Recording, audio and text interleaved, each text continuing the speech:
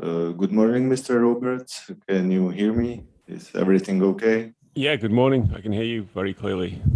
Yeah, it's okay. We can hear you very clear too. So thank you for joining us, and we are looking forward to your presentation.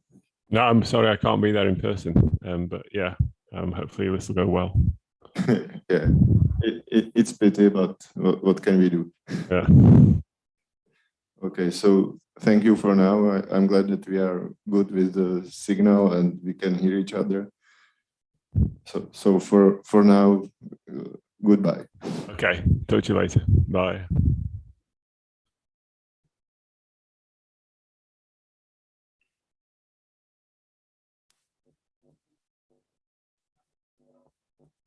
Ja, ja.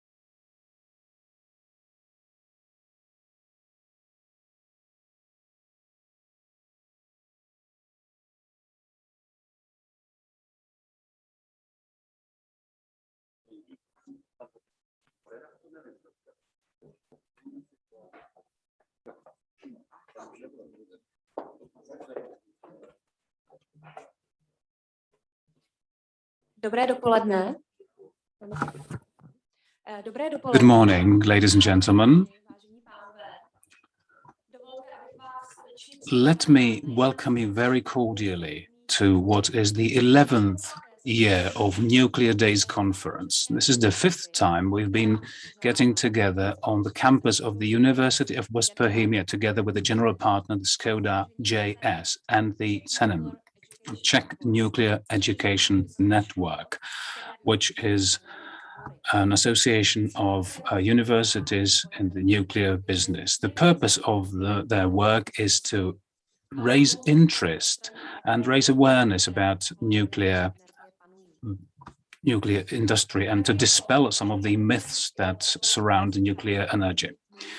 As every year, there'll be also secondary students' presentations for students, secondary school students, and together with a presentation about radioactive waste, about ionizing environment, ionizing radiation, etc., etc. And we believe that it'll be very interesting for these students to take a look into what is the topic of study in a university environment, and they'll be actually able to win a tablet as well. And there is an exhibition installed at the Faculty of Mechanical Engineering and the entrance lobby, and a host of companies from Czech Republic, Slovakia, Russia, and other countries have participated in the exhibition.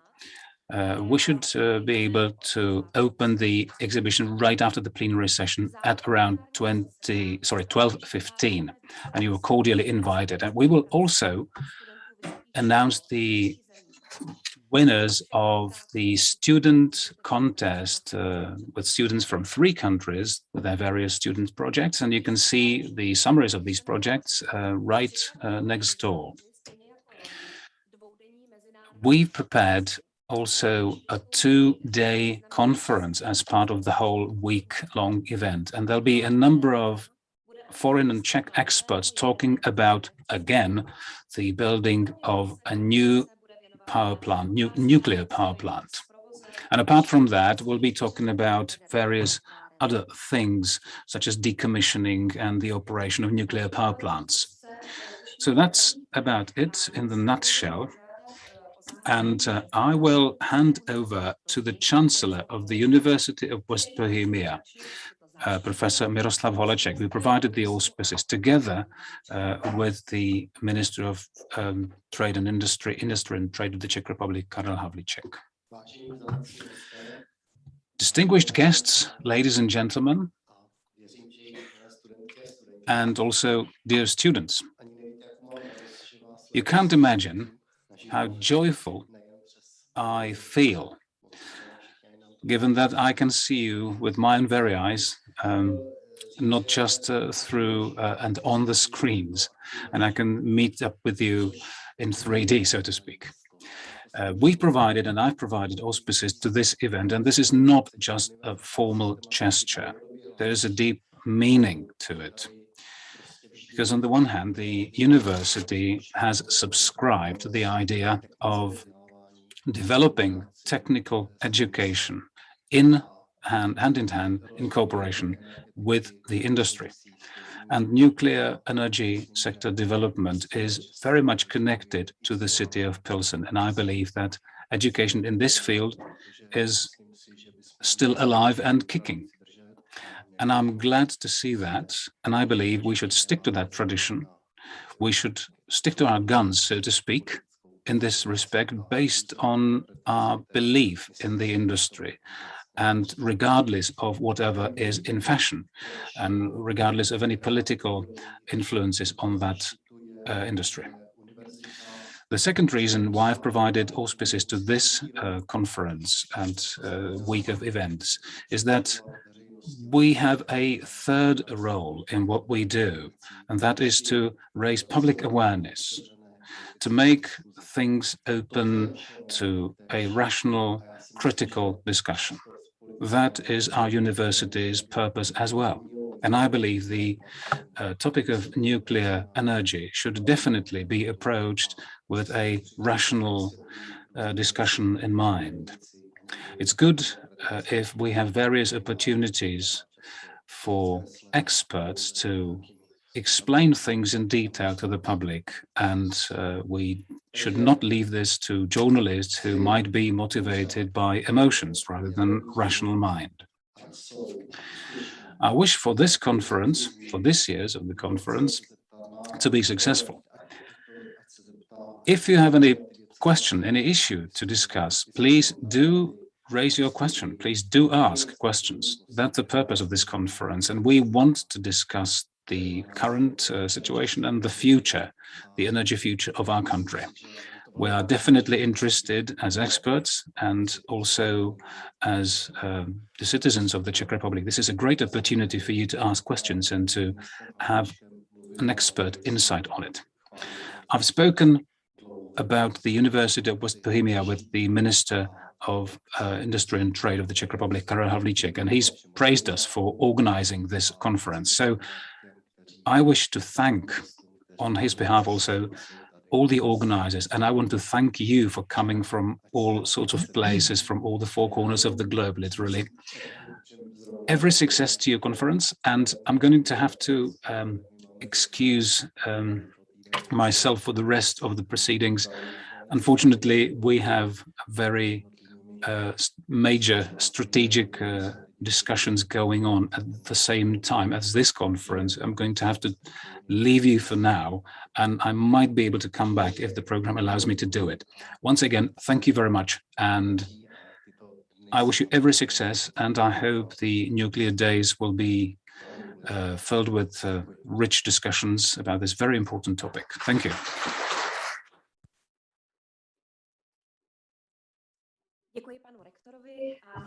Thanks to the Chancellor of the University. And now I'd like to hand over the Vice Dean, Mr. Jan Zdebor, for responsible for contacts and cooperation with the practice, or with the applied side of things. And he'll be moderating actually this morning session. Good morning, ladies and gentlemen. I'd like to thank my colleague, Mrs. Kovářová, for her traditional and very nice opening. And I wish to thank also the Chancellor of the University for opening officially the conference.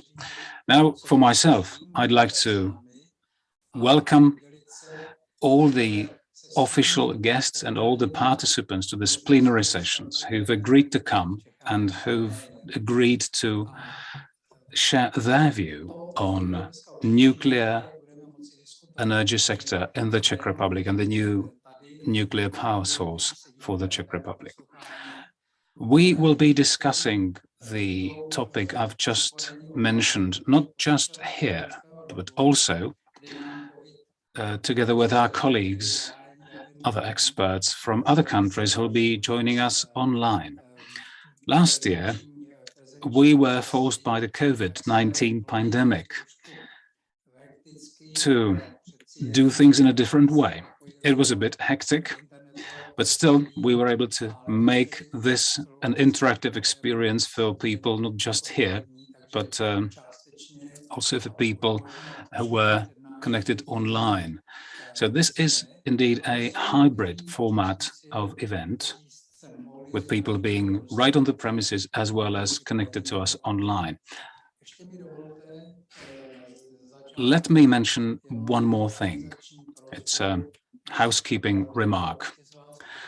I'd like to ask you not to remove the interpreting receivers, the interpreting headsets from this room, because they usually get lost somewhere. So that's ideal if you just stick with the equipment within this hall.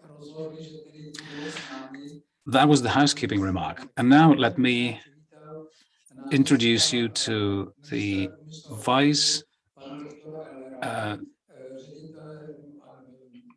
Vice Minister, actually the Vice Deputy Head of Section, in fact, Dr. Eller, the Minister of Industry and Trade.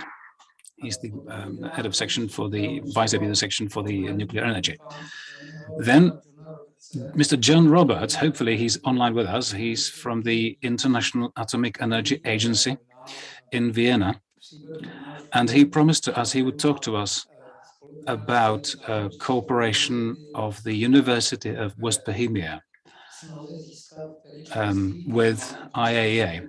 And hopefully we'll be able to join the International Nuclear Management Academy, INMA. But he will also be talking about nuclear energy sector education in more general terms. EDU2, Mr. Head of or Board of Directors, Mr. Petr Závodský, is here, and we're definitely looking forward to his presentation. I'm very sure he'll get a lot of questions. Our next speaker will be also the representative, the general partner of today's conference, the Vice Chairman of the Board of Skoda JS, Mr. František Krček.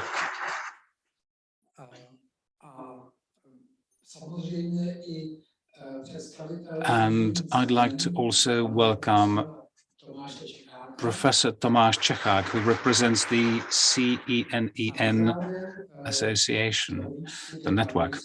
And to close the list of our panelists, I'd like to welcome the doyen of the Czech and Czechoslovak nuclear energy sector, an international expert in nuclear energy, Associate Professor František Hezoučký.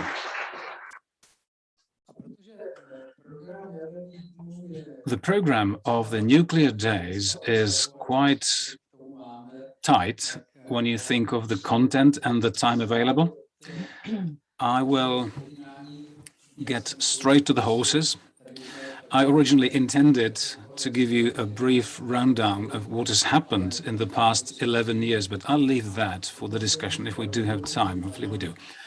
But I'd like to hand over to Dr. Eller to take the floor and start the first presentation of today.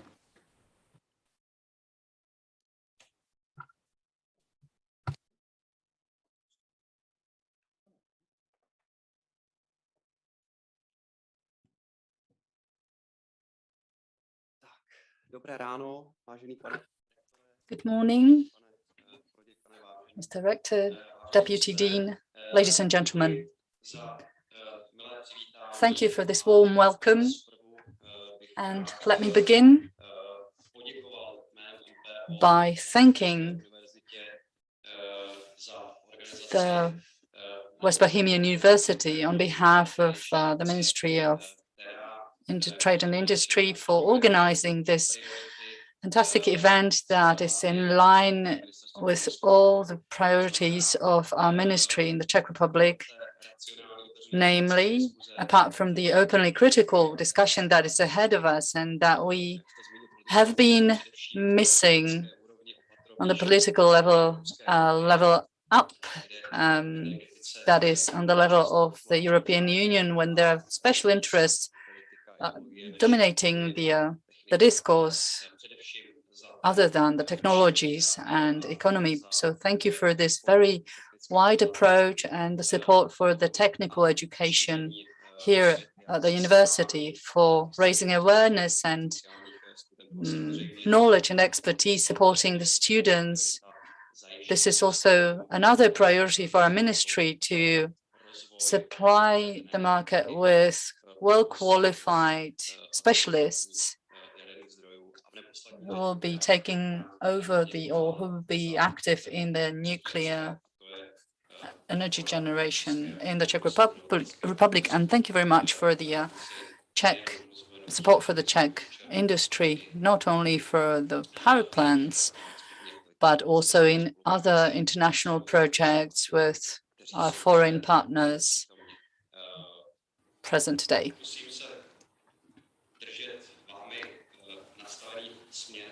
I hopefully will follow in your footsteps and keep it short in order not to take the time from the following discussion. I have a few points that I want to mention a few things that we discussed last year regarding the support, and hopefully this will be something that we'll be able to discuss later on today.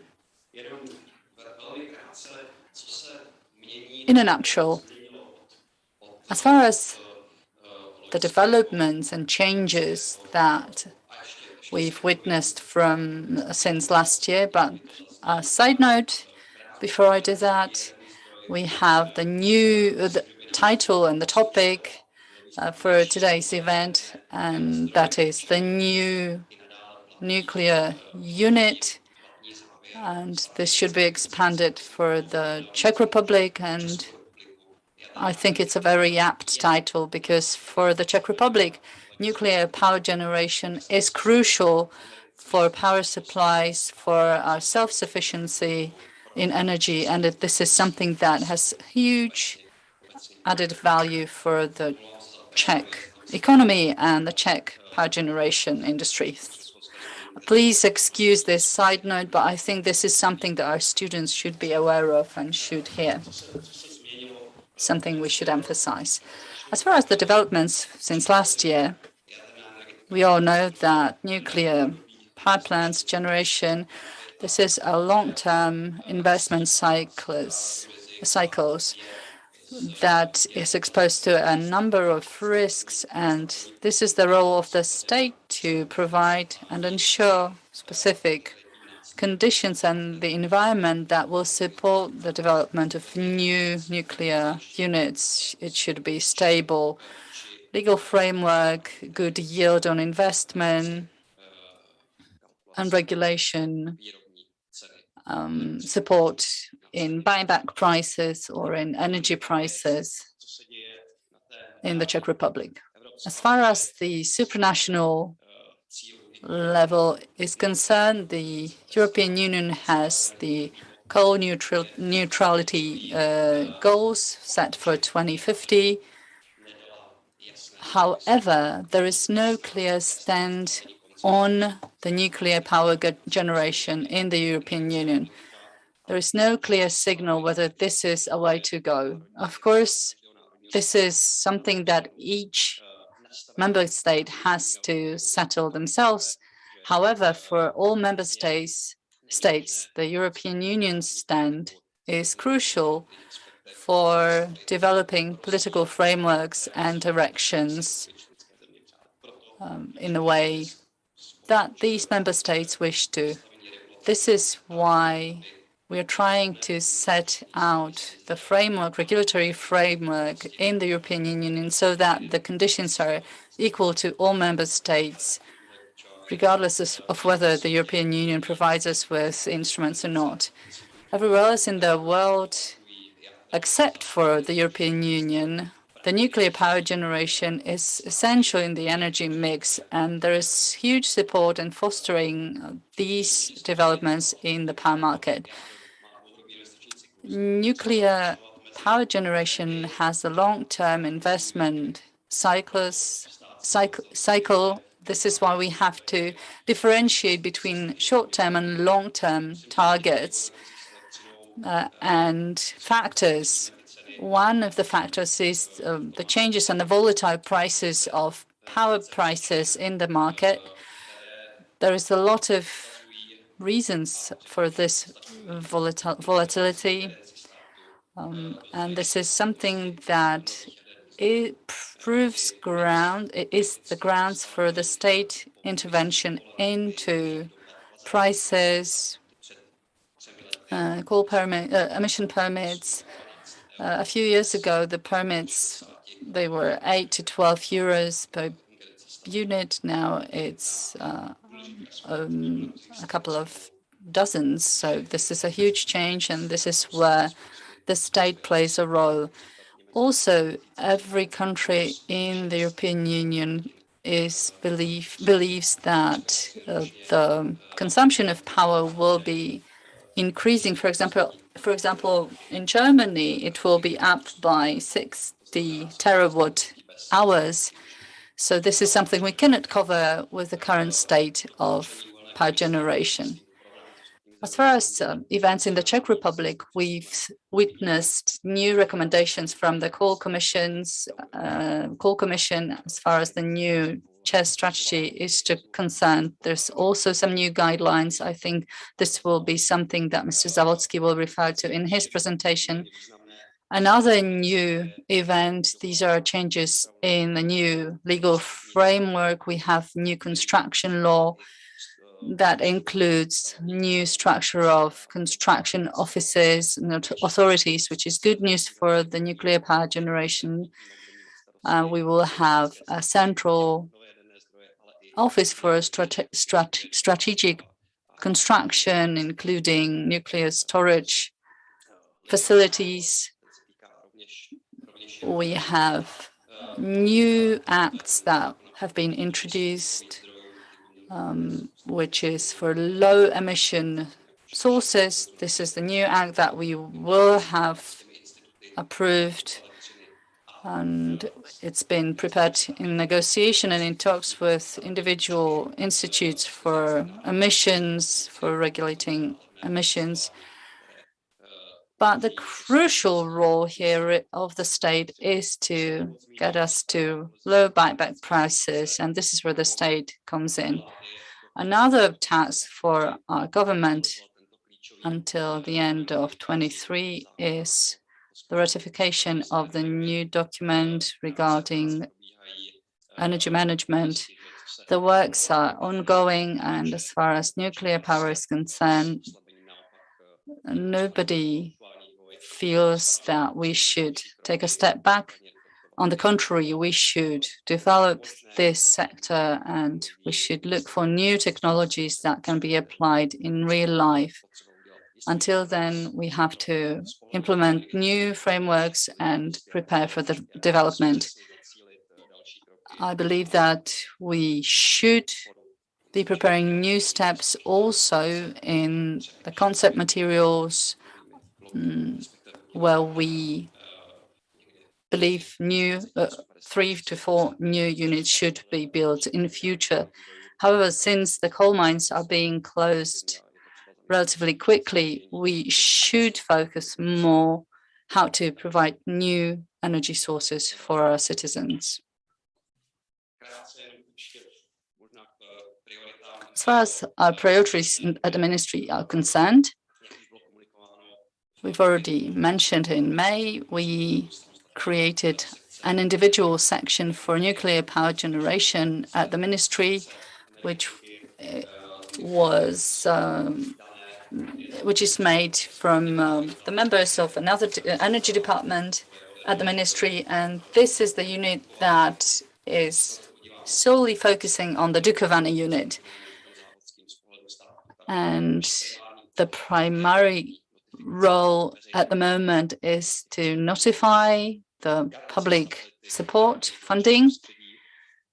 We will be trying to ensure stability of the framework plus the funding, and we will be following the guidelines from the United Nations and other international bodies. This is not a complex issue, but this is where the Czech state plays the role. And at the ministry, we believe that we should be supporting nuclear power this way. The investor and the state has signed the frame agreement until 2024.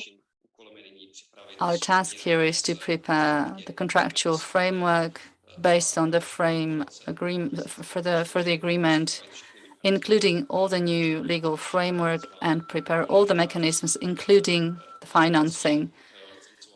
As far as the licensing processes are concerned, this is also our field of expertise. We provide staff, we provide concepts, ideas, analysis.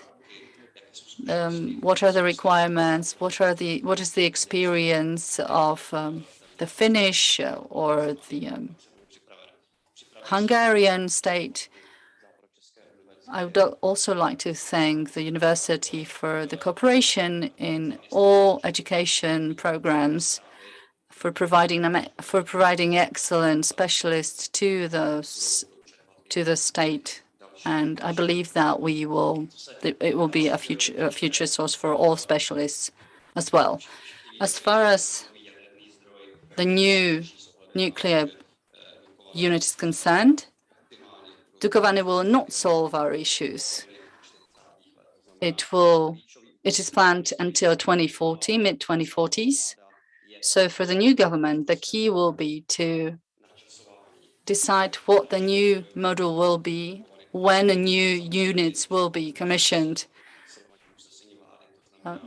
based on decisions made by the government. We can expand Dukovany, we can refurbish Dukovany, Temelín, sorry.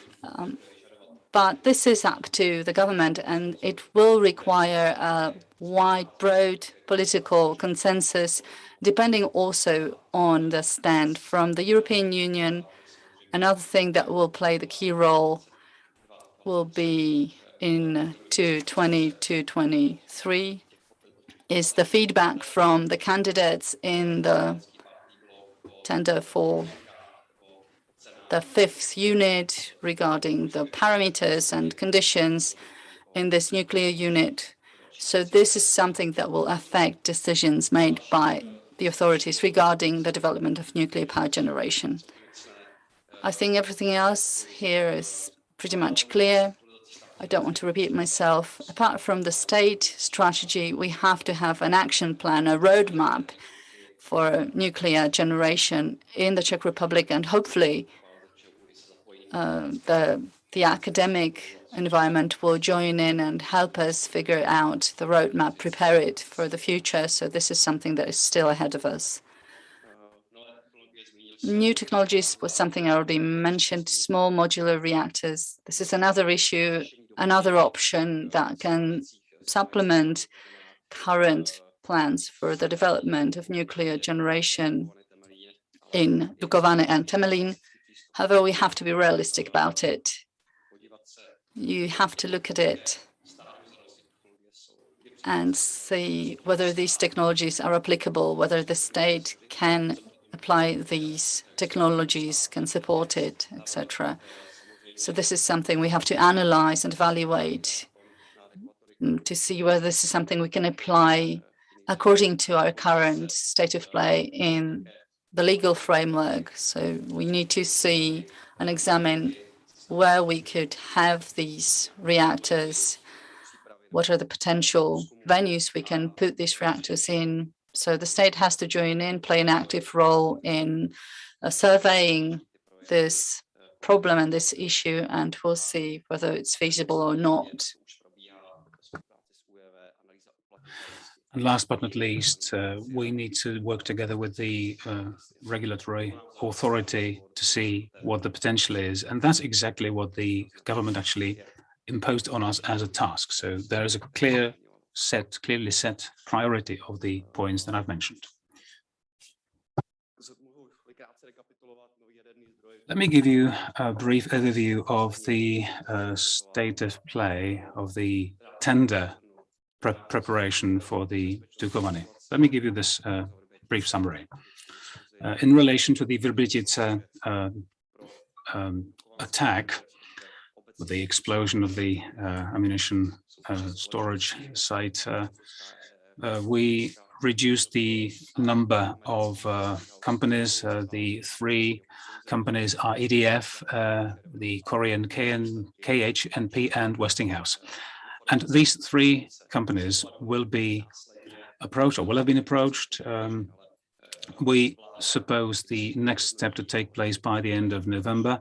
The government will then evaluate the input, and the government actually should then formally make the list available of the bidders, and then the investor will officially be granted the permission to start the tender procedure.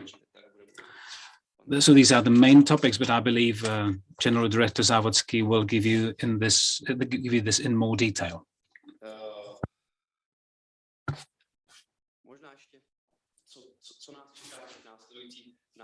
Perhaps it is worthwhile to mention what is ahead of us in the next 2 years. Of course, the tendering process, the negotiation with the bidders, that is the responsibility of the investor. The government's role is that of a supervisory, sorry, goodbye, thank you.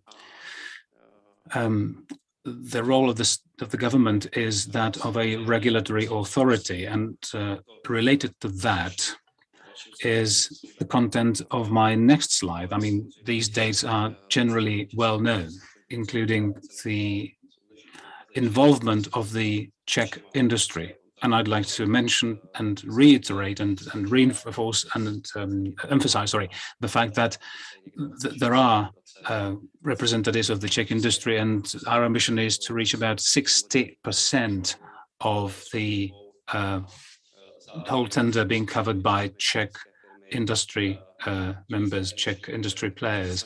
And this is in line with the idea of Czech companies being involved also in abroad tenders. And it's not just related to construction, but also decommissioning, sort of opening the doors for Czech companies to get their foothold in Germany and elsewhere, for instance. One thing that we'd like to use as some kind of synergic effect with this tender is this to be an impetus for international cooperation in research and development, apart from the framework. And then we believe that in terms of nuclear research, we are in contact with all the main players, all the main actors there. And at the same time, we are trying to use this as an opportunity with our foreign partners to extend this to cover also education. So not just research, but also to get more scholarships and perhaps get some licensing agreements underway, etc., etc. I believe this is a crucial aspect too. And I've been talking for too much and for too long a time. So this is the last but one point. EU priorities, EU discussions, EU-related discussions, I should say. I think the key thing that will be really on the desk is the taxonomy, that is the sustainability of individual investment projects, shall we say. It's unfortunately a very political issue. It's a political battle. But the outcome will be really rock solid in terms of the research conclusions. And the conclusions are pretty clear. Nuclear energy, nuclear power generation does not have any worse impact than other sources of energy or power generation. That is the key thing. The European Commission should decide during November, and it should actually respect the conclusions adopted, and that is what our activities are actually focusing on. And of course, there's a great support to that idea, but it will be up to the Commission to make the decision, of course. And the last thing that is worthwhile mentioning is the development of nuclear energy. Just let me recap what's happened in the past year. In December last year, the government decided to reduce the number of the potential locations for the spent nuclear fuel storage sites, and we reached the level of Switzerland, France, or Sweden, for instance. So we've got 4 sites where we'll be doing deep bore analysis and research, site research. And it's a politically tough decision, of course. And at the same time, we'll have new legislation in place, or the bill of that new legislation that is governing these sites, the spent nuclear fuel wastage, storage sites. And of course, there should be no right to veto these plans, because you wouldn't be able to build anything. It's the not in my backyard effect, and well known. But there needs to be clearly a political strategy to approach this. And these are the things that we are working on. Thank you very much for your attention, and I'm looking forward to this discussion. And thanks again to the University of West Bohemia and the partners for organizing this conference. Thank you.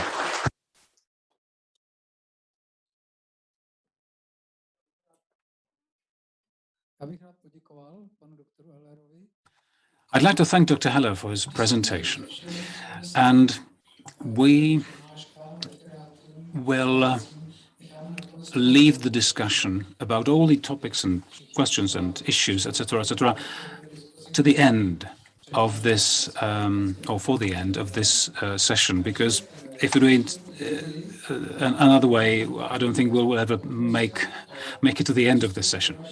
So thanks to Dr. Heller once again.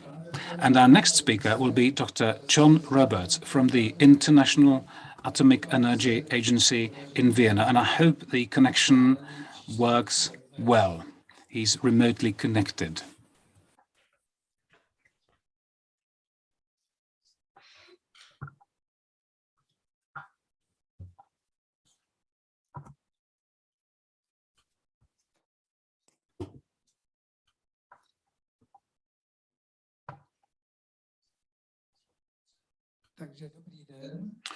Hello. Can you hear me? I can hear you. We're very glad to have you. It's great that the connection works. And I'd like to hand over to you, Dr. Roberts, and we're looking forward to your presentation. Please go ahead. Okay, I'm just trying to share it now.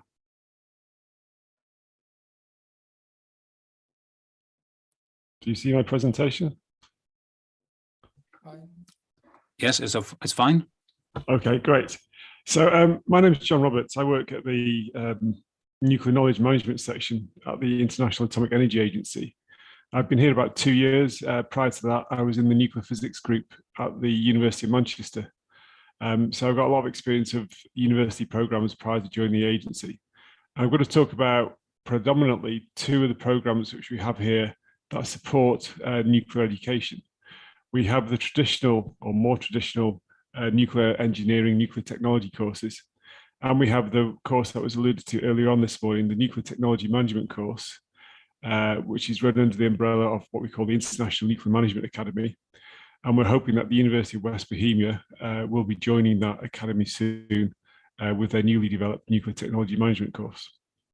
So firstly, we get asked this question quite a lot. What is knowledge management? And there are a few ways to look at it. We can look about this coordinated, integrated, systematic practice and activities, etc. So when we go into an organization, typically not educational in this instance, we can look at various aspects. We can look at their methods and procedures and documentation of how they capture, retain, and transfer knowledge. But we also look at the organizational culture to see if there's a culture of sharing information, of information being captured to make sure decisions are based on facts in the future. So this is a really kind of comprehensive approach that the agency has developed for helping organizations manage the knowledge, because nuclear energy is a long project if you're going to introduce it into a country, or individual facilities have a long life. So the knowledge being maintained over the life of those facilities and projects is really, really important. So we kind of have this information life cycle where knowledge is created, and we then have to siphon off the information that's important, how we manage that information to be accessed in the future, and how we can make sure it's available in all the different formats, in the digital world that we live in today. And at some point there may be a decision where some knowledge is disposed of, and that's mistakes, and the knowledge has to be recreated, etc. So we've developed these knowledge management assist visits to help organizations develop a strategic approach to a nuclear knowledge management program, and that mitigates the kind of loss of critical knowledge. So critical knowledge is really valuable in the nuclear industry, so we have to make sure we maintain and manage that as we go through the project or the facility lifetime. Another way of looking at knowledge management is kind of as a discipline that recognizes that people are just a temporary part of a process or project. So this is particularly relevant for industries such as nuclear, where if you're going to have a 60-year operation preceded by a 10-year construction period and a 30-year decommissioning period, you're talking about 100 years for a program. So the person who turns on the nuclear reactor is not going to be the person who turns off the nuclear reactor. So those people have to be managed in such a way so that the knowledge of when the operation started to when the operation finishes is consistent and doesn't kind of get disposed of.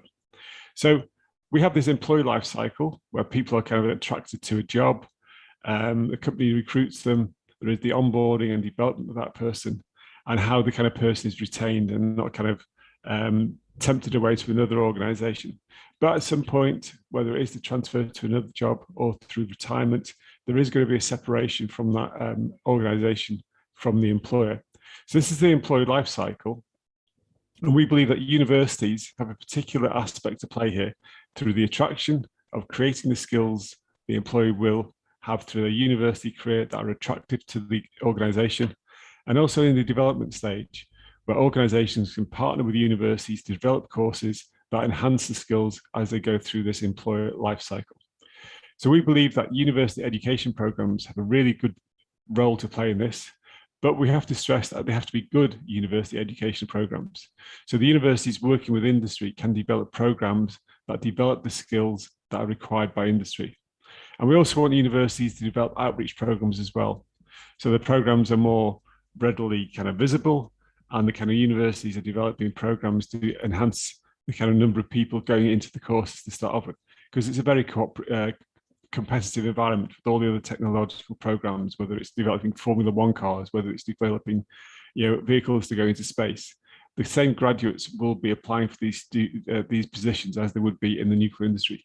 So we have to recognize that it's a competitive environment. So the agency has now developed these knowledge management assist visits for the educational sector, and we have 3 levels of these visits. So the first level is for countries that are wishing to develop a nuclear facility or a nuclear program. So they may not have any nuclear education program whatsoever. So we can bring all the stakeholders together and develop programs that are relevant, whether it's a nuclear program, whether it's a radiological program, but bringing the stakeholders together from the country to make sure the program is developed in line with the country requirements.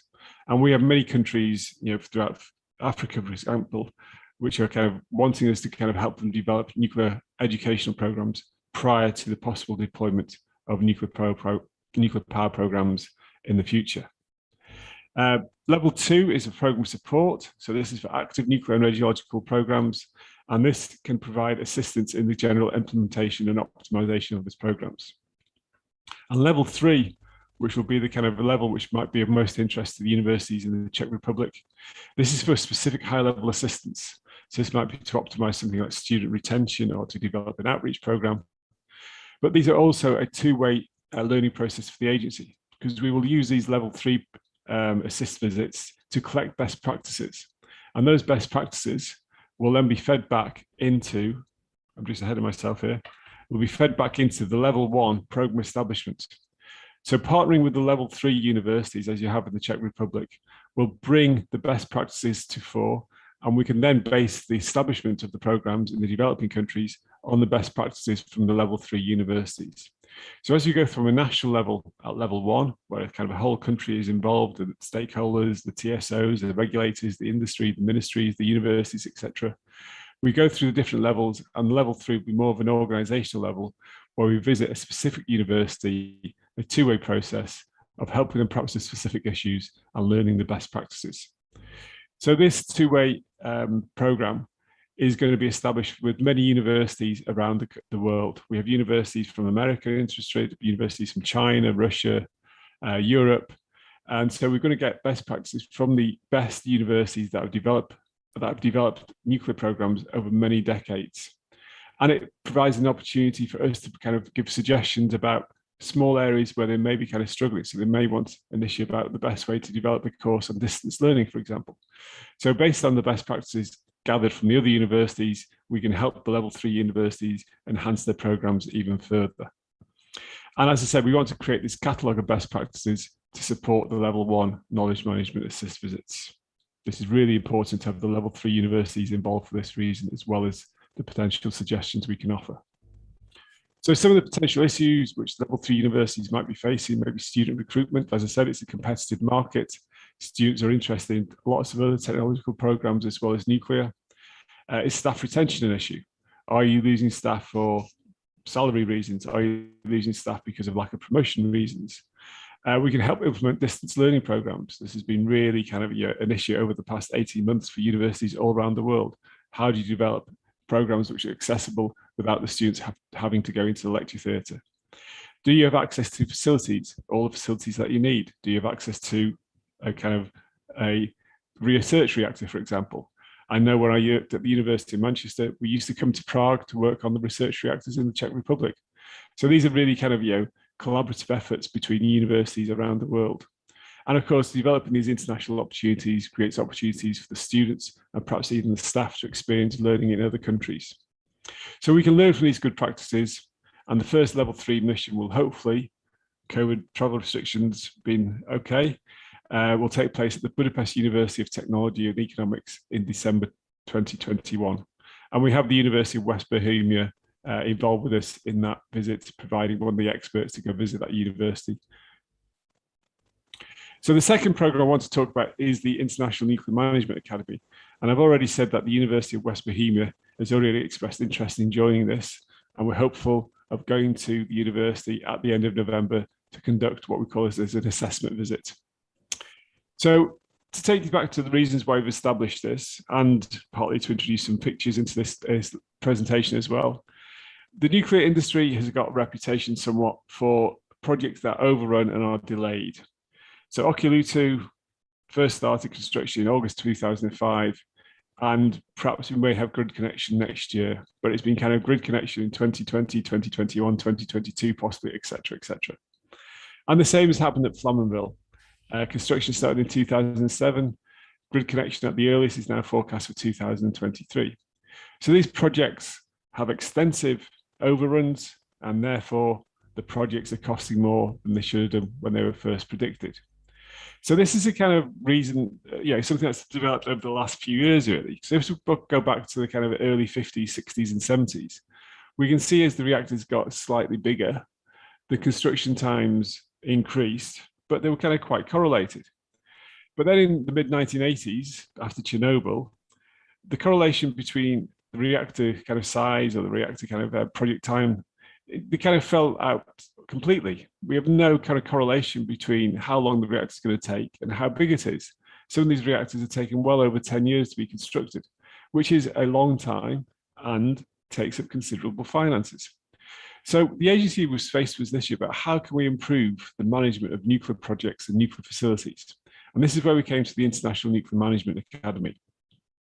So this is a collaboration between the agency and leading universities to develop a master's level program in nuclear technology management.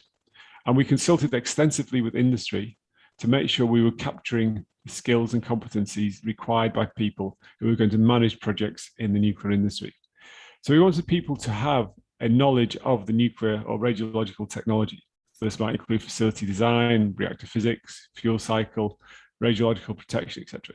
Because anybody working in the management of a nuclear program or facility will need to know that the thickness of the wall is there for a reason, perhaps for shielding as well as construction. So a project manager cannot come in and say this wall should be made thinner if they do not know the shielding requirements of that wall. So they need to know something about nuclear and radiological technologies. We also want to introduce management. So this could be financial management, this could be workforce development, this could be human performance management, and of course, safety management. So inherent in improving the management of nuclear programs and nuclear facilities is better financial and project management and every other type of management. So we want to make sure the best engineers and scientists are not being promoted to become poor managers. Lots of people develop a career based on their technological expertise and then are asked to start managing teams. And that's where the management can fail. So we want to make sure they have the support by studying on this program to have better management skills. And these people will eventually become the leaders of the future. So we want to introduce the good communication, good ethics, and embedded throughout the whole program is, of course, a really good safety culture.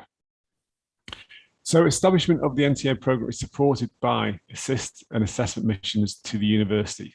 So these are developed over a period of 1 or 2 years to help the university develop these nuclear technology management programs.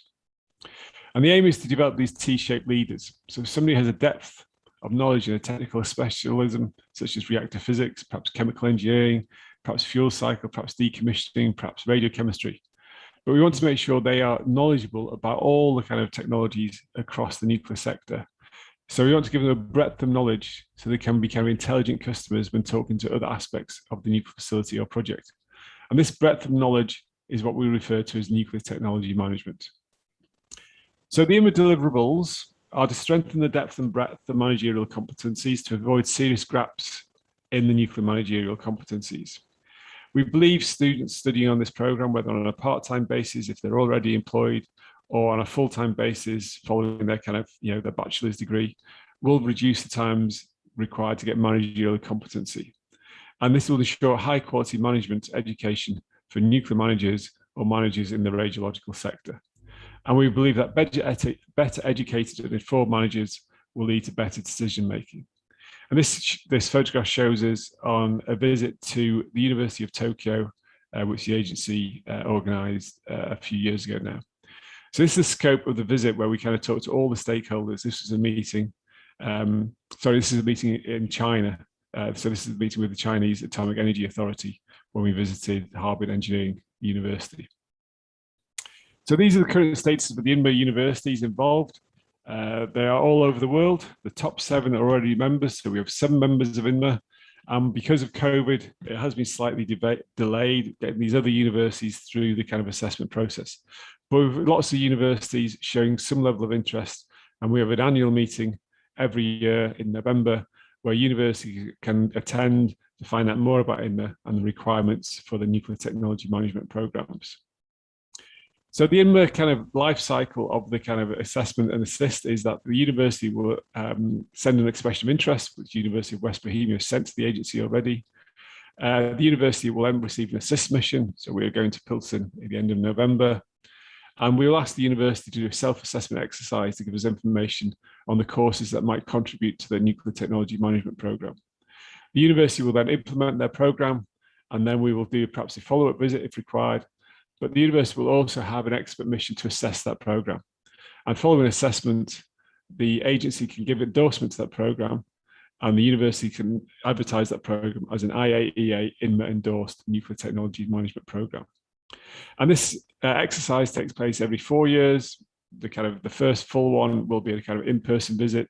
The one after 4 years might be just a quick check done remotely, and then we'll do a full assessment after 8 years, because 8 years is quite a long time in the kind of life cycle of somebody working at the agency, and also the kind of lecturers teaching on the program, etc. And lots of kind of educational methods can change over 8 years. So what are the benefits of INMA and nuclear technology management programs? We believe for the student, it opens up lots of career opportunities and gives them transferable skills so they can move jobs within the nuclear sector if required. For the university, it has the option of attracting a broader range of vocational focused students, because not all people want to become reactor kind of operators, not all people want to become fuel cycle experts. Lots of people are interested in managing across all of these sectors within a nuclear facility or project. They will give the university enhanced international recognition by the links to the international education programs in the agency, and therefore a potential to attract a broader range of international students. The universities also benefit from the collaboration with the other kind of universities involved in the INMA program, and can share best practices and can ask about various issues about nuclear technology management programs. And for the industry, this is where we believe the real benefits will be, because there'll be improved safety and economic performance and a better return on investment, and hopefully the end to nuclear projects overrunning and therefore costing far more than was predicted. So this has been a really quick run through INMA, but you can download this document, which was published last year.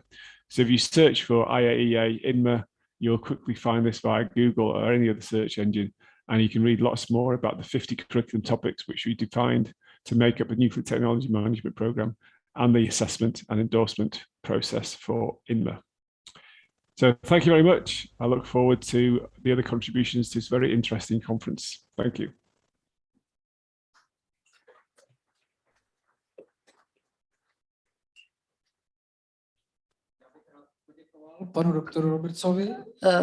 Thank you very much for this extremely interesting presentation. I think it was interesting also for the audience, because it was also Mr. Eller who said that the preparations to get the new nuclear unit involves also renewing our staff, our experts, who will be commissioning and servicing, maintaining the new power plants. So this is why the universities play a crucial role here to help us out with this project. So thank you very much, Mr. Roberts, again for your presentation. Please stay tuned. There might be some questions at the end of this plenary session. Now, I will ask Mr. Zawadzki, who is the CEO of Dukovany, to have his presentation. Welcome, ladies and gentlemen.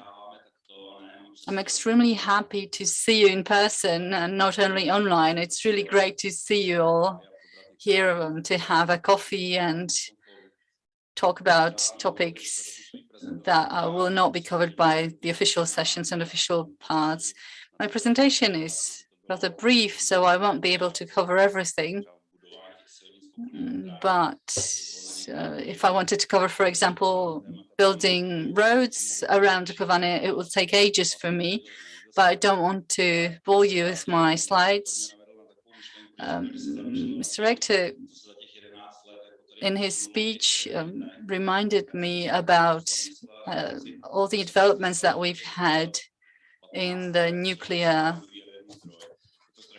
energy generation world. It's been so many years that since we began it. It was 2009, and during this period, so many things happened. Many things we managed to develop and create. Many things happened worldwide and affected us. And we do tend to have the short-term perspective. We also, as chairs, just like politicians, made a lot of bad decisions in that period. You all know this. We were established in 2005, and we had a green light in the government and in the parliament because the last anti-nuclear power government ended their term. So the parliament and the political environment was very favorable and has been ever since. But then we had the economic crisis. In 2011, we had a Fukushima accident.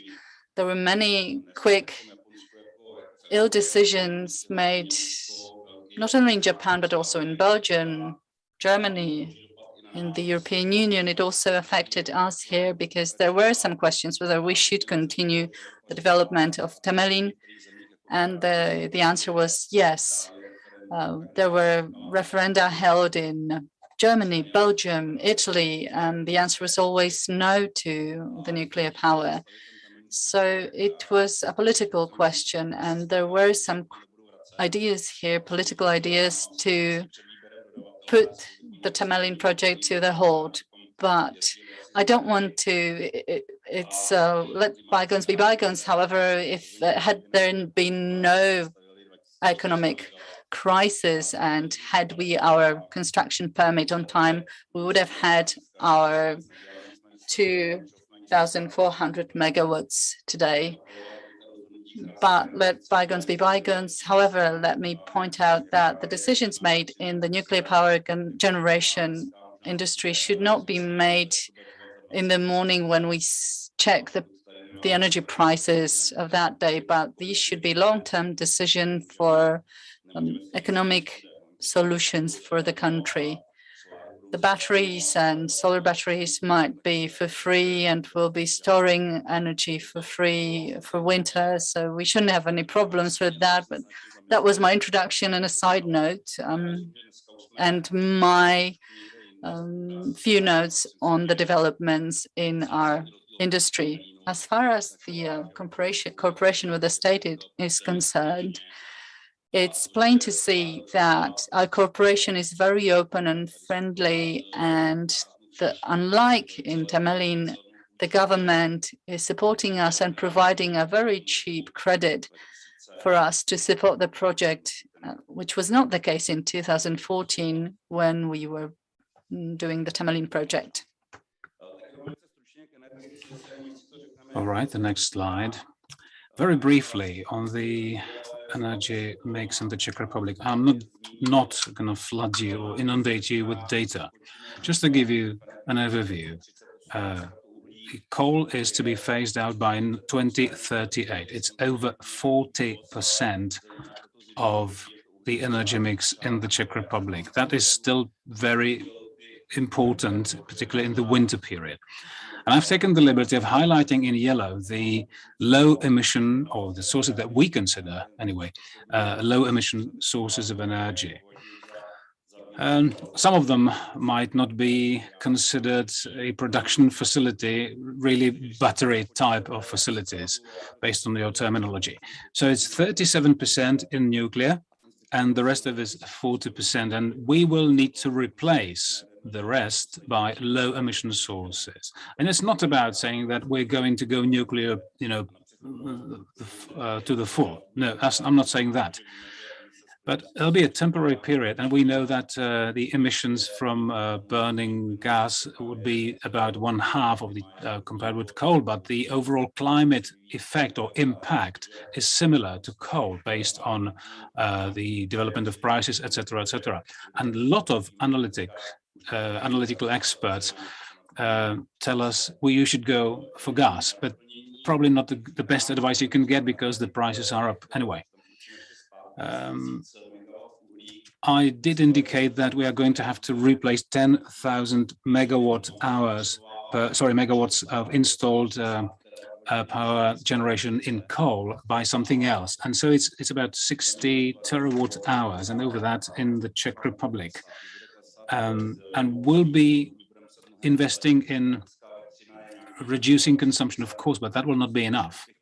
Electricity is about 20% of the consumption of primary sources. The rest would be oil and etc., etc. By 2015, we're going to have to replace a lot of that for heating, etc., etc. And there's a fair degree of probability that despite all the reductions in consumption, the consumption levels will go up about twice. Over 100 terawatts will probably be the consumption level. And this should be the input for our strategies. And we are going to, if this is going to be the case, then we're going to need more nuclear power generation facilities. So after 2040 or 38, we're going to have to start thinking already in actually implementing nuclear power generation on a larger scale. But that's a matter of discussion. This next slide tells you what ČEZ, the Czech energy giant, is going to do in terms of the coal power plants. Ledvice, Tušimice, and these sites will be phased out completely and decommissioned. Some of them having been refurbished. This is not exactly my field of expertise, but I've taken the liberty of adding one slide on the prices. There were some prices levels in 2010 through 12, and all of that led to the conclusion that Temelín was not worthwhile to build. Some experts said, well, in summer month, it will be a negative price. It will be close to zero, baseload generation power not being available, power source not being available. Then they took a different decision. In Germany, you still have some coal power plants. Some of them will have been phased out. Nuclear power plants will have been phased out in Germany. And I don't know if you see that from the graph, but this is the price levels on the market. And it's gone for over 100 euros per megawatt hour. And some people say this has been driven by speculators because of the emission limits and the vouchers. Might be partially true, but I'm not sure if this is the whole truth. So from 20 euros per megawatt hour, we've gone to over 60 euros per megawatt hour, and the price of electricity goes up, and it continues to rise because there's not enough gas to replace this, and companies have been investing in buying the storage of gas, and so they've driven the price from 25 to about 40 or over 40 euros. So the bottom line is the prices are going up, and surprisingly, coal prices are going up too. People thought, we want more coal as a result for our winter storage, so that we can cover the winter season. And this is definitely, I'm sure, not the intention that the European Union started off the discussion about nuclear power plants, etc. with. So this was the price level for 2020. This is the intraday market price diagram of the 5th of September and the 14th of September. I've taken the liberty of picking these 2 days with good weather. It's 23 hours. And even if you look at the intraday market prices, on the 5th of September, it was fair weather. The sun was out, but still the price of electricity was about 80 euros per megawatt hour. There are 3 layers, red being the most expensive, the yellow being the lowest price, and the weighted average is the line in between, this kind of bluish. It's 1,000 megawatt hours, not huge perhaps, but even on a sunny day like that, some people were able to buy electricity relatively cheap, but still it was over 60 euros. And at a certain period of time during the evening, if you looked at the next graph, it was close to 300 euros per megawatt hour. So the price of electricity is pretty high in certain moments. And consider this, it's still in the sunny period of the year. And we are in the range of, let's say, 60 to 300 euros per megawatt hour, pretty high. And the reason why I'm talking about this so in such a detail is that the purchase contract, the buyback contract, our intention was to get 50 to 60 euros per megawatt hour. If that had been put into place years ago, the government would have already been making money on this. And that, I think, is the core of the problem. So I think the idea could be sold in a way to our politicians, because there's very strong argument for going this direction. It would be a very, very advantageous price if we had the price of, let's say, 50 to 60 euros per megawatt hour in the buyback contract. Now, there's a whole lot of things to talk about in the Dukovany nuclear power plant. We have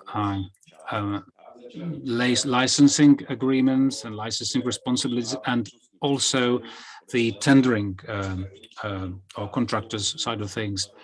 We've sent out the preliminary tender dossier, and they've now received the full document. Well, it's still the preliminary phase of the documentation, but this is the full-fledged, let's say. It's for the Temelín and the Dukovany location, the Dukovany site, and it's based on local conditions. This is in line with the legislation in place, although this is based on an exemption rather. And we discussed this with the government. Are we talking about a nuclear island, or is it a turnkey delivery, or is it something else? Or alternatively, shall we chop this up into pieces, and the individual pieces will then be tendered out to either Czech contractors or foreign contractors? And there has been a very broad discussion and debate around this.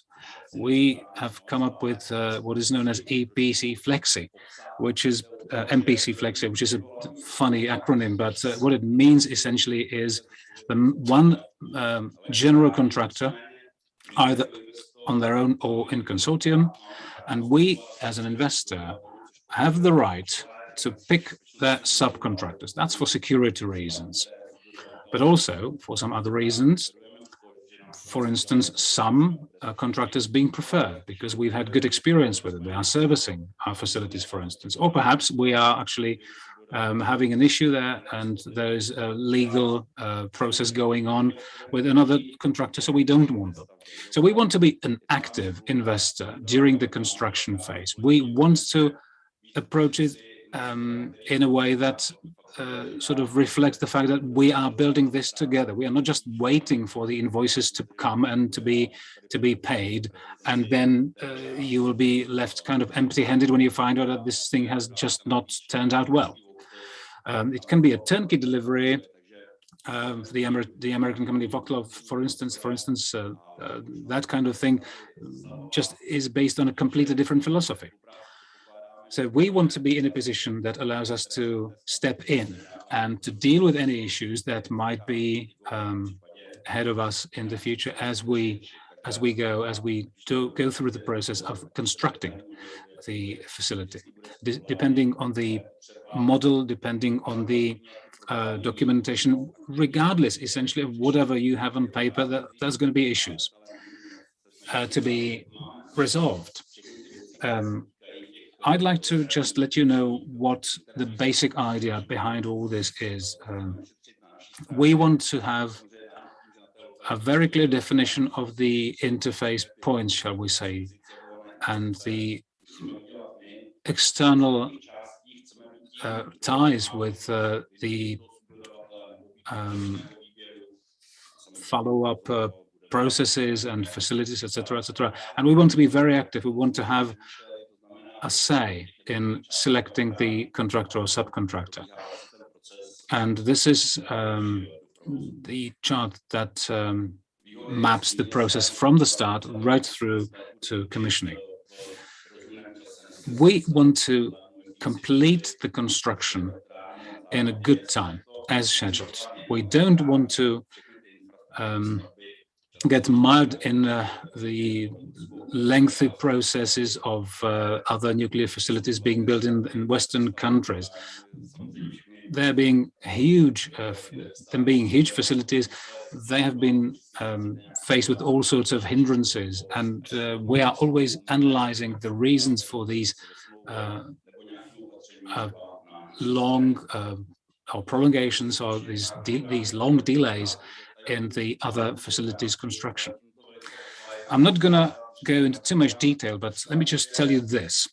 This is the first phase and of the schedule, and the program really, if you think of it, the schedule is very, very tight time-wise. Because if you want to start commissioning in 2036, then we have a lot to do. We started off with the security screening, and we suppose that by the end of November, we will have received all the documents from the bidders. It'll be both for the government and regulator and us to evaluate the documentation, and based on that, next year we would start with the tendering process, and there'll be the preliminary bid that they will then provide us with, and it is not evaluated, it is just studied. We suppose it's about 4,000 to 5,000 pages in English for the tender document in the tender dossier. We expect there to be some 20,000 pages of text in English by the bidders, and then we'll get the bidders some time to fine-tune, update, and perhaps improve or enhance their bid. That'll be within 25 months. And then the updated bids are already evaluated and they are ranked. And this is then given to the government, and the government either confirms or not the ranking. And the number one bidder will be the preferred bidder as the terminology. And you know the rest of it. There will be discussions about subcontractors, etc., etc., some more amendments perhaps to the contract, etc., etc. And towards the end of 2024, by the end of 2024, let me put it this way, we would like to have the contract signed and start with the process. So the basic design is then prepared. The construction permit then and the license permit, the license from the regulator needs to be obtained. And we, as something different compared to the previous developments, we don't want the documentation to be handed over by the contractor to the regulatory authority.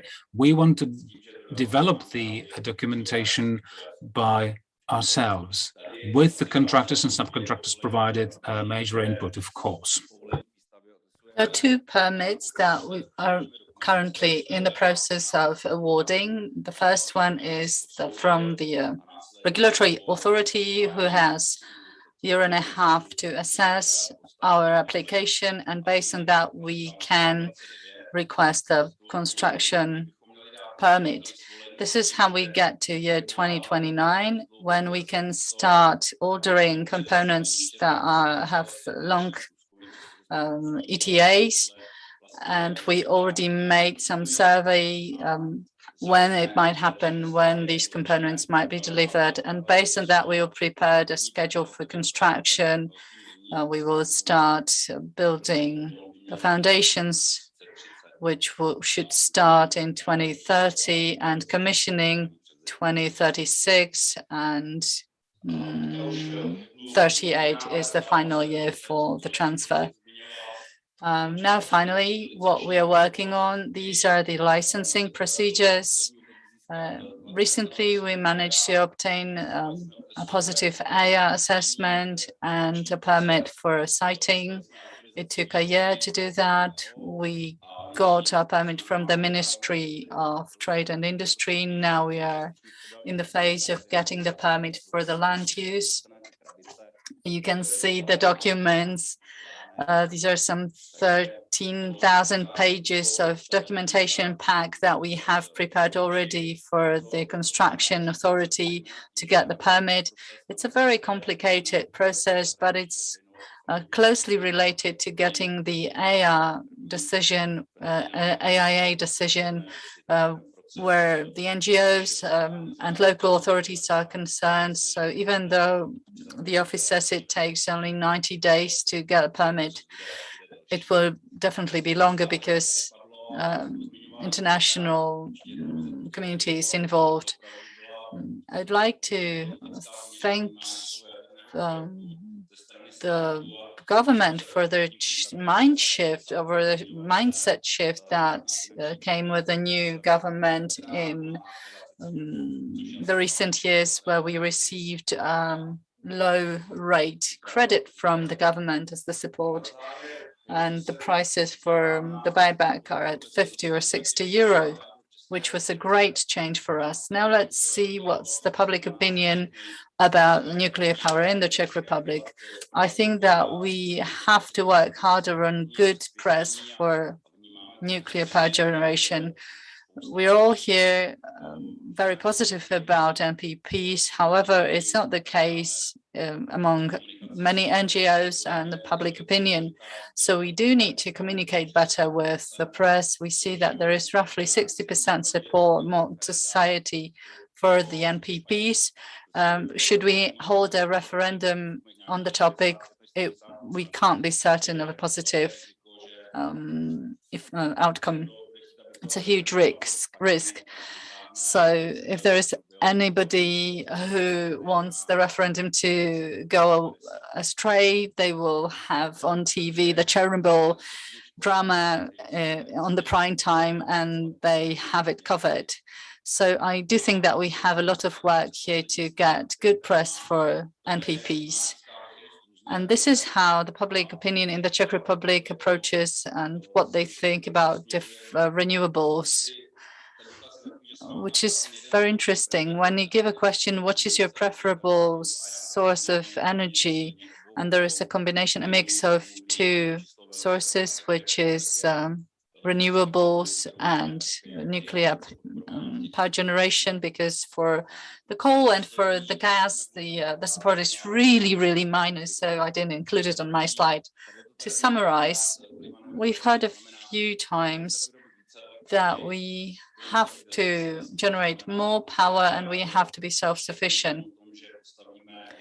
which means renewables and NPPs. And Dukovany will not do. We have to explore Temelin and maybe other sites where we can put small modular reactors. Gas is just a transient solution, temporary solution. It is already very expensive. Nobody can tell what will happen with the prices in future as far as the gas is concerned.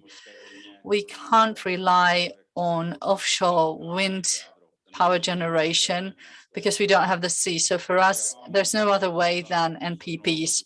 Thank you very much for your attention now. I'll be happy to answer any of your questions. Thank you. Thank you very much for the presentation, Mr. Zawodzki. We've received some good news from the ministry already. Also, Vienna chipped in with good news, saying that universities should be involved in any preparations for getting new NPPs. We've heard a few things about preparations for the construction side and for construction of the NPP. And now let's hear Mr. Kirchek, who will tell us what's the state of play in the Czech industry on that matter. And the deputy minister had his presentation. He said that the industry role here is very crucial and everybody's counting on the industry here. So the floor is yours. Ladies and gentlemen, dear guests and dear viewers, we haven't seen each other for a year now, but when I have a look at you now today and count in the 15 people who joined in remotely, I feel that we're very successful because we managed to attract greater audience this year against the last year. The conference is usually the same. We usually have the 4th or 5th spot on the plenary session, and I always get a little bit panicky not to repeat myself and not repeat what has been already said before me. I'm supposed to speak for the entire industry, but I prepared my presentation with my colleagues from the Czech Nuclear Association, and we've discussed the issue whether we are able to play any key role in the new developments. This year, I want to focus on something different. Should the contribution of the Czech industry in the new nuclear power generation development be only in terms of the involvement of Czech businesses, or should it go somewhere else further? Today, we're in a different situation, in a different context. The question is not whether we'll be building an NPP, but we are talking about practicalities and technicalities because we know that by the end of this year, we'll be opening the bidding process. So it's great that we don't have to play any games here. However, the process is quite long and quite complex, and we know what happened in spring. Everything got complicated. And it was a political issue, which I believe is very irresponsible of our politicians to do this, to play this nuclear power generation card, because this train has already left the station, so we cannot do anything. We cannot buy a return ticket now. So we should just continue with the project and don't make too many waves when the politics are concerned. I think that we are very capable as the industry to contribute to these projects. I want to show you a few examples. I don't want to brag about it. I used to show you some pictures in the past. I have them today as well. You know them well. I think that you're all experts here, so I don't have to tell you what it is. This is not really in Dukovany. This is not in Bohunice, Mohowce. It's Mohowce Unit 3. And I think that it's something that is pretty clear that you see on this picture, that we, as the Czech businesses, know how to build an NPP unit. And I think this is something sellable, that this is something that we should promote among the public opinion. So people know that there are NPPs being built around, but nobody really knows what it is. They don't know how this works, how successful it will be, etc. So hopefully next year when we meet, or in 2 years' time, these two cooling towers will be less, that I will only have two cooling towers to show you, and I'll have to change this picture finally. These contracts for the facilities and for the equipment, they take some 10 years sometimes. But we know that the supplies is not everything. There are people who have to coordinate the construction, who have to do installation, engineering works, commissioning, and this is everything that can be covered by Czech businesses. We know how to do it.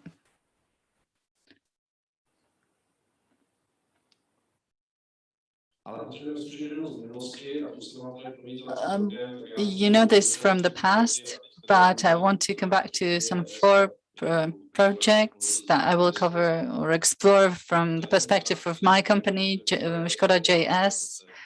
This is one of the last year's projects where we changed tracks at Dukovany. Death is an inherent part of life, and so is decommissioning and demounting. We did demounting of pressurized tanks in one of Czech plants. This year, we shipped the first tank to Dukovany.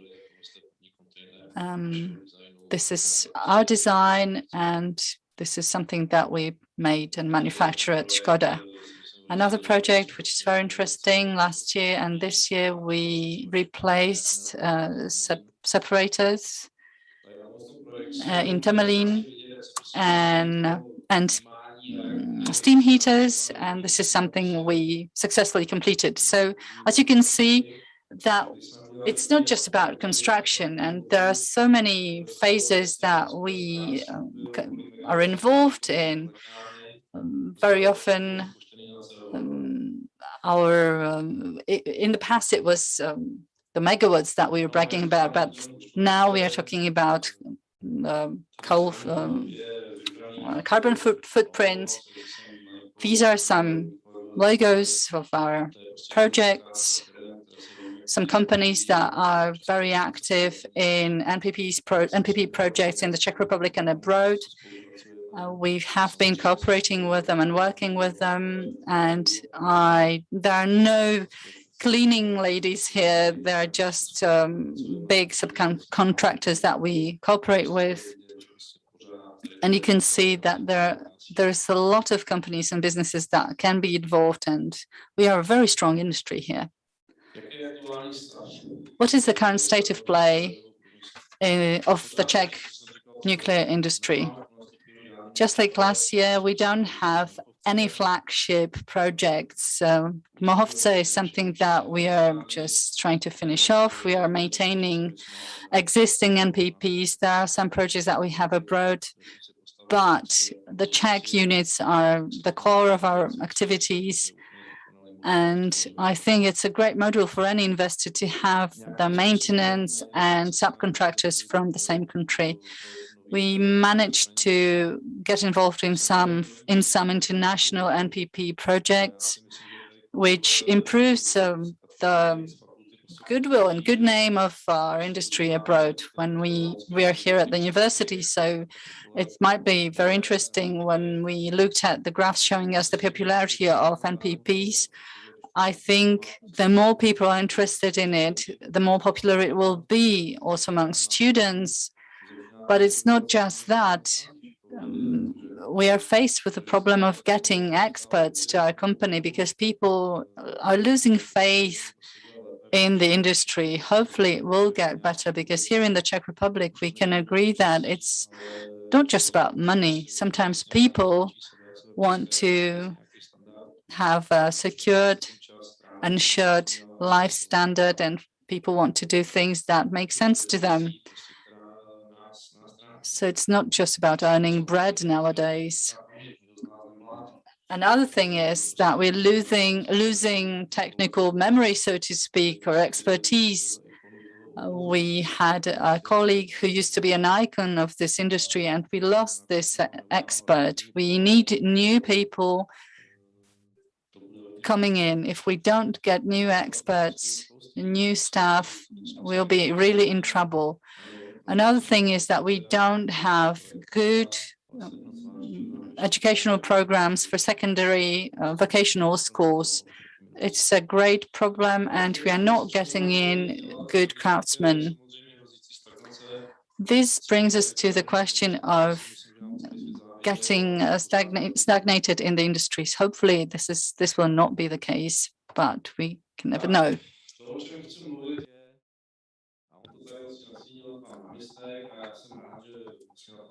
Dr. Erler from the ministry spoke about something that I'd like to touch upon now. Why is it that we, Czech industry, are calling for support?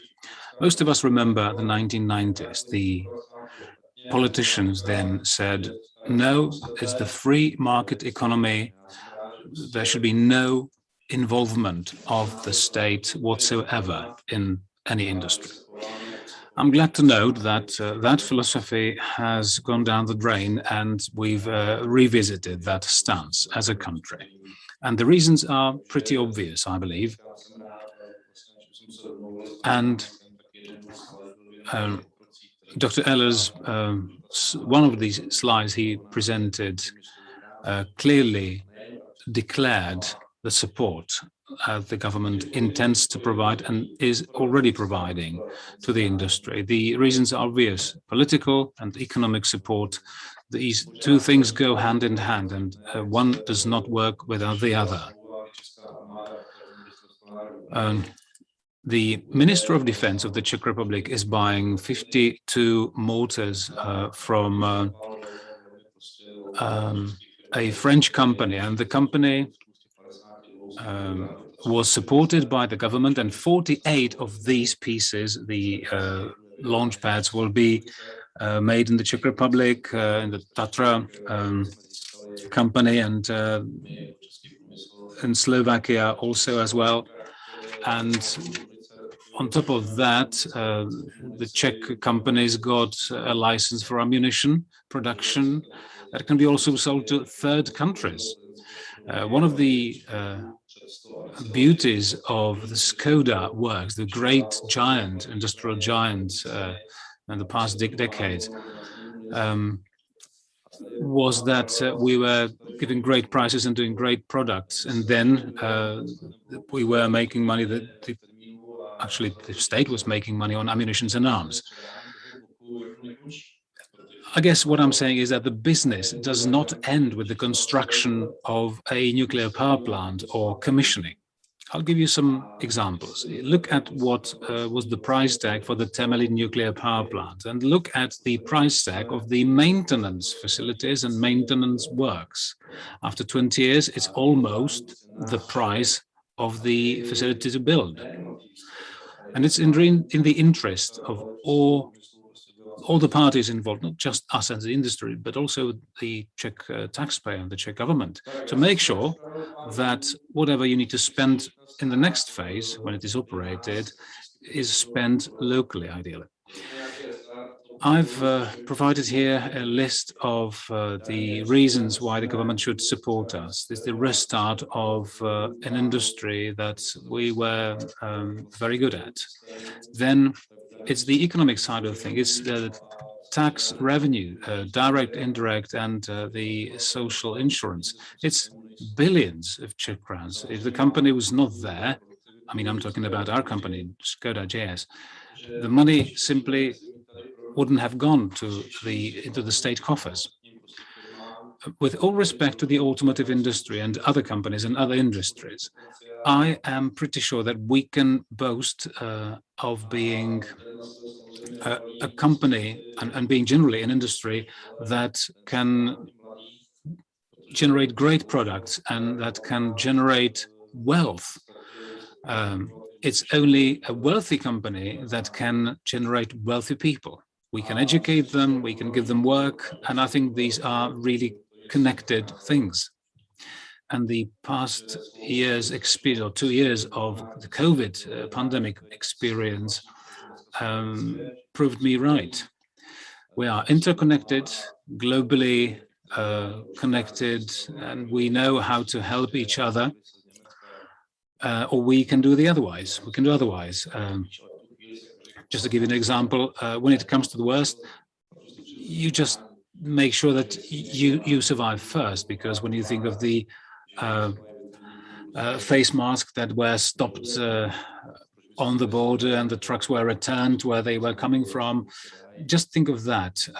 So when people are telling us that Germans will be producing a lot of energy and they will have enough for us as well. So I don't think it's a good approach. This is nothing to say against our German neighbors. And I believe there's a lot to be done in terms of maintenance and servicing and upgrading. And I'm sure Peter will agree with me that when the curtains went down, so to speak, last year, we were doing fine because we were able to maintain our facilities on using our own resources in the Czech Republic. We had people who were trained, who've done the psycho testing, and it was terribly difficult to get our Slovak neighbors across the border. And then it's important to realize that this is simply one aspect to consider, and there are many other aspects to consider. In terms of the strategy, I think this is key, to be able to do things with our own resources that we do have in the country. So from the point of the government, from the viewpoint of the government, I believe a wealthy company equals a wealthy state, a wealthy government.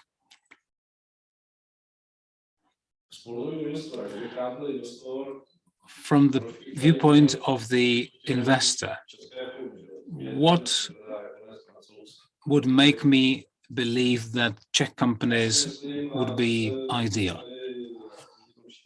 Why should I think they would be ideal?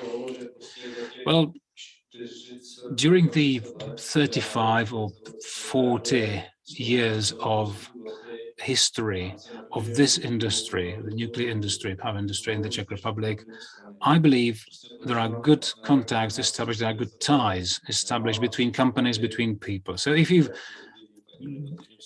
worked with somebody for 40 years, you know the person, you know the company, and they probably won't catch you by surprise by something unprofessional.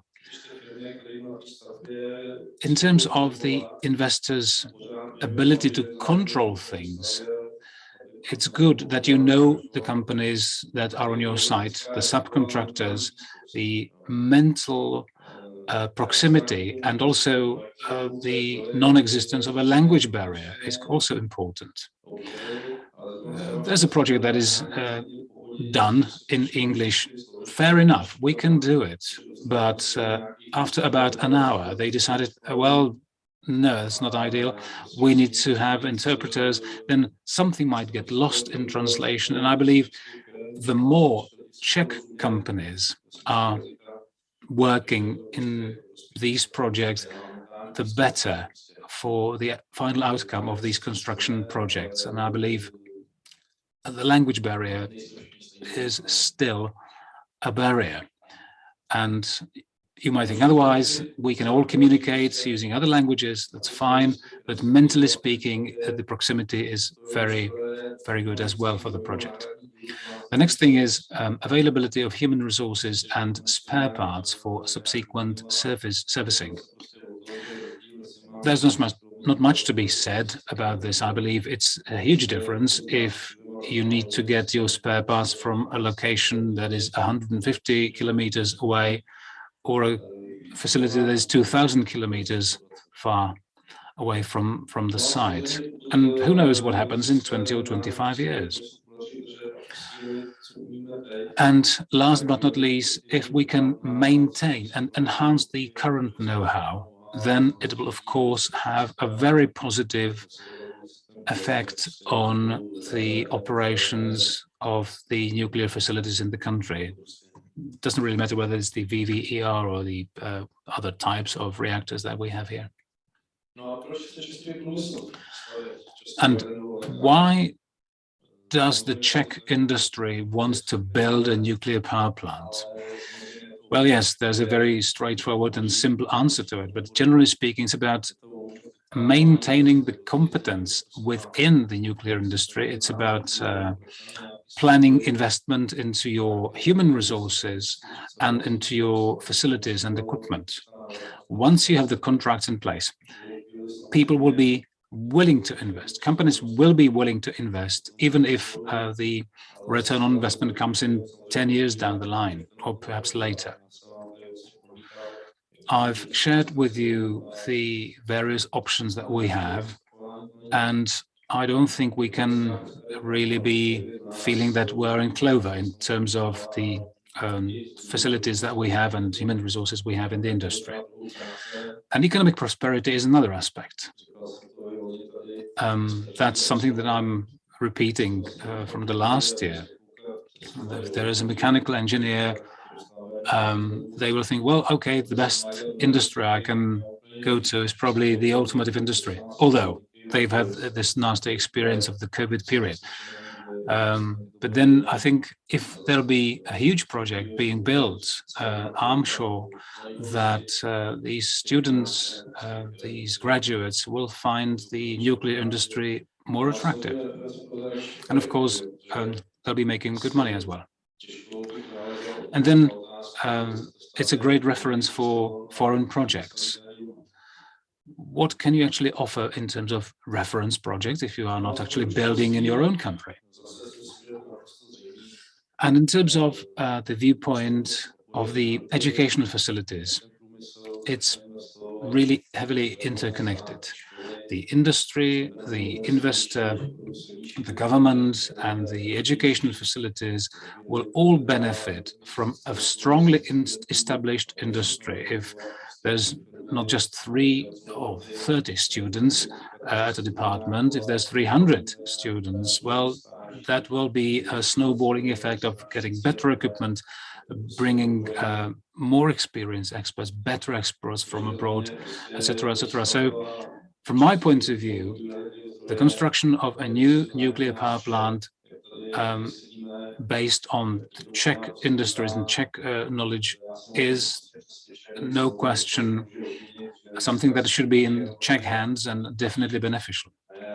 Okay, you might think, okay, I am biased because I get paid by somebody and this is simply my role, but no, I would say this is my opinion based on my decades-long experience in the industry. The ministry stands behind us. We don't have to persuade them. And that was the main message of my presentation. Thank you for your attention. Thanks to Mr. Kuček for his presentation. And now I'd like to ask Professor Čechák to share with us his presentation. We'll come back to the topic of education again. Good morning, ladies and gentlemen. Welcome to the traditional presentation about the universities and technical schools and their role in nuclear power sector. I'm sorry for this presentation not working the way I would love it to. Here we go. It's up and running.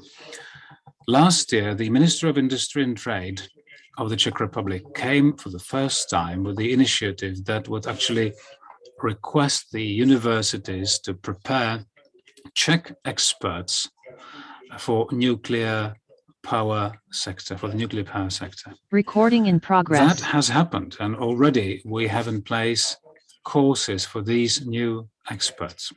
It turned out that the group of people that we need to train is pretty diverse. So we came to the conclusion that we would need to tailor-make the individual courses for the individual groups. So this is what we're doing now. The program is being developed by a number of universities and the Ministry of Industry and Trade and the Czech company. The companies are listed here, that the technical schools are of the traditional list. Some of them are working more heavily in this area, others perhaps less so, in terms of education for the nuclear power industry. And I can confirm that at the time when the Temelín nuclear power plant was about to be agreed on, the number of applicants for nuclear energy courses went up by 100%, so it's almost doubled. And then, after the Temelín project was just put on the shelf in the drawer, the number of applicants went down. Currently, the universities don't teach on a continual basis.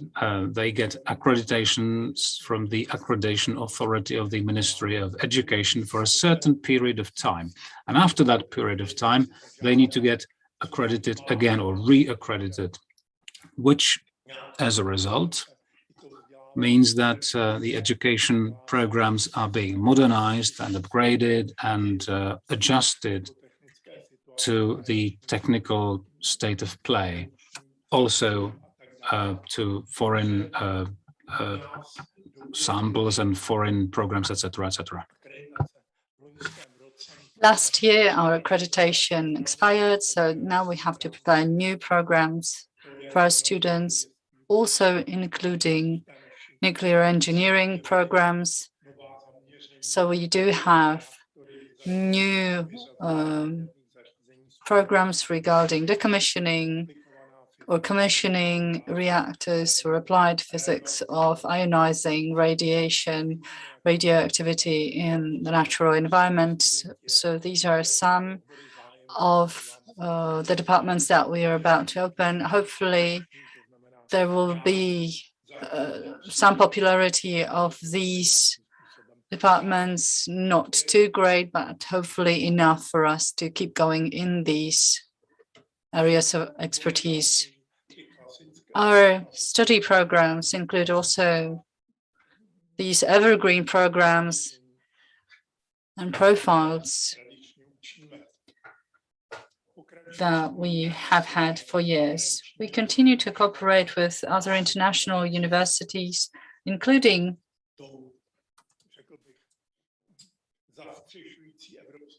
the umbrella EU organization, ENEN. As you can see, despite the COVID crisis and problems with sending our students abroad, we're still very active, and we are awaiting a very interesting program for the students. We want to place a few of our students in this very interesting ENEN program abroad. The West Bohemian University and the Technical University are actively involved in ENEN activities here. One of my colleagues is a board member there. We also cooperate with a group of European universities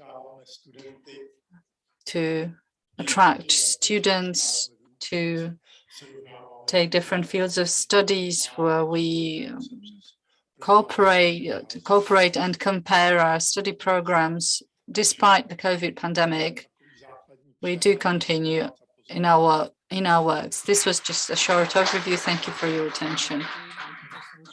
Thank you, Professor Czechak, for your presentation. I think it's good to remind ourselves that the nuclear education continues in the Czech Republic also at the university level, because there is not, these are not very popular fields of studies. But I believe that once we contract a bidder for the new nuclear power unit, the students will see that studying this field will give them a sure job placement. Now, let me ask Mr. Hazochki for his short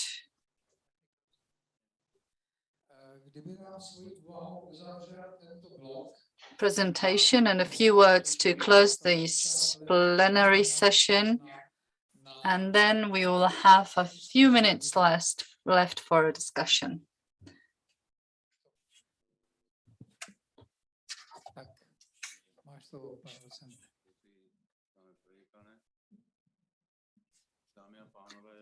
Ladies and gentlemen, dear audience members, I will not try to contradict everything that we've heard so far. We have some technical mic issues. It's very audible. I'd like to say a few words which are not contradictory to everything we've just heard. I'm very grateful to all presenting members of our group. I, just like Mr. Duszek, wrote several articles on this topic. I managed to get into a very vivid dispute with some VIPs, and they haven't accepted my arguments. I will follow up on what we've heard from. I will follow in the footsteps of Mr. Zawadzki and the deputy ministers. I don't have any slides. I don't have any photos. So just please listen to my few comments. Green Deal is ahead of us. The pressure to decommission coal power plants and to support e-mobility. Each industry is clear that this is a very difficult task, maybe even undoable. However, we will be experiencing in the future extreme pressure from the European Union. Power plants are getting older, obsolete, and cannot be replaced overnight. We are preparing a single NPP in the Czech Republic, EDU 5 for now. And then we shall see. These were the words that we heard from the mouth of the last nuclear ambassador. We left ASE key and we don't have any plan B, and we have to now try to catch up. And here's some food for thought. If by 2035 EDU 5 is up and running, the first EDU unit will have been 50. I really hope that EDU 1 to 4 units will live as long as possible, at least for 60 years. However, in 2045, we will be in need of a unit 6 to replace current running units. So this is something we should be already planning. We're also supposed to replace 8,000 megawatts in coal, which means we have to build ETE 3 and 4 and possibly even 2 more units, maybe 3 or 4. Tetov, northern Czech Republic, Blahotovice. Nobody knows, because renewables in our geographical position will not be able to cover everything. E-mobility itself will be in need of charging EVs, and we will have to provide 20 2,000 megawatt sources, because each EV needs 20 kilowatts.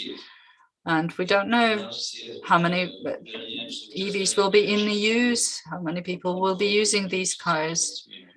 We have 6 million combustion engine cars at the moment worldwide.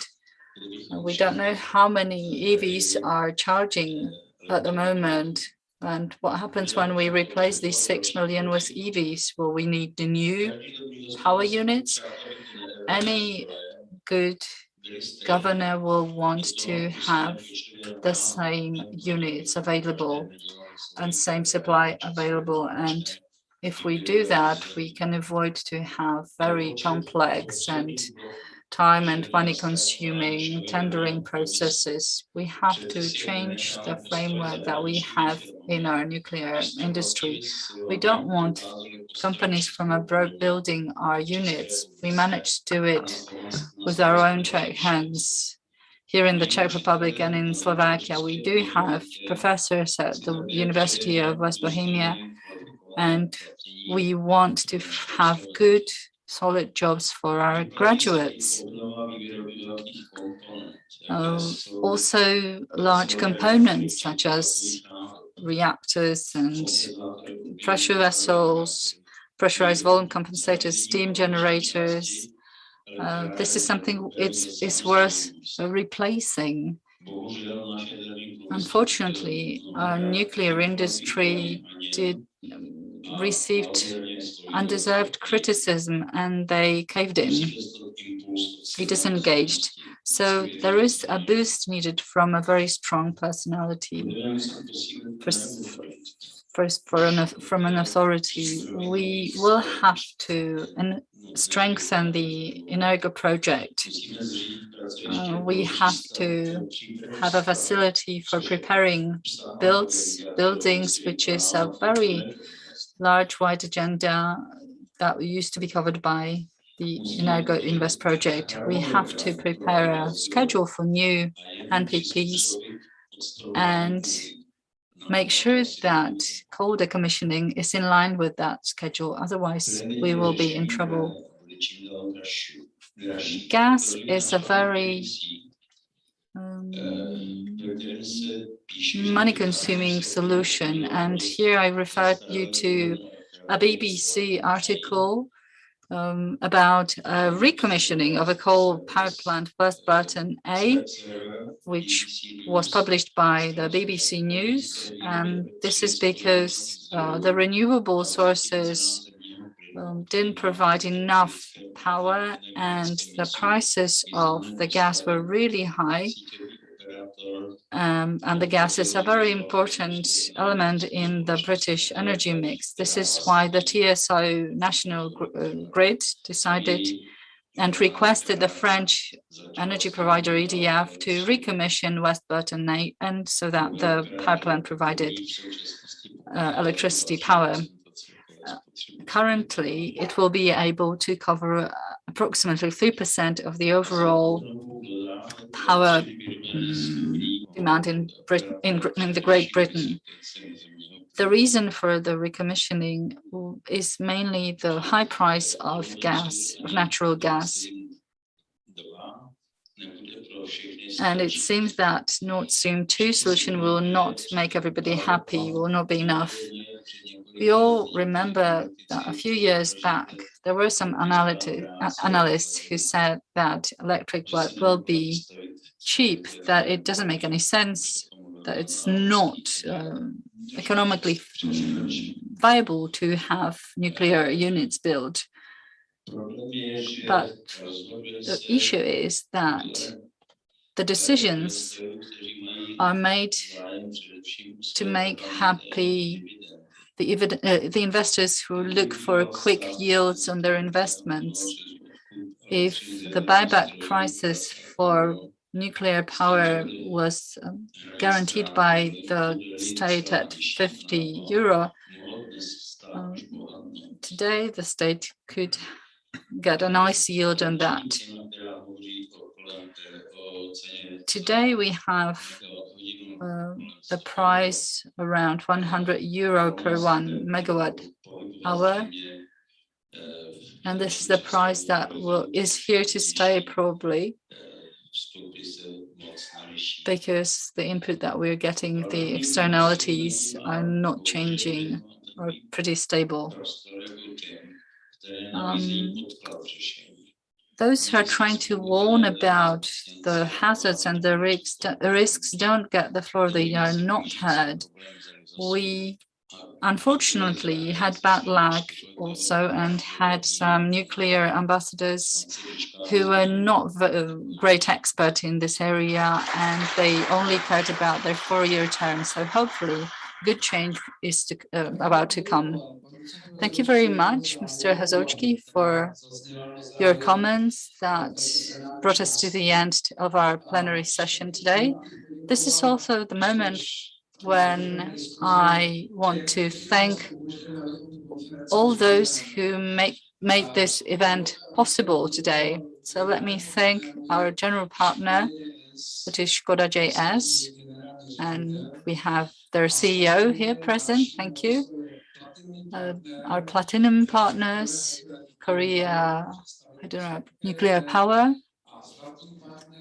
present here, golden partners, Westinghouse, EDF, JV Group, Javis, and these are our international supporters. We have also silver partners, TESAT, Czech Nuclear Association, Sural Regulator, Rolls-Royce, Dosan, Škoda Power, Atom Museum, and our partners who make sure that the information that we cover here and topics that we cover here get a wider audience. These are our media partners, All for Power, Atom Info, CZ, and Nuclear Energy Magazine.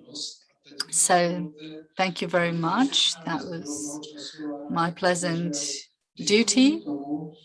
And now let's move on to the discussion regarding all the topics that were covered today in the plenary sessions. I already see some hands raised. So Matthias warned me beforehand that he will be the one taking part in the discussion. The floor is yours. Thank you for giving me the floor. Hello, everybody. I'll be very brief. My name is Václav Matyáš. I was responsible for the construction part of the nuclear power plant at Temelín starting from 1980s. And then I've spent as chairman of the Association of the Construction Industry for 10 years. I have a question to you, Mr. Eller. You said 60% proportion of the Czech industrial companies general, nuclear power industries and the construction industries. And you mentioned the role of the Czech construction and mechanical engineering industry.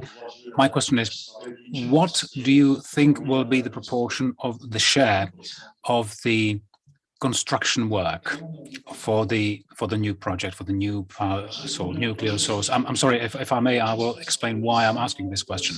The Czech construction industry has a great potential, not just a potential, but also the wherewithal in terms of the engineering capabilities to cover 100% of this. I don't know if it's direct or the general contractor or the less graceful role of a subcontractor to some of the bidders. Thank you for the question. Well, first of all, we mentioned 60% share of the Czech companies as an ambition that the ministry supports and communicates and has been communicated towards all the bidders. And all the bidders, I should say this is a fair requirement, and that is something that is an expression of the state's interest in boosting its own economy. Fair enough. In terms of the construction side of things, it all depends based on the individual bids offered.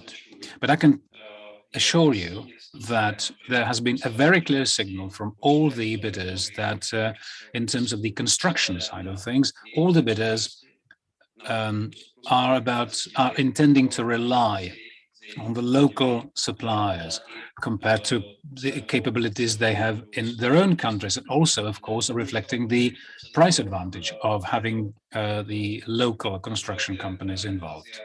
I can't give you any percentage. This is a very early stage, and I don't think actually it's the role of the government to prescribe what share should be actually used, and this would be actually against the legislation in place. But there are certain locations certain, let's say, bidders where the geographical proximity is definitely a factor in their decision making. And certainly there's a security aspect to it as well. But I can assure you that from the Ministry of Industries and Trade point of view, we consider it a natural thing that there will be a heavy involvement, a big share of Czech construction companies in delivering the construction side of things. And all the bidders take it gladly. And there'll be a big conference discussing this next week in Prague. All right, thanks for the answer. And I know we could spend hours discussing this kind of thing. And then I realize there's other people who want to ask their own question. So shall we? I'm sorry, I'm going to have to react. I'm sorry, yes. I see the role of the state as being something different, the state is paying, the state pays, the government pays, so they should say what will be the arrangement for the site. And it should also state that the local industry is available and has the wherewithal to deliver this 100% for the construction part. Yes, let me respond. The industry is very proactive in this. The industry has prepared a map, and we have a very clear discussion with the Association of Construction Companies, and I believe we'll be prepared for a very detailed discussion to the same level as we are in the nuclear side of things. So it will reach the same, we'll get the same level of support as the nuclear industry from the ministry. All right, thank you. Our next speaker, next question, Jiří Marek. I want to applaud to Mr. Krček, first of all. It's very clear that the Czech nuclear power industry is doing, they know what they're doing. In the 1970s, when we saw the nuclear beam and František Hezoučký was working the V1 and V2, I believe you were still very young. You may be still playing with your duck toy, I suppose, or toy duck. And you were able still to get the knack of it. František Hezoučký got the knack of it, and he learned how to build nuclear power plants. I am sure you can do the same, because there's the tradition, there's the know-how, and you can pass this message on. And this is take it as a compliment. Congratulations to your confidence. That is justified. Now, Petr, you did not mention that perhaps one block of a nuclear power plant is good, but it's not about one canteen. It's not about one cafeteria for the crew there. It does make sense to think about another block of a nuclear power plant, doesn't it? And then you mentioned the reducing or falling support of the general public for nuclear energy. Just remember the case of renewable sources of energy. That's actually not what we're talking about. Technically speaking, these are not renewable sources of energy, but that's the terminology. But intermittent energy services is the true and correct technical description. The huge adoration that we've seen for the photovoltaics, etc., that is still growing, can be suppressed reasonably the way it should be. I understand that Czechs will not be probably at the head of the PR activities against the renewable sources of energy. The template is completely different now than it was a year ago. But this is a very important piece of information to be shared. Talking about photovoltaics, I was shocked to look at the statistics that I was able to discern from the production diagrams. Companies like Portugal, Spain, Italy, Greece, Bulgaria, none of them produce more than 10%. Portugal, for instance, about 3.1%. We do 2.3%. of photovoltaics? Well, okay, let me respond. It's a very straightforward answer. We only have a contract for one block of the nuclear power plant in the government paper. And it's good that there'll be options for EDU 6 and subsequent blocks. As Professor Hezoučký said, yes, if you build the 3 same blocks, there's no point in having 3 different tenderers or 3 different tenders for this. All right, I'm going to have to apologize for bringing this discussion to a close. So one last question, otherwise we won't be able to stick to our schedule. Yes, let me add one detail. The vice dean of this university and myself were writing a paper. We wrote a paper about 12 years ago, and we were trying to cover the capabilities that we had in the country for the individual industries. And we supposed 70% would be of that new nuclear project would be covered by Czech and Slovak resources. And it was 90% of the whole project if we were to produce even the large components, large size components. So 60% is not a bad ambition, but for the next blocks, I would actually believe that it would be good to consider an even higher share of the Czech industry. And that'll be my plea. All right, one more very last question. Hello, my name is Neumann. I'm a senior consultant. Question to Mr. Závodský. He said 2 things that were interesting to me. We can still make adjustments to the preliminary tender dossier. And second, it's based on the bidding document or tender dossier for the Temelín nuclear power plant. So my question is, what kind of changes we can expect? Could it be also the maximum, could the adjustments also include the maximum installed capacity, because it was from 1200 to 1700? So could that be the change as well? I'll start from the end. Simply no to your last question. All the license permits, EIA and the construction permit, etc., all of these are based on the 1200 megawatts installed capacity. And we can't actually use the 1400 or the 1700 offered by the bidders. There are several factors why we can't. It's the cooling water. There could be a hybrid cooling tower. We could do that, but the major problem is the connection to the grid. We are already overloaded when it comes to the line to Austria.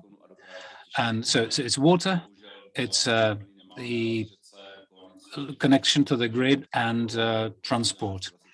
It's about 120 kilometers by road from to Dukovany. Sorry, we need to talk to the mic, but this is really the very last contribution. When we were building Temelín, we estimated it would be 1200 to 1700, and we actually know that there are calculations for both options. All right. Sorry, I'm going to have to bring this to a close. We only have one question from our online participants.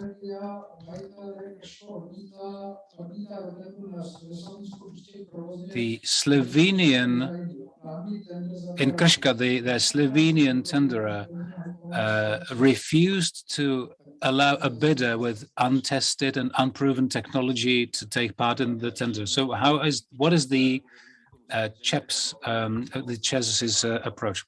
Well, let me just respond to the previous point. If it's over 1200 megawatts, yeah, it's just a technical thing, yes. But if there is the grid built for 1000 block, if it's 1700 megawatts, we would need to rebuild the grid. So there'll be a major change. When it comes to the proven or unproven technology, this really does depend on your definition of reference technology project. it's almost never one-to-one replication of from a reference project to your own project. You know, it's a seaside project, it's a riverbank project, it's a dry land project. There are always some reference projects, and we will also consider the difference between the reference project and what is being offered to us. And we understand that all the three bidders can show us their reference projects. And I'm really sorry, I'm going to have to bring this to a close finally, but the discussion will not end with that. I suppose we will just continue in our discussions. First of all, during the refreshments, during the break, and most of you, I suppose, most of you will take part in the social evening event. Without further ado, I'll move on to the next part of our program. The Nuclear Days conference is not just a conference. In fact, it is also an exhibition, and has been mentioned, that's been installed and will be here for about 5 weeks for school students, for people from the general public who are interested in nuclear energy and technology. I've discussed this with Dr. Eller. I would like to ask Dr. Eller to open officially the exhibition. So those of you who are interested in seeing the exhibition, please go ahead with us to the next building, which is the Mechanical Engineering Faculty, and we will start the exhibition officially. And yes, you're reminding me, my colleague is reminding me, I'm sorry, I forgot completely, I almost forgot completely. Before we go, I'd like to do one more thing, and that is the ceremonial award ceremony of the student poster exhibition, student poster contest. We had many more entries than we did last year. We had 17 entries, and the committee selected the winners. So I'd like to hand over to the Associate Professor Hezoučky and announce the awardees. And people who are here should be given the diploma, and they will receive the amount by way of a prize. Thank you for giving me the floor, ladies and gentlemen. I'll be sitting, if you don't mind, and while talking to you.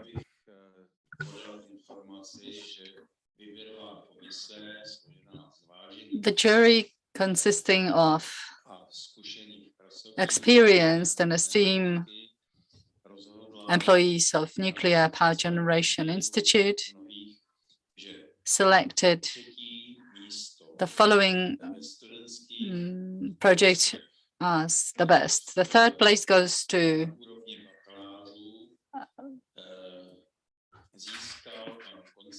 Mr. Konstantin Stipnik, and it's the group at the BA level. Is he present? Unfortunately not. The second place goes to, and it's the same area, which means BA students, from BA students, goes to Ms. Anna Golubko.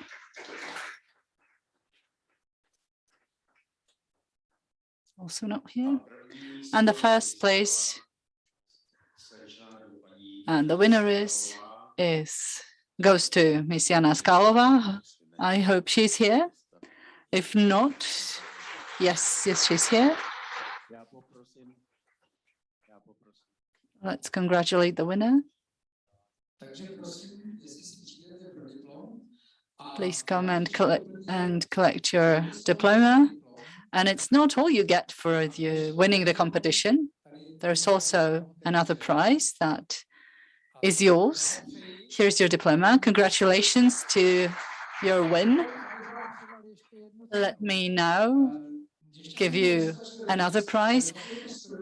I didn't mention that, but our faculty has bees on the roof. And these bees gave us some honey. And for all the winners, we have a jar of honey from our very own roof. It's very healthy, very nice. All our speakers also have their honey jars ready for them, so please don't forget to take them with you. And now let's move on to the next category of winners for the MA program students. The third prize goes to Kamila Kujažinova. She's from the University of Kharkiv, as far as I know, in Ukraine.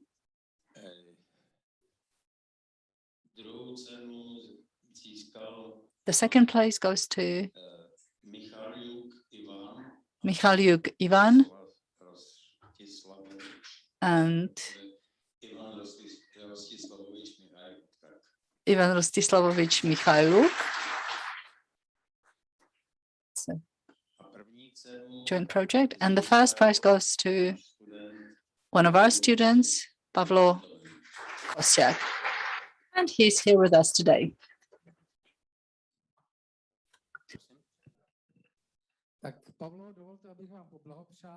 Congratulations, Pavlo, to your win.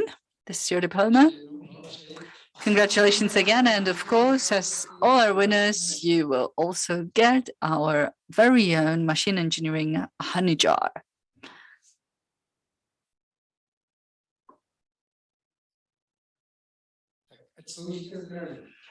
Bon appetit. Please enjoy. And finally, for the postgraduates group, we have the winners. The third prize goes to Jan Simblik.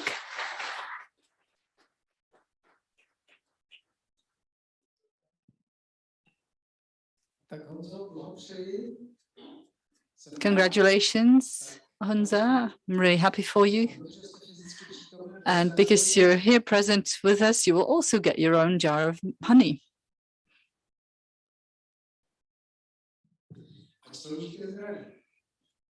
Hopefully, it will keep you in good health.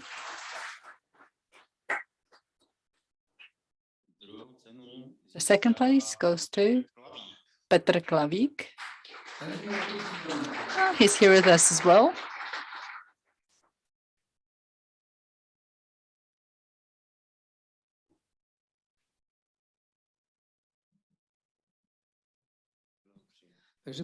Congratulations, Petr.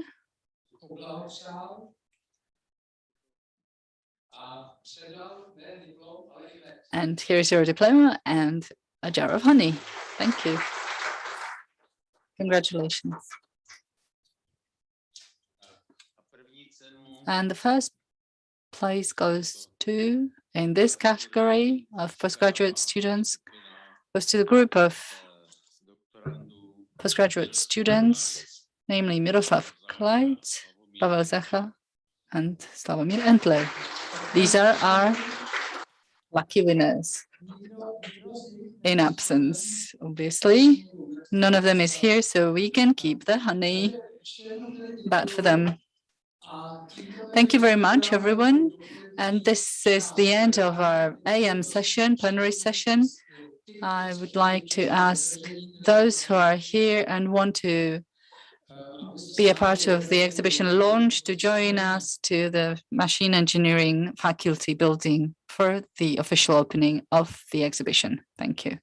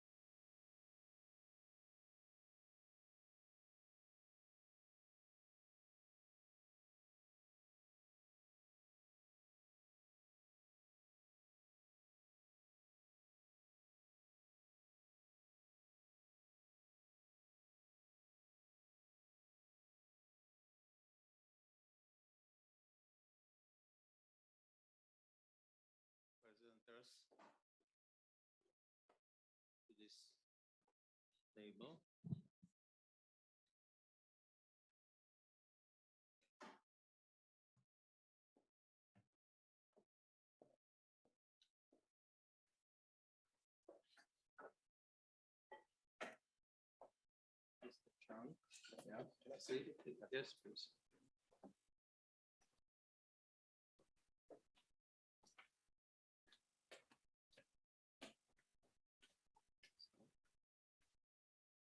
Everybody is sitting here.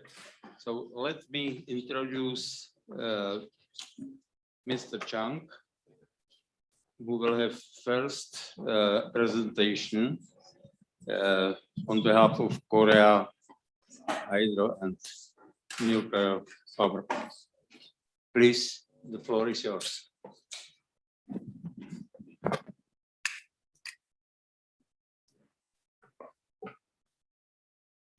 Okay. Thank you for introducing me. Good afternoon, everyone. Yeah.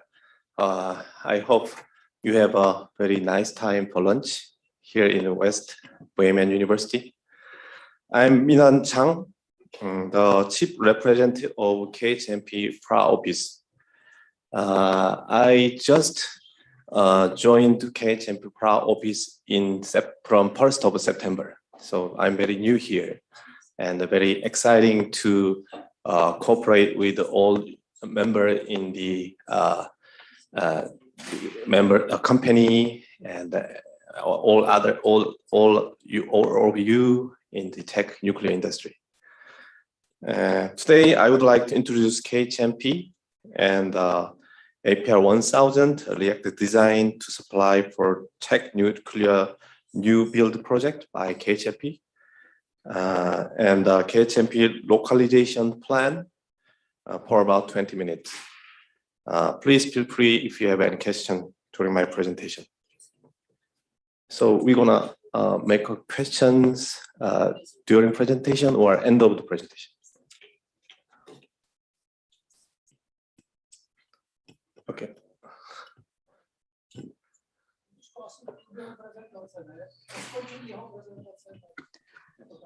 Once the presentation finishes,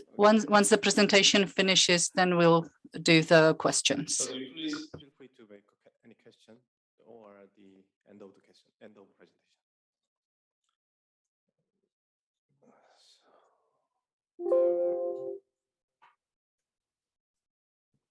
Okay, the content of presentations is introduction of KHMP and the Korean nuclear industry, and the APR 1000 for Czech new build project, and the KHMP localization plan, and the KHMP strengths in new build project, and the closing remark.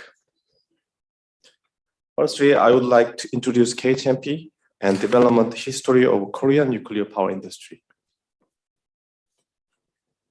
KHMP is the world leading player in the nuclear industry and is the largest electric power company in Korea, which generates approximately 27% of domestic electricity demand. It is a government-owned company with high credit ratings and 43 billion euros in the asset and approximately 6 billion euros for annual sales.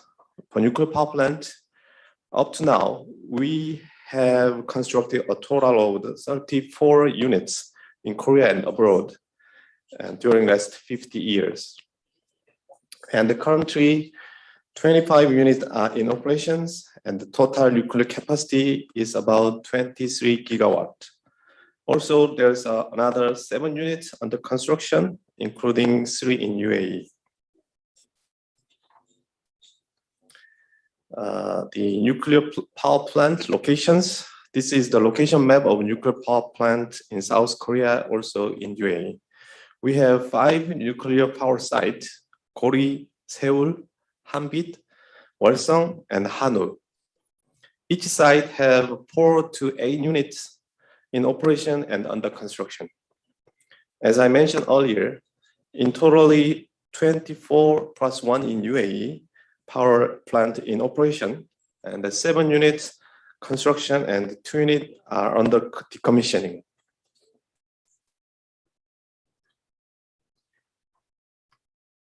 This slide shows the structure of Korean nuclear industry. KHNP play a central role as it is the owner of a nuclear power plant and leading the construction project. We are maintaining a collaborative partnership with the companies that has world-class technology. KECO ENC is the designer for architecture engineering and entry for design. Doosan is a major equipment supplier, and the KEPCO nuclear fuel is fuel supplier. Also, Doosan, Daewoo, Hyundai, Samsung, and other companies are the nuclear power plant construction company. Each company has their own specialty in expert area.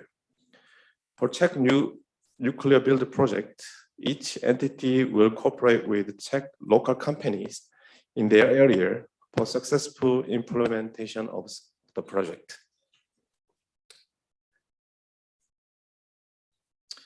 The history of nuclear technology development in Korea as follows. In the 1950s and the 60s, starting the research in nuclear reactors, and the Korean Unit 1 was built in this period. And in 1980s and the 90s, it achieved technological independence through the localizations and development of our own reactor design called OPR 1000. 12 OPR 1000s was constructed repeatedly in this period. In 2000s, we developed the APR 1400, a third generation large capacity nuclear power plant, and achieved the export of nuclear power plant to UAE. In 2010s, we acquired European APR 1400 certifications to enter the European market, and also developed APR 1000, a medium-sized nuclear power plant favored to the Euro market. In addition, the development of an improved small-size nuclear power plants called SMR in the progress to pioneer the small-scale nuclear power plant market in the future.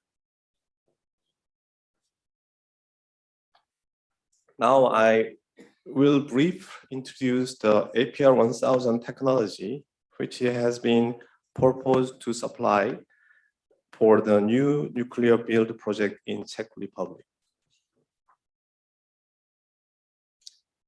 In order to enter the overseas market, such as Europe, the development of the medium-sized nuclear power plant called APR 1000 began in 2013. And the concept design and the preliminary basic design has been completed, and the European requirement certification is in progress. The APR 1000 reactor was developed based on the APR 1400, the third generation nuclear power plant, as a reference plant, and also adopt the design of the EU APR 1400 certified in Europe.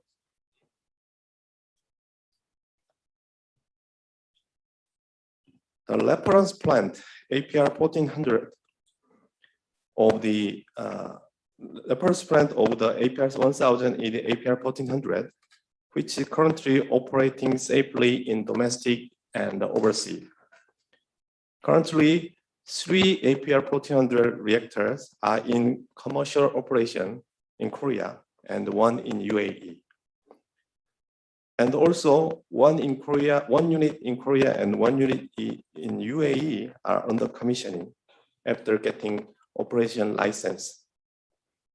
4 in Korea and 2 units in UAE are under construction. The primary coolant system of APR 1000 was developed with reference to the design of OPR 1000, which is same capacity of 1000 megawatts, where 12 units are safely operating in Korea.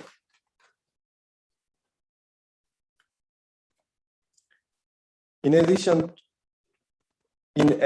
to the design based on the reference plant, APR 1000 also adopts European APR 1400 design, which has already obtained European certification in 2017 in order to meet and satisfy the European requirement. The major design elements to be adopted are diverse safety system, severe accident mitigation safety system, double containment, and the stack, and so on.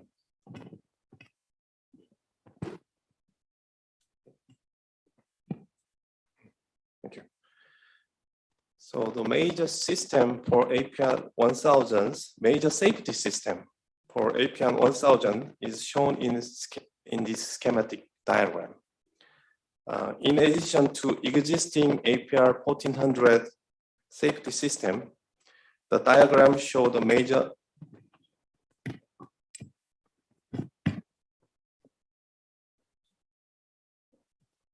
Is it work well still? Test, test, test. Stand apart. Okay. Test.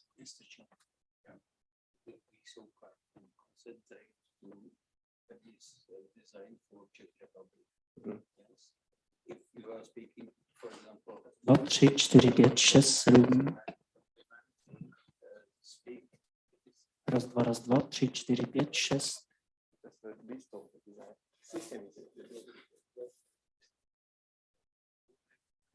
Okay. Raz, dva, raz, dva, raz, dva. Okay, so the major safety system adopted in APR 1000s. So the example of list is a diverse containment spray systems, diverse component cooling water systems, diverse essential seawater systems, emergency reactor depressurization systems, and the passive ex-vessel chorium retaining and coolant system called core catch, and the hydrogen mitigation system, and the diverse essential chilled water system, diverse spent fuel pool cooling system, and the passive autocatalytic recombiner. Plus, we will adopt double containment and the stack.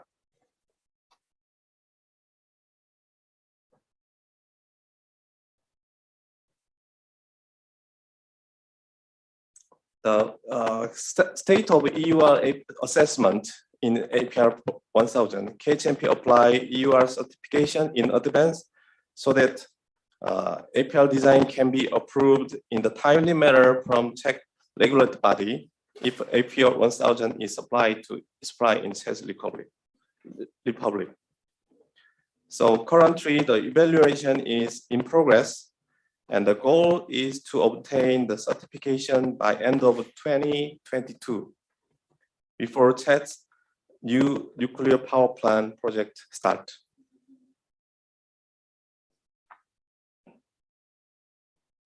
Then I will briefly introduce the localization plan for Czech's new build project. Localization is probably one of the biggest considerations for the Czech government and Czech in new nuclear power plant project. KHMP already been implementing a plan for localization efforts, knowing that the cooperation with Czech company is essential. This is to meet with owners' requirements, cost saving, risk reduction, and on-time construction, and build up the supply chain for next European new build projects.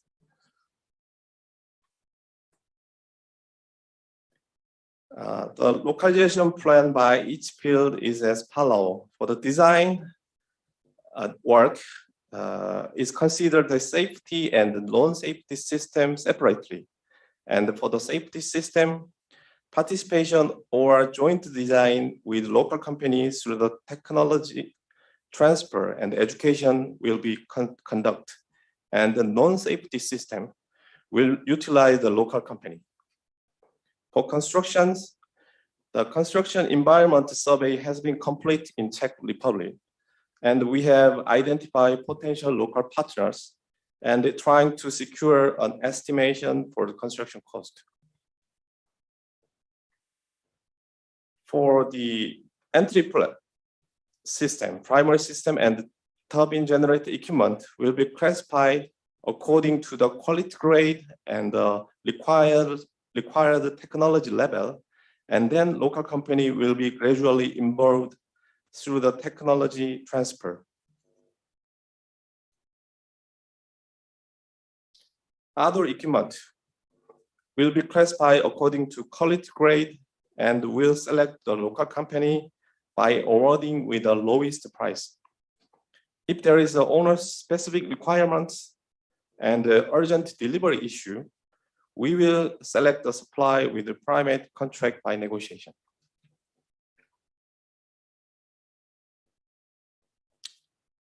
KHP plan for other equipment procurement will be divided 3 stages as research, preparations, and execution. We are now researching the potential suppliers in Czech, Slovakia, and Hungary, also around the Europe, and identifying the possible. Okay, yeah, okay, so okay.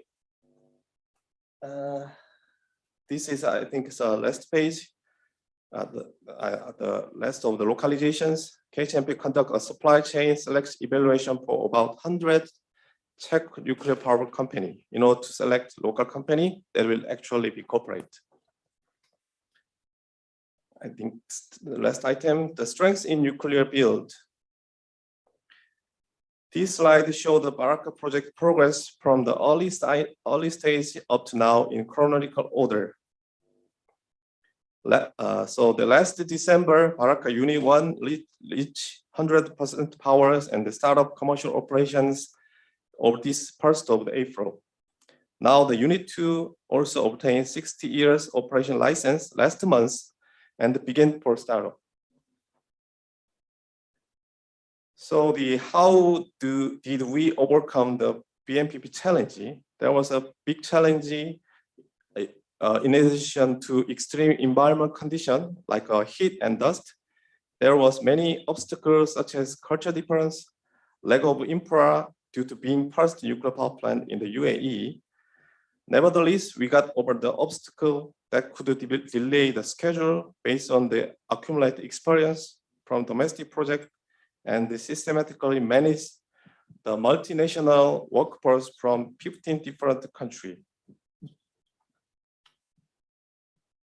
So the closing remark, like Hyundai Motors, Nexon Tires, and the Dudan Skoda Power are the representative Korean company well known and the successful case of the foreign company creating good investment and good job in Czech Republic.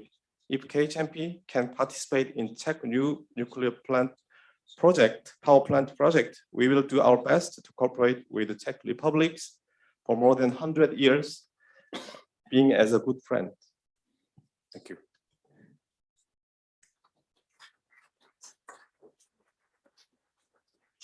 감사합니다. 감사합니다. Thank you. It was Korean. Thank you. And now, please, I will invite Mrs. Gorgemans, who will speak on behalf of Westinghouse, USA. And please prepare your questions after all presentations. Okay, so I'm Julie Gorgemans from Westinghouse. I have lots of material for today, more than I will probably be able to cover in the time that I'm allocated, but I will be here all day, all afternoon, and this evening, as well as tomorrow. So what I would like to touch upon first is briefly kind of summarize what is AP1000 and particularly the key design features of our design. Then move into one specific topic, which may be more relevant to Czech Republic after what happened recently. It's about extreme events and wind and tornado, more specifically. Then move on into the performance of our operating units, both in terms of startup and in terms of operations, since some of them are not just starting their third cycle already. And finally, talk about the lessons learned of those first projects and how we are incorporating them to improve the delivery of the next projects. So in terms of the design, so when we started working on our advanced passive technology, so it started, for those of you who have heard about us for a long time, with AP600. Our key design objectives was to try to break the paradigm that to be safer, you need to put more equipment in your plant. And it's by choosing those objectives of being safer and simpler that we choose the path of passive safety systems. We now have obviously a long history since the start. We have 4 units that are completed in China, and we have 2 that are under construction in the United States, and which will soon become operational. Another objective that we had was to ensure that we had large margin to safety limits, and we will see when I talk about performance how that comes into play when we talk about load following, for example. We wanted to reduce operator actions, eliminate them in most situations, only keep them for some specific cases. And we wanted long grace period. And this is also going to be key in our response to extreme events. We maximized the amount of proven technology that we were putting in this design. Westinghouse has been around for many decades before I joined. We had built lots of NSSS designs, so we were leveraging all this experience, all this performing equipment to ensure we include it in our design. And where necessary, where it came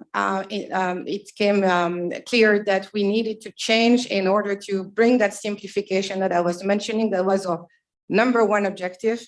There we were obviously needed to do some innovation like the passive safety systems, but that we tested first through the development phase in scale designs and then in full scale.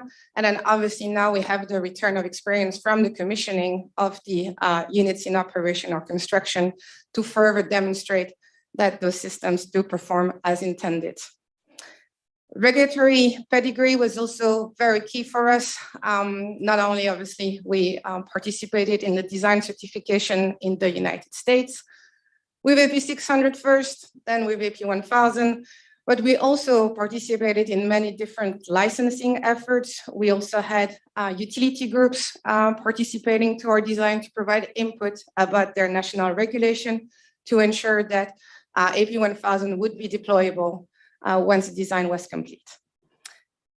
The last bit, I already said, safer and simpler. The last most important bit was standard. We wanted to have a standard design. It was always a wish. Obviously, there will always be changes from one project to the other, but try to make a design that envelopes as many conditions as possible so that you can keep as much as possible of your design from one project to the next. And that allows you to take the lessons learned that you have from your project and input them into your future projects. The simplification also means not just simplification in design, but simplification in construction. And this is where one of the key features of AP1000 came from, which is the modular construction. I'm sure you have seen pictures of a large civil modules, but we also have mechanical modules. We apply that modularization approach to the whole nuclear island. So if you have 3 words to remember about AP1000, it's safe, simple, and standard. That's what defines AP1000. Some illustration of those simplifications. I don't know if I don't have a pointer. So the first picture on the left, it kind of shows what an active plant safety systems look like normally. Lots of systems outside of containment. And what the passive safety systems in AP1000 looks like, all inside containment. And again, this was a simplification that we wanted in order to simplify the design, to improve the construction, improve the operation, but it's also going to be key in our response to extreme events. Because we could put all the safety systems inside, that means we could reduce the footprint. We simplified also the active systems that we kept, but that because they are not the highest level of safety systems protecting our design, we could simplify the requirements on those systems. So that also could allow us to reduce the footprint. And when you reduce the footprint, the nice thing is that it reduces everything. It reduces the length of cable you have in your plant, the length of pipe, all those non-safety equipment that you have, but that you need to install, that you need to procure when you have to build your plant, and that obviously you will need to maintain when you operate your units. Just one slide on modular construction. Why did we make that choice? It's really two main drivers to the choice of modular construction. The first one is it allows you to do things in two locations at the same time. So it helps shortening the construction schedule because you can work on your site and at the same time work on fabricating whole pieces of the plant in a factory until you then place them. But also because you fabricate pieces of your plants in a factory, that means you have a lot more activities in a factory instead of the site where you can control quality. So briefly on external hazards,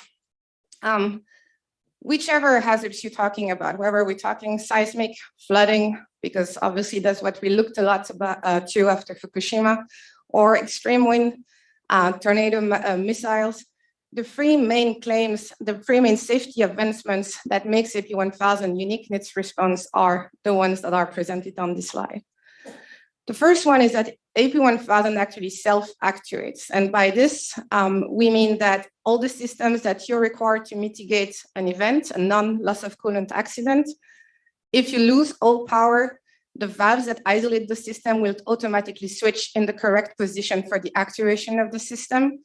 So anything that will create a significant loss of infrastructure around you will basically put your plant in a safe position. The second thing is that AP1000 is self-sufficient. That's actually not specific to AP1000. It's a characteristics of the passive plants, but we have extremely long grace periods because passive safety systems need not many things once they are actuated to continue operating for many days. And finally, the last thing is what I was showing you on the previous slide is that AP1000 is self-contained. All the systems that we need to ensure the safe shutdown of the reactor are inside the containment vessel, which is itself protected by the shield building. So you have to imagine the kind of hazards that you need in order to challenge those systems and put them, to threaten them. I'm not gonna go into much details on this. You can come to me at any break and I will be happy to talk about it more. In terms of high winds and tornadoes, just to give you some numbers, as I said at the beginning, we wanted a standard plan. That meant that we wanted to design the plan for a significant envelope of conditions, of site conditions. And in that envelope, we had locations like the southeast of the US, where tornadoes are not exactly an infrequent issue. And so we have a very robust design also in terms of wind, tornadoes, and missiles that may be born out of those events. And we, of course, expect a significant margin when we deploy those units in Europe. Briefly on performance of our Chinese units, which are the completed units. So you can see here the duration of the startup from fuel load to commercial operation date. And that included of 29 days operation at 100% per contract with the customer. You can see we went a little bit faster as we learned from the experience, and also that it was actually a very short commissioning period for those units to demonstrate the correct operation of the passive safety features as well as the rest of the plant, of course. Operational excellence, something we haven't always very highlighted in our communications about AP1000 is actually that it has a significant capability to do load follow. We have some details there. Our minimum power of operation is actually 15%, so we could do load following up to that point. This came through the introduction in the design of several features, including the gray rods. So we do not rely on changes in boron concentration to adjust the power level, but also through the use of digital INC and the fact that our passive safety systems allowed us to increase the margin to the safety limits, which gives us an operational range to which we can play. Operating experience, the Chinese units, except for some infantile components issues that we've had and that I'm sure you've heard about, actually demonstrated a very high availability factor. They have all operated in load following, including some down power time that was requested by the grid operator during some Chinese holidays. And also they have reacted properly to grid issues like load rejections without reactor trips. In terms of outage performance, so we've already 6 outage, the sixth one just finished, so it's not on the slides because there's always a little bit of delay between the time to prepare the slides, but Sunman Haiyang 1, sorry, just finished this outage a few days ago in 22.5 days, and you can see the performance of those outages. So the first outage is obviously included a lot more activities than regular maintenance, as is proper for a first outage. Haiyang 2 is actually the record for the WEC fleet, Sunman 2, sorry, for the WEC fleet in general. And we are constantly, well, the customer, of course, is the one responsible for the outage, but the AP1000 outages are constantly overperforming in terms of duration.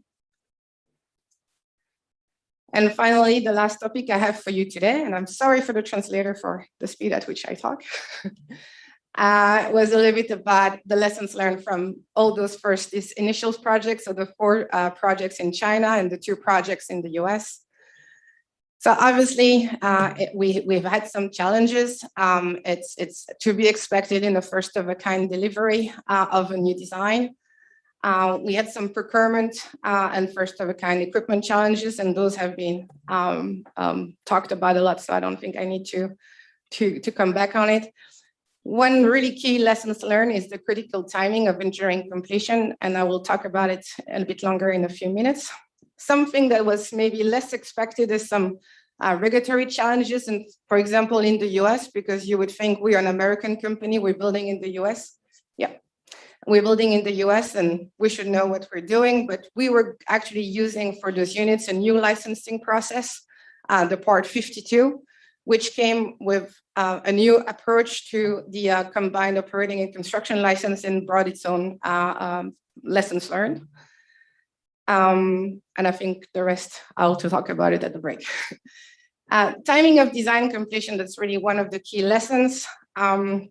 Because we are building part of the plants in a factory, as I mentioned, for the modular construction approach, that does require that your procurement is done way ahead of the need date that you would have for your equipment if you were doing a traditional build.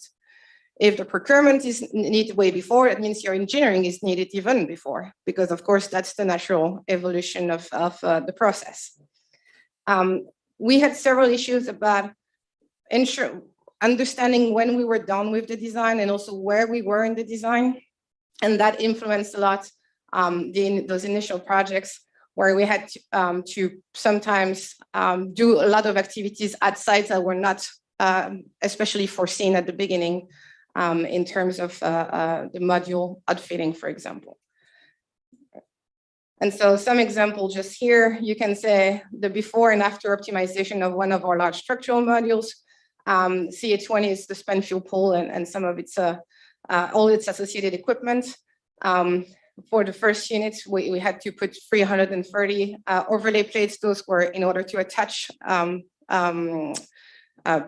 cables and things like this on the modules. Well, after optimization, we're now at 4. You can see the reduction of the amount of work we have to do at the site now for those type of modules. Also, delivery modules. We used to send lots of drawings to our module fabricator. We realized that after that, they were taking our drawings, recreating a 3D model so that they could create their fabrication drawings. highlighting in their fabrication drawings what they wanted to change in our designs to help them manufacturing the modules. Now, what we're doing is we send the model, they do their comments on the model, we finalize the model, and then they do the construction drawings directly from the model, the 3D model, which simplifies significantly the amount of the interaction and the amount of paperwork. And this is it. Thank you very much.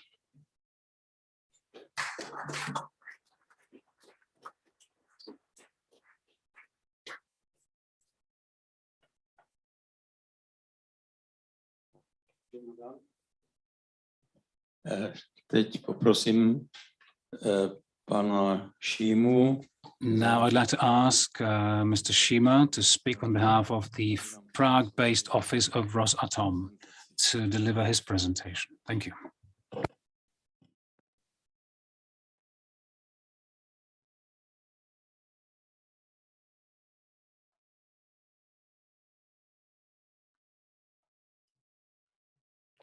Good afternoon. I apologize for our foreign colleagues because we have decided as the organizers that it would be quite strange if a Czech speaks English to Czechs.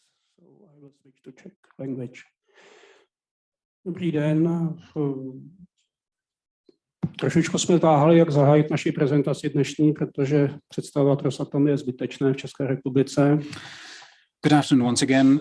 I don't think it's necessary to introduce Rosatom in the Czech Republic. And some friendly journalists said, what are you actually doing here? We're talking about the Dukovany next nuclear block. So what do you want to say to us? Our answer to that would be very straightforward. We've been cooperating with the Czech industry for about 65 years, and one particular nuclear block at a nuclear power plant will not change a thing about it. And there's not a single word about the Dukovany nuclear power plant in my presentation. So I believe that we are by far the largest builder of nuclear power plants in the world. So that's just the first response to a question that I get asked by some Czech journalists. As I said, introducing Rosatom, there's no point in it.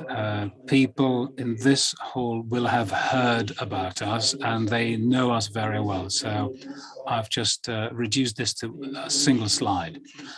The biggest and most important number here, for instance, like the tiny things like the number of employees and the turnover, would be the number that is on the second line on the right. And that is the number of blocks or units currently operated or being delivered by Rosatom in foreign countries. We've listed all the projects that we are doing or that we've completed in the past 15 years all over the world. I think one can say this is a serious production without actually blushing. I think we are the only company in the world that is producing units on such a massive scale. This is a timeline between 2016, I believe, of the 3+ unit at the Voronezh 1, the second stage of the unit 1. Now we've got 5 of these at Voronezh, 2 of them at the Leningrad near Petersburg, and the first foreign unit of this type was commercially operated in Belarus in 2021, and we expect the next one to start being operated and commissioned next year. I'll just go through the reference project and a couple of photographs to make it more interesting. The Paksh nuclear power plant is geographically related to Europe, and it is the probably the most relevant reference project. We expect the building permit to be issued within a couple of months, or weeks or months. It was in June 2020, and the Hungarian regulator has 12 months plus another 3 months on top of that if they use foreign consultants. So if things go well, we should be at the construction permit stage within a very foreseeable future. And then after the next projects that we should start with the full-fledged construction. I will just give you the gist of what we're talking about, just to make it more interesting, a couple of seconds of these images, just to give you an idea of what we're talking about down at the site. The next European project is Hanhikivi in Finland. I'm not going to talk about that because the last person to talk in this session will be Mr. Kolář, who's been living literally at the site, and he's much better placed to talk about it than I am. So you will be, of course, provided with a full-fledged presentation about that project. This is just to give you an idea of what, in graphic terms, the construction site can look like. This is an interesting project, very interesting project of VVER 1200 from Turkey. We've got a construction permit for 4 units, and we expect, or 3 of them, actually the 4th one for the 4th unit should be granted pretty swiftly within this year, or perhaps the beginning of the next year. And I dare say this project is going on very well.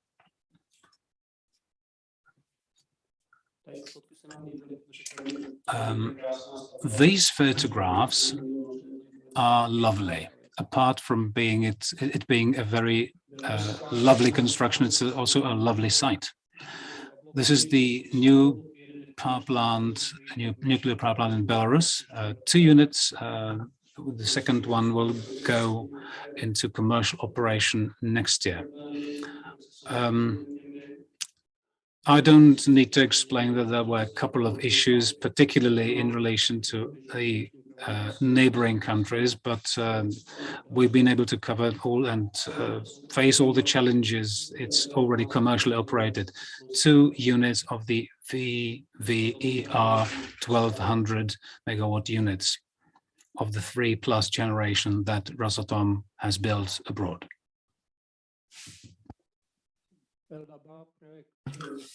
Eldabá is another project in, I'm sorry, not in Turkey, it's in Egypt.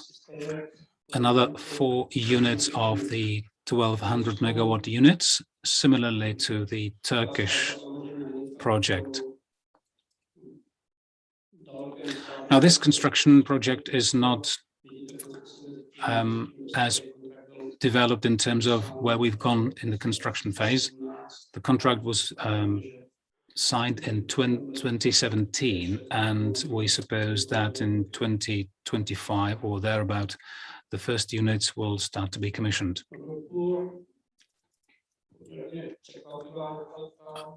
Raipur in Bangladesh might be a relatively surprising location, relatively surprising place to go, but to our surprise, that site is going well.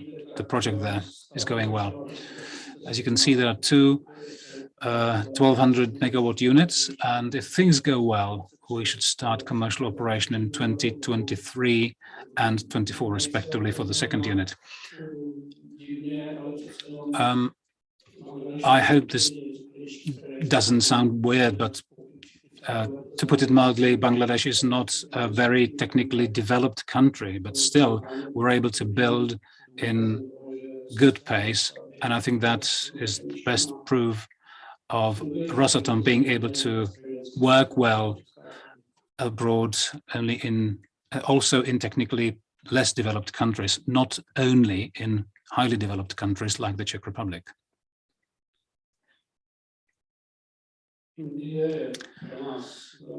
India is a very interesting market for us. Do I still have time? But 6 units, of which 2 are in operation. 4 others will be in operation between 2022 and 26. This is an interesting project in that the localization, as we say, the local share, the share of local industries being involved has gone higher and higher from one unit to the other, reaching almost 85 with the last one.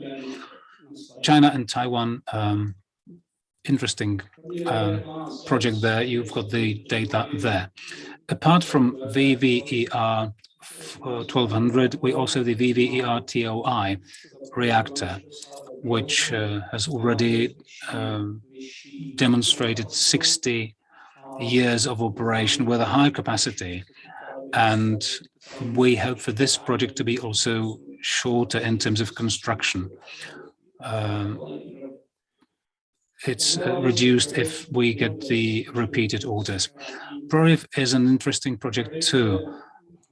I'll be very brief. PRORIF means a breakthrough in Russian. And the breakthrough in this project means that we would close the fuel cycle and natural uranium would be used for this reactor. In practical terms, this means that we would not need spent fuel storage site because there would be no waste essentially, and you would almost get an unlimited source of fuel. And we suppose within the next 2 decades, this nuclear technology should become or will become the prevailing technology in the nuclear business, and will be probably something that will take the wind out of the sails of people who criticize the nuclear sector for producing too much waste. You also mentioned small reactors. We have great experiences with 4 different types of small units, about 400 years of operation of these small reactors, and one of them will replace the current nuclear installation in the Far East. And Rosatom also uses this technology that is traditionally used on submarines, etc., in other dry land locations, and that'll be probably in Yakutsk, and between 2022 and 2028. And if things go well, the project, the unit, will be offered to other companies that are perhaps less developed in terms of nuclear technology and are covering a larger territory. We don't think, though, that this would be a good solution, a suitable solution for the Czech Republic if we talk about electricity for the moment. And to close my remarks, here is the last slide. Rosatom is known as the supplier of nuclear power plants. We don't need to introduce our work in the Czech Republic. It's interesting, though, that Rosatom also offers cooperation in other fields. Almost 1/4 of our income, of the company's income, comes from non-nuclear energy sector. It's other than the nuclear sector. And the pie charts suggest that it's other fields that we also cover, and of the 16 or 17 billion dollar turnover, almost 1/4 is already located in new products, digitalization, etc., etc. I hope I was run time. Thank you.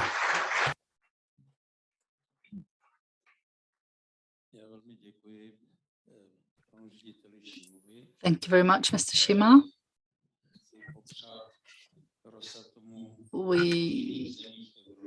I keep my fingers crossed for Rosatom for all their successes everywhere else but in the Czech Republic. Our next presenter for EDF, Mr. Vanderlei. Great. Thank you very much. Good afternoon. So my name is Jan Vanderlei. I'm from EDF, and I would like to walk you through some information which believe it's important for you to know, and perhaps a couple of you, they know it already. Therefore, I will start with very briefly presenting EDF and our recent and future new builds projects. I think the summary is here. I walk you through the EPR 1200, which is the product we would like to develop with the Czech Republic here.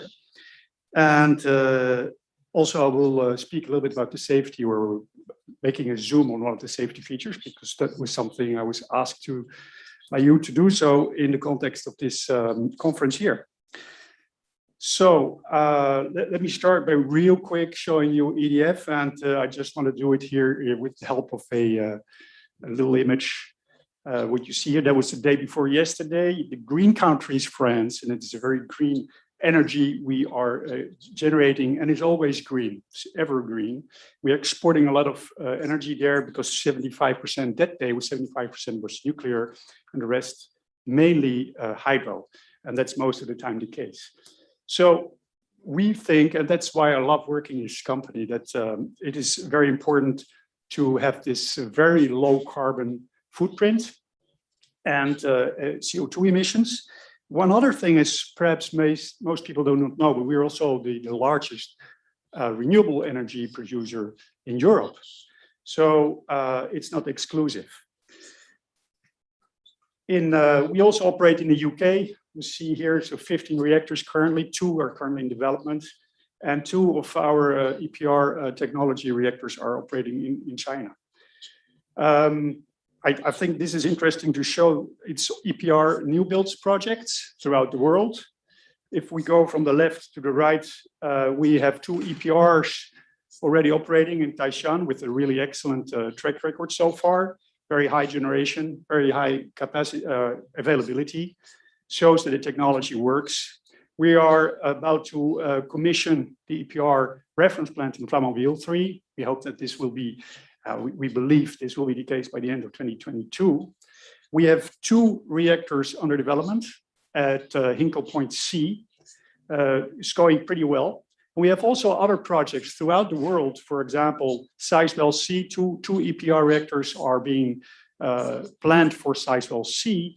We have made an offer last April for 6 EPRs to Jaitapur site in India, which would become the biggest nuclear plant of the world with 9,600 megawatts. So that's pretty exciting to work with. And we have other projects going on. For example, we are discussing, of course, and doing a lot of work currently with the Czech Republic. My CEO is signed this morning an MOU with CEZ to collaborate, including on nuclear, including SMRs. And we also work with, of course, with Poland in Europe, and more worldwide. We are continue to discuss with other countries, as shown here. So it's pretty dynamic, a lot of work, and we are very excited that this works this way. So we have 4. The EPR site is currently licensed in 4 different countries, which is important. Okay, so what is the reactor portfolio we actually propose for export purposes? At the left side, you see the EPR and EPR R1200, which are based on what we call the core EPR technology. And the right is the new word, it's our SMR, which is currently in a conceptual design phase, but which will also be part of our export products. But our focus today will be a little bit more on the EPR 1200, on the EPR technology, or the core EPR technology. So the EPR 1200 is actually nothing less than an EPR. It is based on all the safety standard systems and the design of the EPR and its reference plant. But it also benefits from the experience we had so far with the building and operating of the EPR. So it has a couple of optimizations included, and it's compliant with the IAEA, WENRA, and the EUR requirements. So the characteristics, let's call it the performance characteristics, are listed here. It's a 1200 megawatt reactor, and it has a 60 years lifespan at least, 90% of availability at least. We mentioned here 18 months of fuel cycle, but that can be adapted from 1 year to 24 months, for example. It uses uranium, and of course, it has less assemblies than the full-size EPR 177. It can be adapted for MAX for countries willing to step into MAX as well. So that's in a nutshell what the EPR 1200 is. Of course, in terms of performance, EPR 1200 is built for load following. And I think you know that we in France, it's one of those things we do for a long time and we do very well. And the EPR has been, and the specific part of the EPR 1200 has been designed for load following.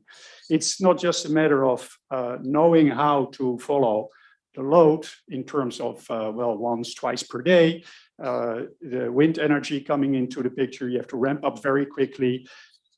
We can ramp up almost 80% in less than half an hour, which is done on a fairly often. But also in design, it has to be included in design because you have control rods which will work harder. So you have a little bit more wear to take care of. This has been included in design, for example. Not only for load following, but also for frequency control, etc. So we know this is something we really know, and we think that's important because nuclear will be more and more working together with intermittent energy resources coming into the grid. And here you see an example of the load following of one of our current nuclear plants in France. In terms of safety and its safety design, we of course use it's a generation 3+ design, use the defense in-depth approach. It therefore has a very low probability of severe accidents with core meltdown. Redundancy is an important part. In preventive and prevention detection is for us is key. Mostly because that helps us to prevent to have shutdowns, unfortunately, which of course will act on your maintenance, your scheduling, etc. This has been largely reduced in the Generation 3+ plant, and it's included as really part of the core design of the EPRs. I think this part you already know. I would like to focus on one little point which is really specific of the EPR. It is the core catcher. So it's part of mitigation and severe accident mitigation. So we introduced the core catcher. So what happens in case of the very unlikely event that you have core melt to deal with? After a while, there is a reactor pit plug which will melt passively, and then the core melt will flow in what we call the core catcher. Actually, it's a metallic basin with a sacrificial concrete layer over it, and then it's cooled using, and we saw that before, the RWST, which is the in-containment refueling water storage tank, or what have you think about what exactly is behind the term. Which is also used for other purposes, for refueling, for example, but also in case of these very severe accidents. This allows us to really preserve the base mat and avoid having any radioactivity going outside actually the reactor building. So it's an important feature and has been tested. So you see in the picture to the left here, you see the test facility which was made in order to test the resistance of that specific sacrificial concrete layer done by the CEA a while ago. So that's one point. The other thing is we heard before passive systems versus active systems. For the EPR 1200, we really believe that we use both. We use active systems as much as possible because they have a couple of advantages. For example, we can, of course, verify them. We can test them on a regular basis to make sure that it works. They're pretty fast, and they also can be adapted. So for under some circumstances, you can perhaps switch to another strategy, which will allow you to preserve your equipment. Passive systems are, of course, added wherever it's possible, and the EPR technology uses passive systems as well. So, and a number of them are listed here. The control rods, they drop by gravity, of course, pressurized accumulator water tanks, they empty automatically as part of the safety injection systems. Safety relief valves, they open passively. I just mentioned the core catcher, it's all passively controlled. And we have passive autocatalytic recombiners for the hydrogen. And so that is, we really try to optimize both ways in terms of active and passive systems. So the EPR design is, as for the other EPRs, is of course, it's also takes into account by design extreme or external hazards. It's designed for what you see in the list of the common external hazards: earthquakes, airplane crashes, explosion, pressure waves, etc., storms. And because we adapted the EPR to different countries and different areas, we have adapted the design in order to resist to very high heat waves, sandstorms, etc. We will generally not encounter in the Czech Republic, but it's pretty resilient for all these extreme cases. Of course, what we also discovered during the probabilistic assessment is that the external hazards, they do not impact any much the core damage frequency itself, although that may depend on exactly what kind of site you're working on, of course. It also integrates a couple of very consequences beyond the design basis, and it has been tested again for post-Fukushima lessons learned and conditions, loss of offsite power, for example. So it has now largely sufficient autonomy on site without offsite support, and for long duration with offsite support. So it integrates all post-Fukushima requirements as well. And I just cited here one thing of one phrase which was given by the French nuclear authorities: the safety objectives and the strength and design of this type of reactor already offer improved protection against severe accident compared to any existing operating nuclear power plant.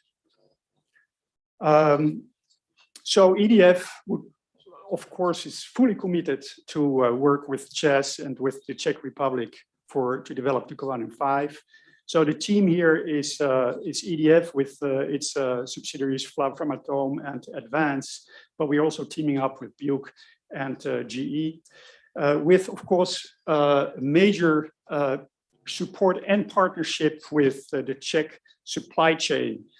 A couple of the partners already identified are listed here: the CPIA, the Atomics Group, I think it's the Czech machinery cluster written in Czech there, and then the Czech industry from the list that's given by the Ministry of the Czech Republic. And many more discussions are currently ongoing. We want this to be a real collaboration and a European-oriented project. And a lot of efforts are currently going into creating a relationship with all the companies. And I already met a few here outside the door interested in working with us, and we're looking forward to that. So it is important. One other point I would like to mention with regard to this slide is that we're also working on research and development already with the Czech Republic. We're in a university, and we think it's important because it's not my generation who will run these plants or will discuss technical issues in 15 or 20 years from now, but it's those who are sitting in the room here and doing their masters or doing their PhD will have to deal with it. And we strongly are on board with that. So EDF developed a big R&D. We spend about €500 million per year on R&D, a lot of facilities in order to test material aging, to test fuel, etc. And we are willing and we want to collaborate. We already do this with the Czech Republic and with universities in general. So I just want to mention that specific part on R&D because we are here in the university. And then last, but it's a commercial, please, if you are interested, join us for the World Nuclear exhibition, which will be held and which we are organizing by the end of the year in Paris. And it's a nice place to be in December, I promise. And with that, I would like to thank you. Thank you for inviting me here. And if there are any questions, happy to take them after the presentations.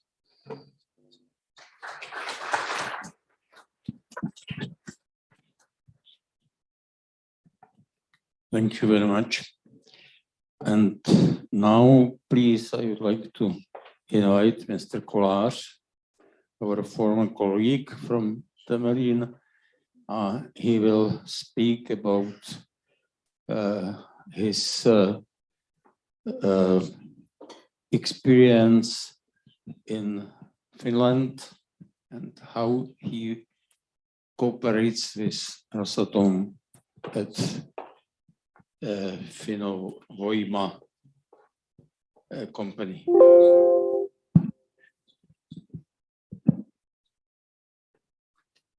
Dobrý den, moje jméno je tedy Jaroslav Kolář.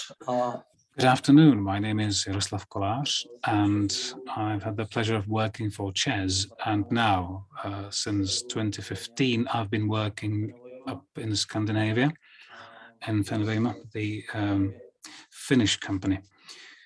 And we're currently working on completing this Fennovoima Hanhikivi project and the security analysis report to the client, although we've already worked on the previous versions of the analysis.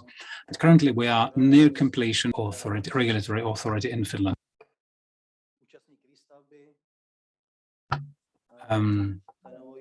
Fennovoima is the contractor.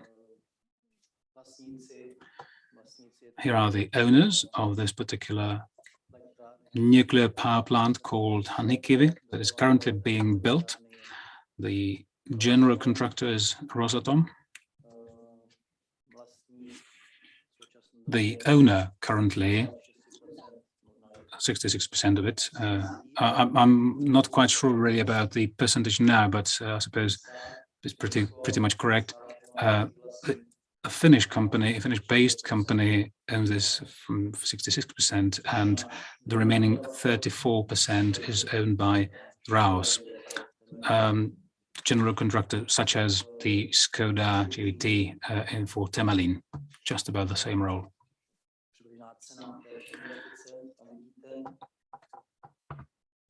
This is the estimated investment. It's a 1,200 megawatt installed capacity with 60 years.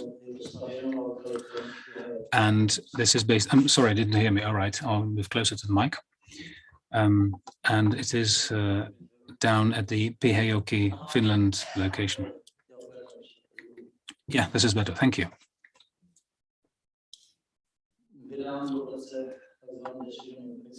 The decision in principle, that's what it is known as in Finland. And based on that decision in principle, Fennovoima will always be at least 60% owner. Electricity will be provided to the owners at the purchase price with no margin. And this is a turnkey contract. And this is the project of the Hanhikivi, the schedule of the Hanhikivi project.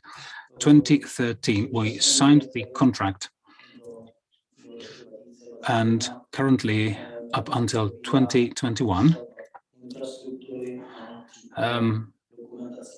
we've had the basic design of the initial design and the safety and security analysis or report. Construction is meant to take place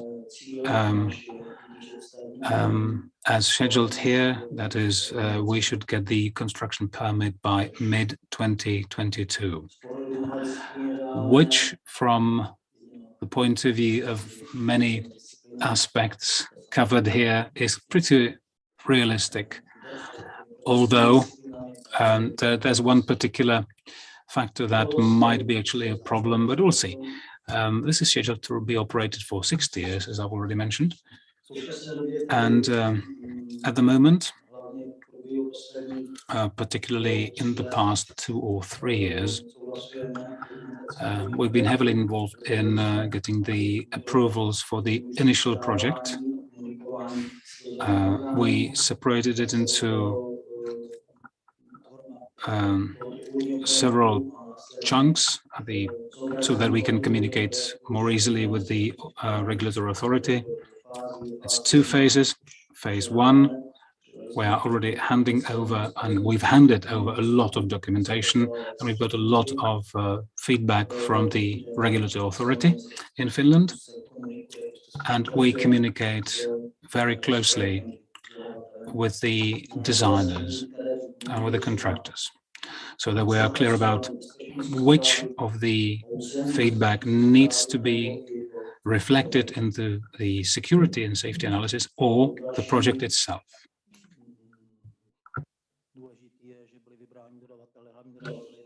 We selected contractors for individual unit components, turbo generator, the NMC, apart from Russian companies who supply the main part. Main components are also under constructions, compensators, reactors, steam generators. In Kramatorsk, which is Ukraine.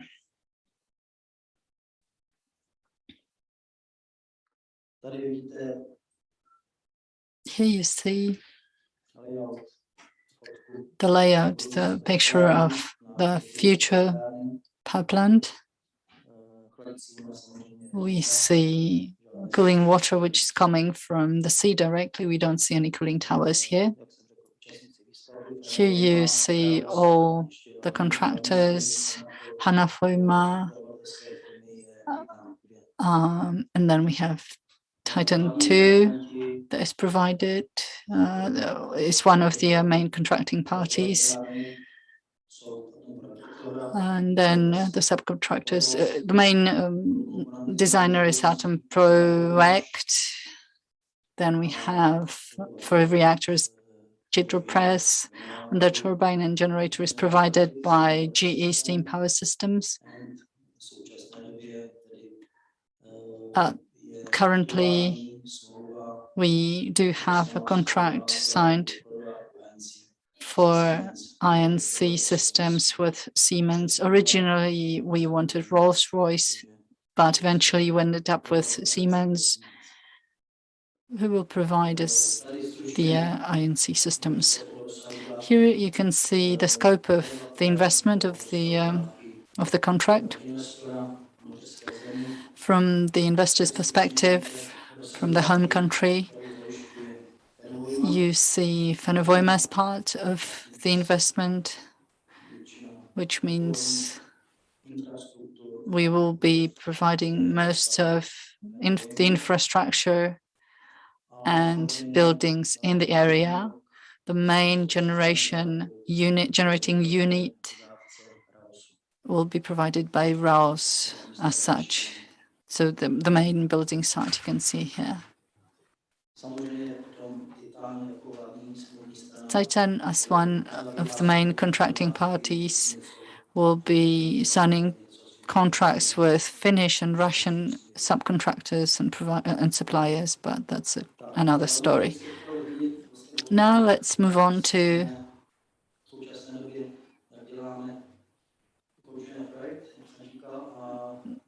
the current state of play. We are now in the middle of the licensing procedure. And of course, there are some differences in the design of our power plant and the reference NPP in Russia, near Petersburg, and NPP Leningrad, and there are differences regarding requirements made by the regulators, which are different in Russia, in France, in Finland. So we have to follow the guidelines by STUK, so it's the Finnish regulator.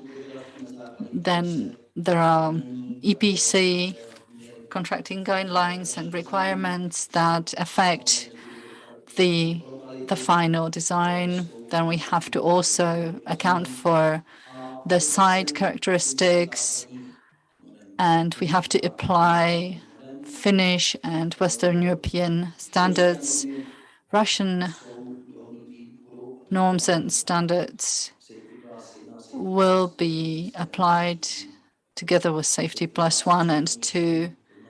Anything 3 or less for class 3 security and safety will be modified according to Western European and Finnish standards instead. Of course, the design is still under development, and we account for everything that we've learned in the OLK3 project. We learned our lessons as far as the whole permit proceedings are concerned and licensing is concerned. Also, it's important that we decided and agreed on applying methodology for the project development and licensing documentation pack. I will elaborate on it in a second. Here I have a few slides on security and safety systems that we applied from the basic project and which ones were added on top of it. Here you can compare 2 units. Generally, we follow the Leningrad design. Why we had to change it? There is a larger list of emergency events and DEC events, design extension events. This is what we had to include in the design as well. As far as the development of the project is concerned, we had requirements of the investor, then there was the call for bids. There are various requirements for structures and components, for systems of the building. Everything which is listed here has to be included in the project. And this is the reason why we had to use the Atlas methodology, where we use the top-down approach to the design as far as the DID is concerned, initiating events, DB accidents, design basis, and DEC accidents. So this all had to be taken into consideration when we changed the design, modified our original design. And this is the Atlas methodology that we used. There are 3 levels of this design. We start with the plant safety design, then we follow on with functional architecture, and then finishing off with technical architecture. The functional and technical architectures are sort of an entry point and a launch pad for designing systems and allow us to verify which systems that were developed according to Russian regulatory requirements are in compliance with Finnish standards, and where we have to modify, in which places we have to modify the project. And this is what we do on the basis of the output that we get from this methodology. And some parts and elements have to be reinvented. This is the plan that we use for planning, and we have the security measures, safety measures, functional architecture, approval procedures for different event categories, and also then we follow up with INC architecture, supervision of block INC or unit INC, etc. So these are all the points and parameters that we have to take into account when assessing the design. Our current goal is to prepare the complete initial project and individual chapters of the safety report, BSAR. We are getting feedback and comments that we have to apply to our report, etc., etc. You know the story behind.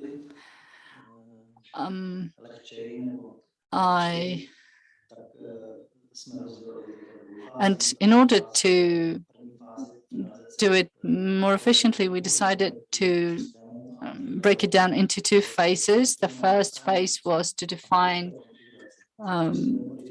configuration of the system, layout of the buildings, and projects of the systems.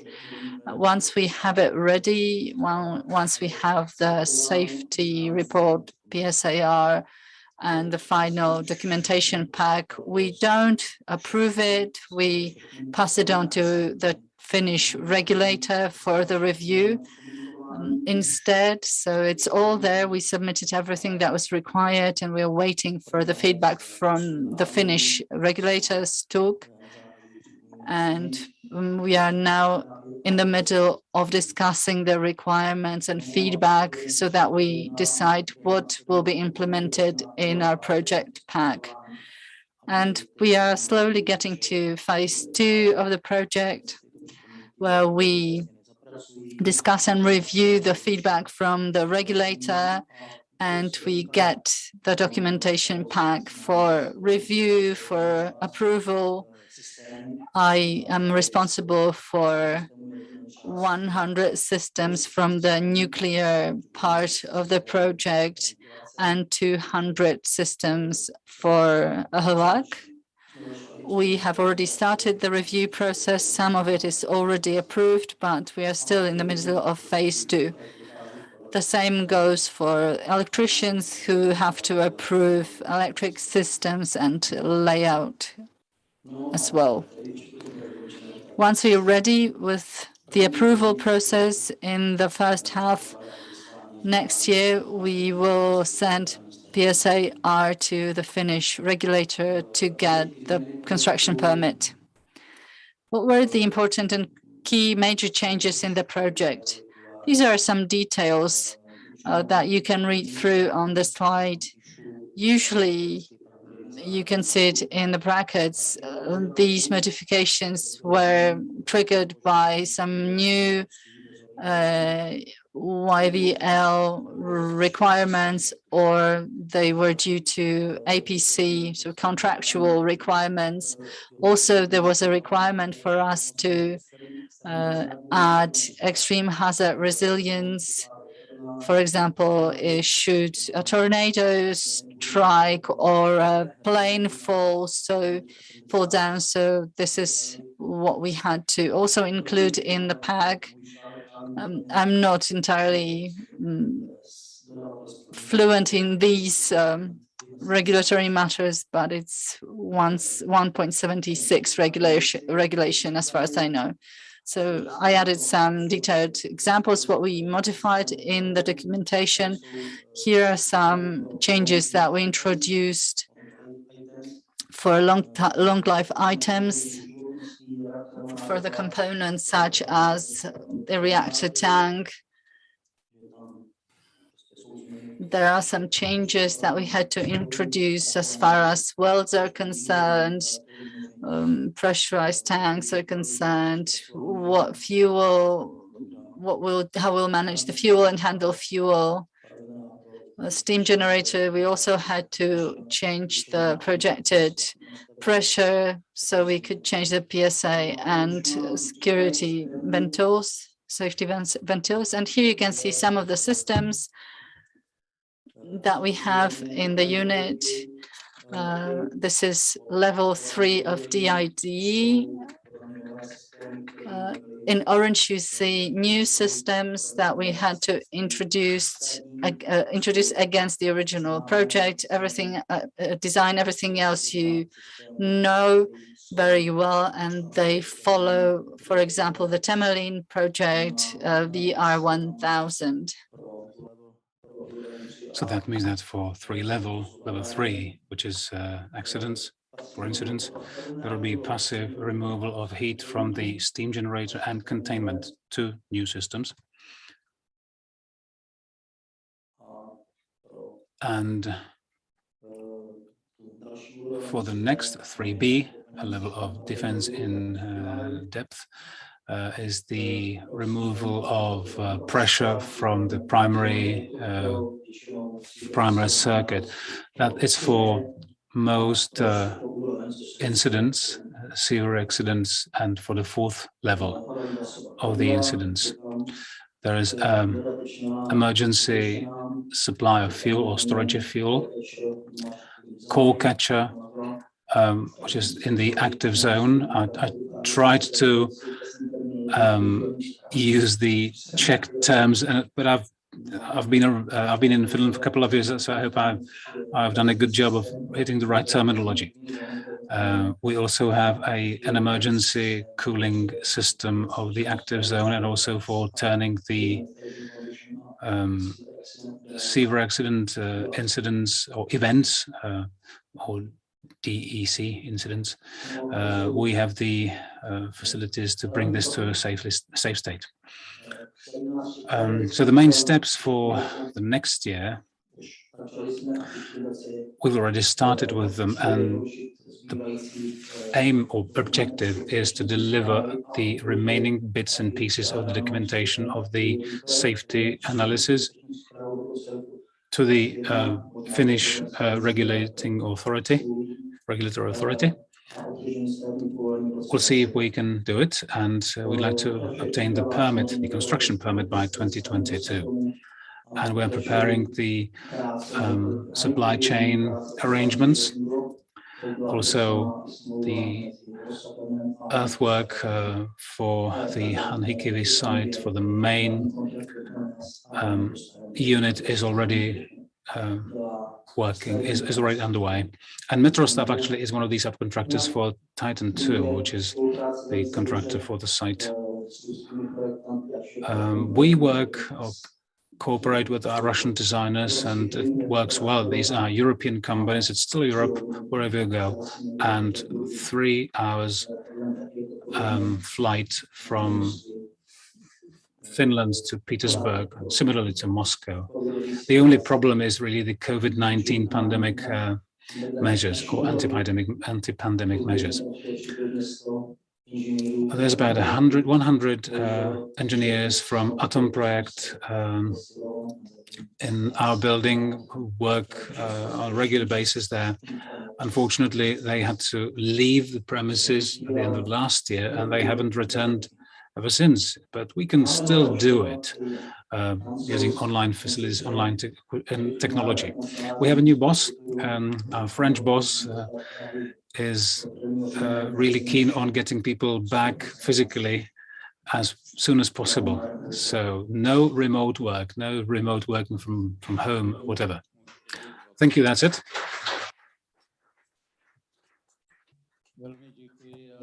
Thank you very much. And now, dear audiences, please get your questions ready.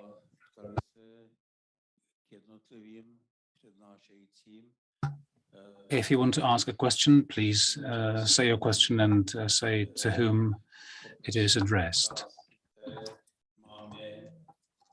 Let me start by asking if we have any questions to the surrounding the presentation for KH and P, our Korean colleagues. Any questions?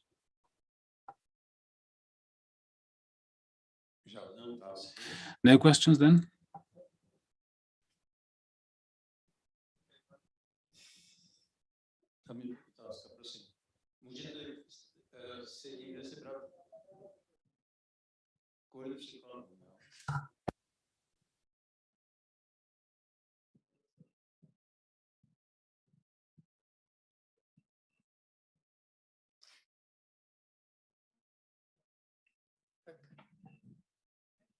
Kde?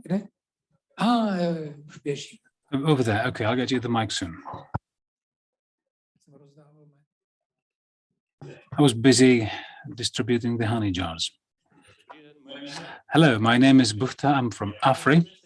I'd like to ask the same question as I did ask in 2010 at a fair. I asked the same question to Rosatom and Westinghouse and Areva as the three potential suppliers for the Temelín nuclear power plant. Question: what is the probability of Czech companies working on a project like this already before such a huge project actually is underway?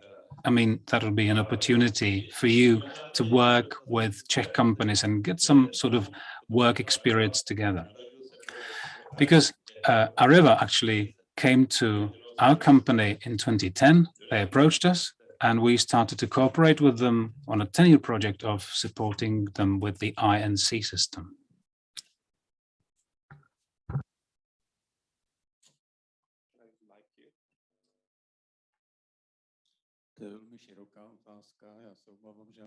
That is a very broad question. I'm afraid that will take a lot of time.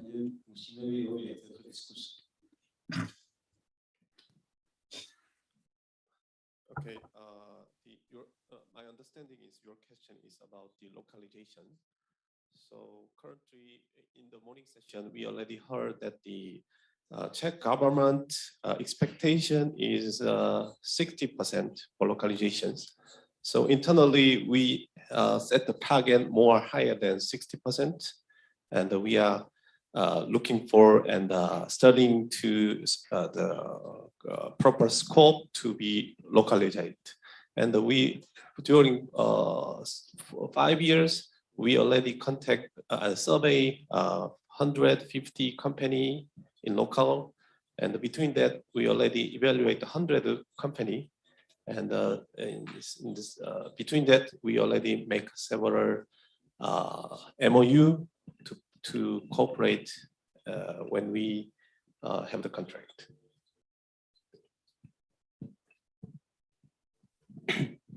Já to řeknu česky teďko. Já totiž mám obavu, že stejnou odpověď. Let me say that in Czech. I'm afraid you can get the same sort of answer, or you will expect the same sort of answer from all the rest. So let me ask if somebody's got a technical or more technical question. I can see a hand up over there.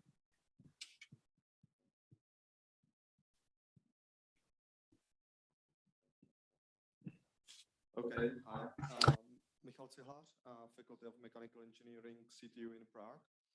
So what are the 3 things that you are the most afraid of on working in the Czech Republic with Czech government, Czech institution, Czech industry, and so on? Thank you. To máte ke komu, prosím? Who are you asking the question? KHNP. That's the same thing. I suppose that's been already answered. Dobře.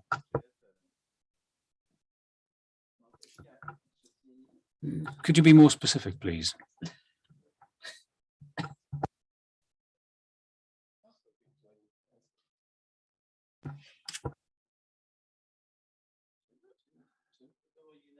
Okay, so of course, each overseas project has different environment, and also the labor environment and the securing experienced personnel, the deliver heavy materials, because Czech is inland, so everything is a challenge, and we are already identify most of the a lot of the risk in the project, and preparing countermeasure to complete the project in time and in budget.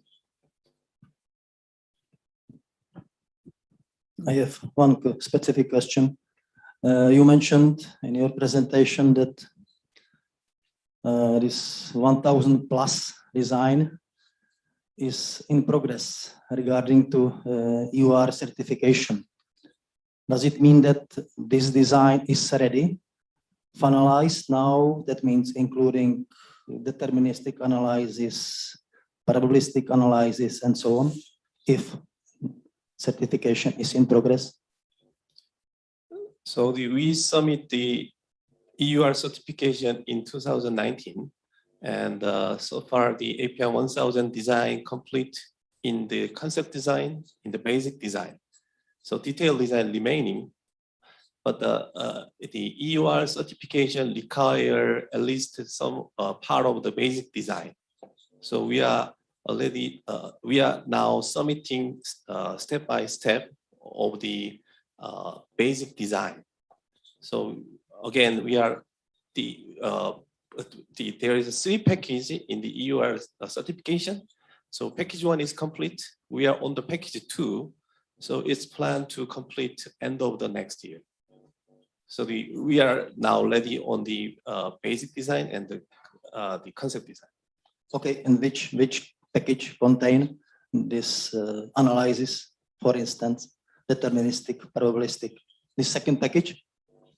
The package is not the kinds of the stage concept. The package divide if the whole package is 100, package 1 include 1 to 10, and package 2 is include like 20 to 50.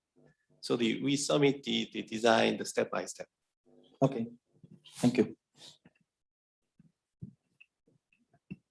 Už je to v zásadě, půjde o prototyp, že jo? Takže budeme věřit, že se to podaří.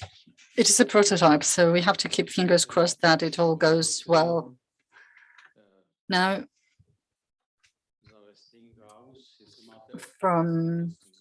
are there any questions for Westinghouse? Yes.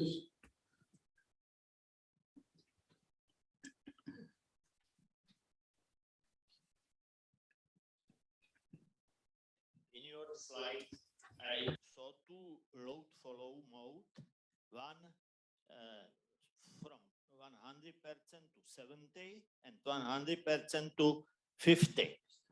It's I think it's not more.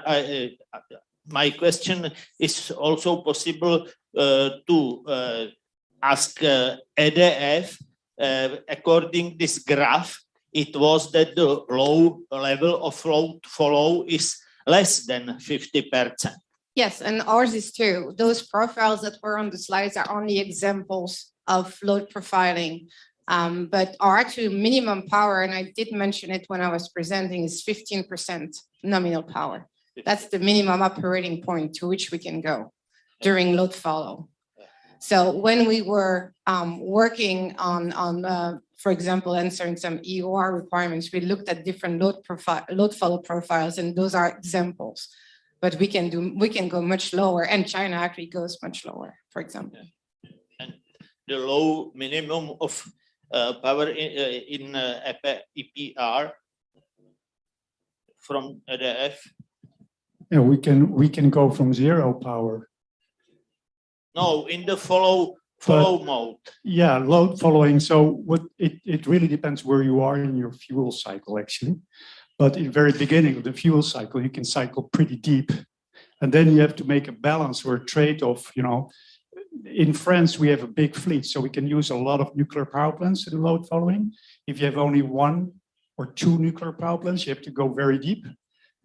The price you have to pay, of course, is then you have more transients to deal with, which impacts maintenance and life of the power plant.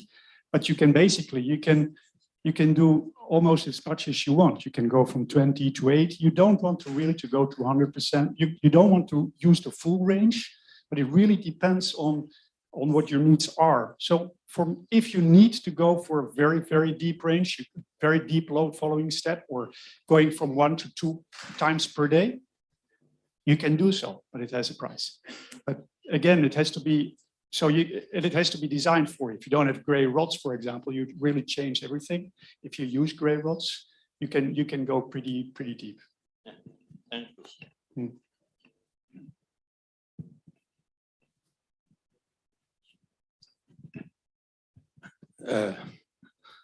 Let me close this problem, because from perspective of operational modes, there is no worse to go with power less than 1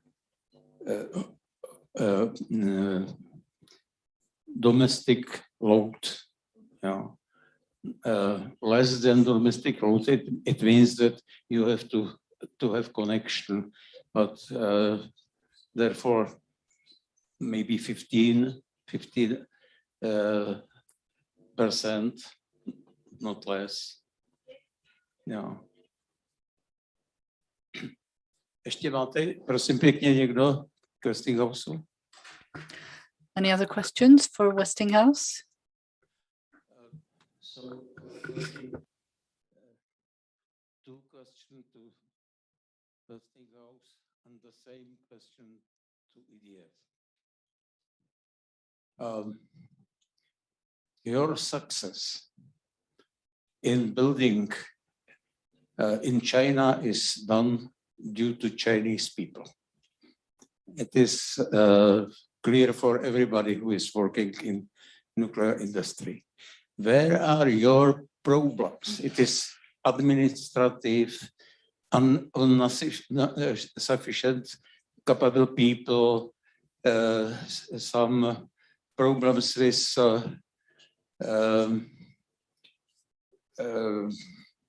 your regulatory bodies in your country, which were not in China, or what is your problem? If it is different in France and US or not. So first, please, Westinghouse. I think in the US industry, when we started building Vogel and BC Summer, it was a once in a long time for a new build project in the US. We were also going for a new licensing process. That's something that it may not seem like much to you, but for example, the fact that the NRC was then delivering a combined operation and construction license, that means that every word, every sketches that was in the design control document in support of the design certification for them became the absolute truth. So if we diverted even one bit from it, we were for them creating, we were diverting from the license. This is something that for us, when we had put a sketch back in 2006, for example, in the design control document, maybe not something that we had envisaged as becoming something we could not divert from a sketch and not a drawing. So we had lots of lessons learned on that new licensing process, for example, that created us some issues from the beginning on our US programs. I mentioned before, but understanding of engineering completion, the way we interfaced, also we didn't have the same responsibilities on the two projects. I don't know if Mike, you want to add something, because I have some of my colleagues up there.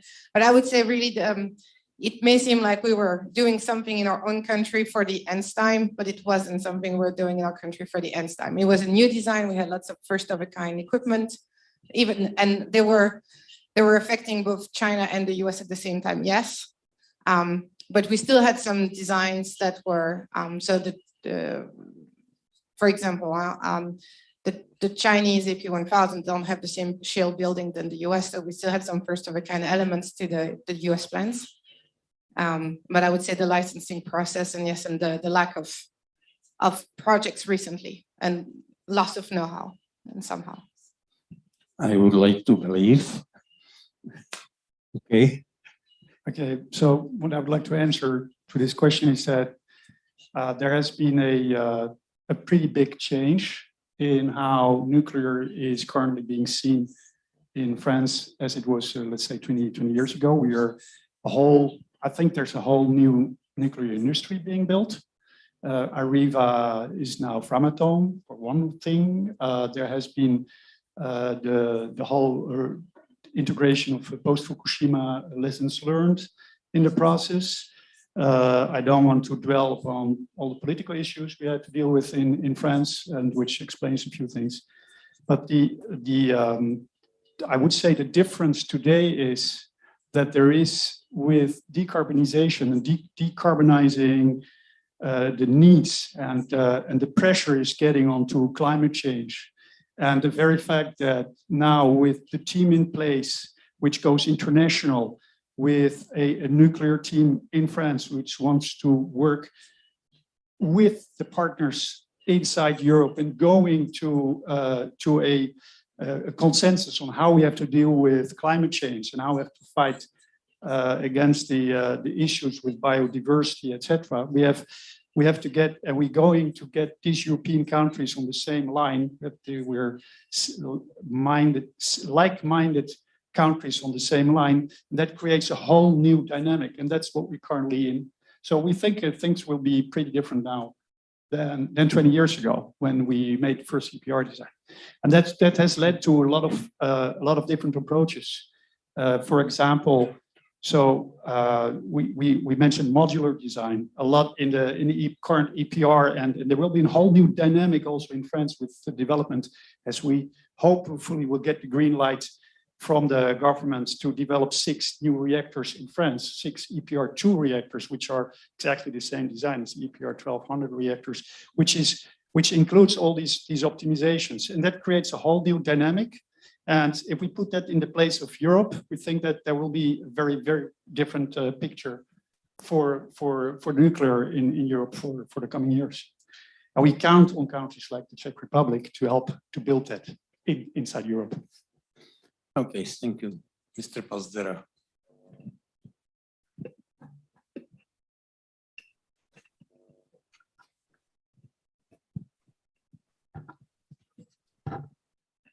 Pazdaran, advisor.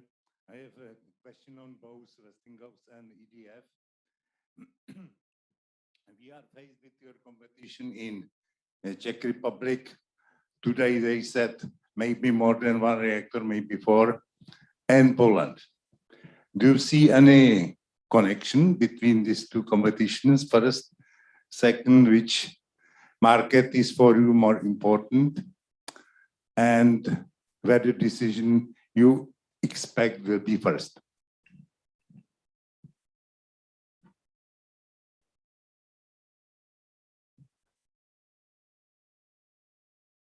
Probably, I would like my colleague to answer the question because I'm from the engineering department. But I have a colleague from the field development. Good afternoon. My name is Mike Kuhn. I'm the Vice President of the New Plant Division, responsible for the Czech Republic. So a good question. Our view of Central and Eastern Europe is there's a much synergy for us with the potential in Poland, the potential in Czech, Slovenia, Ukraine. So we see a lot of opportunity here, even for the Czech industry to work with us in some of these other areas in Europe to support our efforts here. So we don't prioritize one over the other. We would like to have all of the countries involved in supporting our efforts.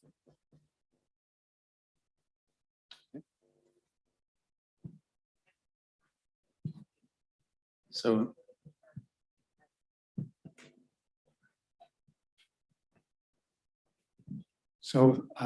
very quick. So, well, I'm also a technical guy. I'm not from those who are building the proposal for Czech Republic. But the only thing I would say is that they're both super important for us because they're both really starting and initiating nuclear new build in Europe. So, but the Czech Republic looks like being the first. A lot of discussion going on here. My CEO is currently working in Prague today with our team, and there will be a lot of people coming next week again. And we had the Suppliers Day, so there's a lot of activity going on here. Poland will be a big market, and it will be a big step into going to CO2 emission reductions into Europe. Both are important. We discussed also with Slovenia, so it is an exciting period, but we're currently really at the front with the Czech Republic. Are you satisfied, Mr. Pazdera? So, další otázka, prosím. Kdo má další? Next question, please, if you have any questions.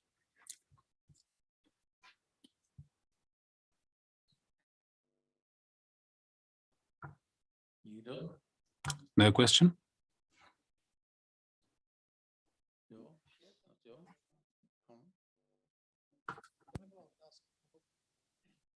Was that a question?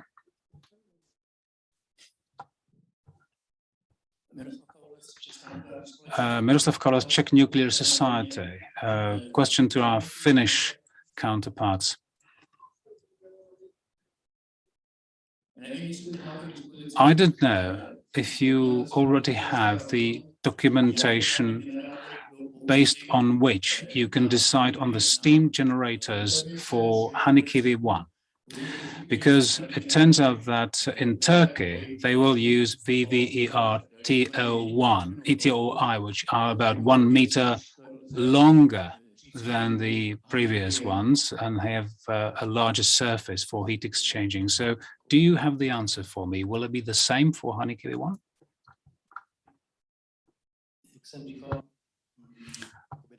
As I said, construction plans for the reactor, for the pressurizer, and for the steam generator are already in place. They are already completed. And I suppose I expect it to be the standard steam generator based on the General Press project for the 1200 project, 1200 megawatt reactor project. I don't know if there is any big difference in the Turkish project, but I believe it's Atomprojekt Moscow that is the designer for that. That's a different designer rather than the Petersburg reference project. That's a different project, and that is the reference project for us. And hang on, wait for the mic. Hang on.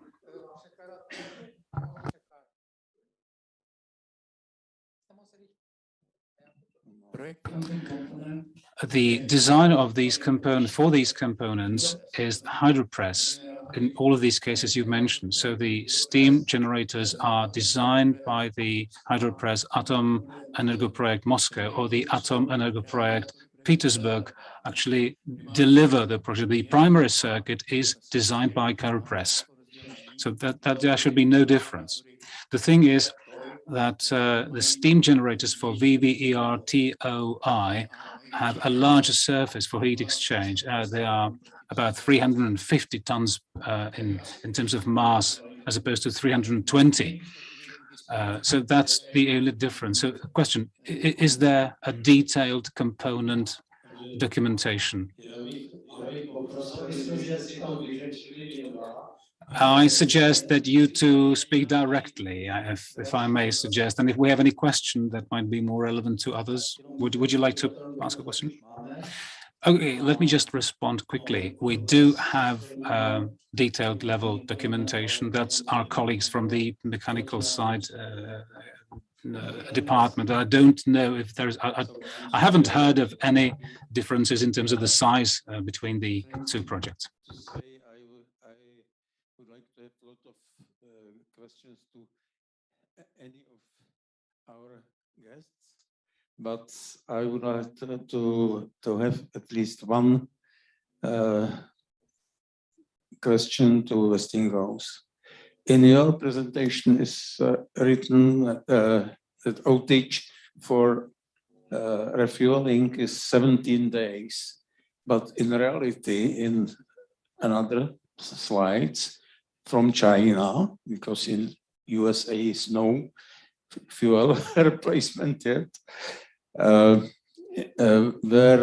27, 50 days, etc. So where is problem that you are, your warranty is 17 days and in reality it is more than twice? I don't know if it's possible to put back the slide because it would be easier, but if not, so the first 4 lines on that slide, the ones that were in the 40 days and up to 37 days time frame, those were the first outage. And on the first outage of a nuclear power plant, obviously we do a lot of exceptional inspections. The one about outage performance. Yeah, he's on the good presentation. I can continue. Yep, this one. No, not this one. And more. I think that was the one before. the table before. Yeah, this one. No. This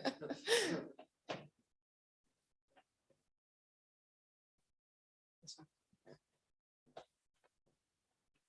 I think it's going to be easier. Yeah. The first more or less regular outage was the Sandman one, which was done in 20.5 days. Still, it included a foreign object search. So something that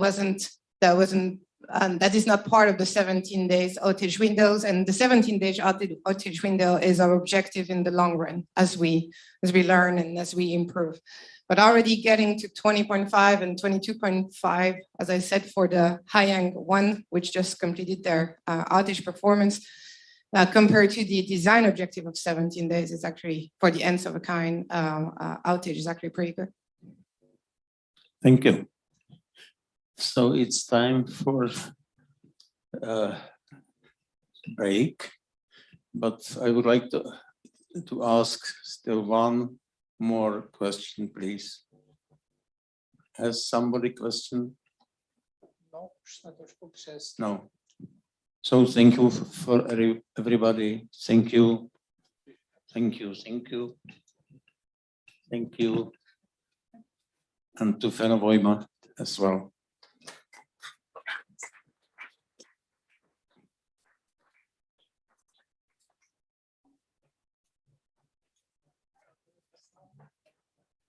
Teď budeme mít přestávku a v 16:00 začíná. Ladies and gentlemen, let's take a break now, and then the last session of today will start at 4 o'clock sharp. Please be back.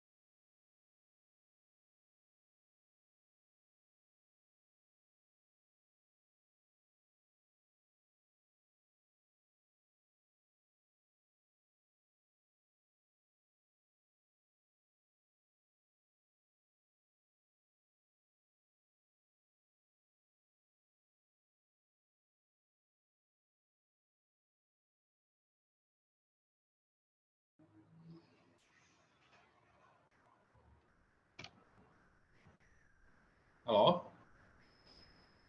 Jsme se? Ano, já vás slyším. Super, tak my vás taky slyšíme. Jo, dobře, dobrá slyšitelnost, jo. Jo, je to super, takže já to teďko zapauzuju a pak vás vyzveme u mikrofonu. Já se zeptám, protože já jsem přes Zoom, abych se pravdu přiznal, ještě vůbec nikdy nefungoval, jo. Ano.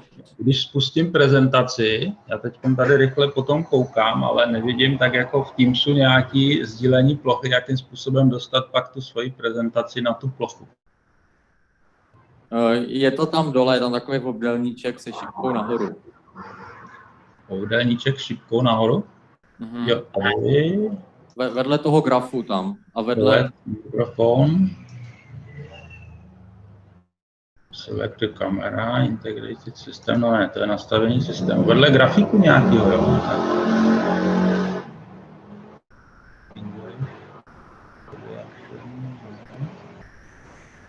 Share screen, jo, tady už to vidím. Share screen, jo, takže když to... Takže tam, když vyberete tu plochu, tak byste to měl zazdílet k nám. Doufám, že se mi to povede teda. Halo? Ano. Jsme se? Ano, slyším vás. vás. Já vás slyším. Já vás taky. Super, tak my vás taky slyšíme. Jo, dobrá slyšitelnost, jo. Jo, je to super, takže já to teďko zapauzuju a pak vás vyzveme na mikrofonu. Dobře, prosím vás, zkuste tohle, jo. Já se zeptám, protože já jsem přes Zoom, abych se pravdu přiznal, ještě vůbec nikdy nefungoval, jo. Ano. Když spustím prezentaci, já teď tady rychle potom koukám, ale nevidím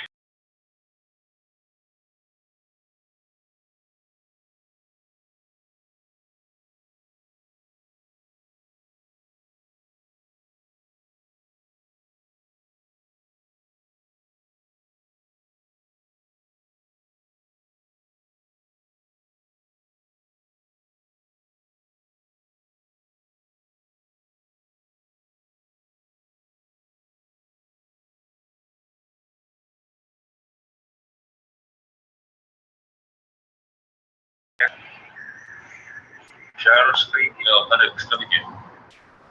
Share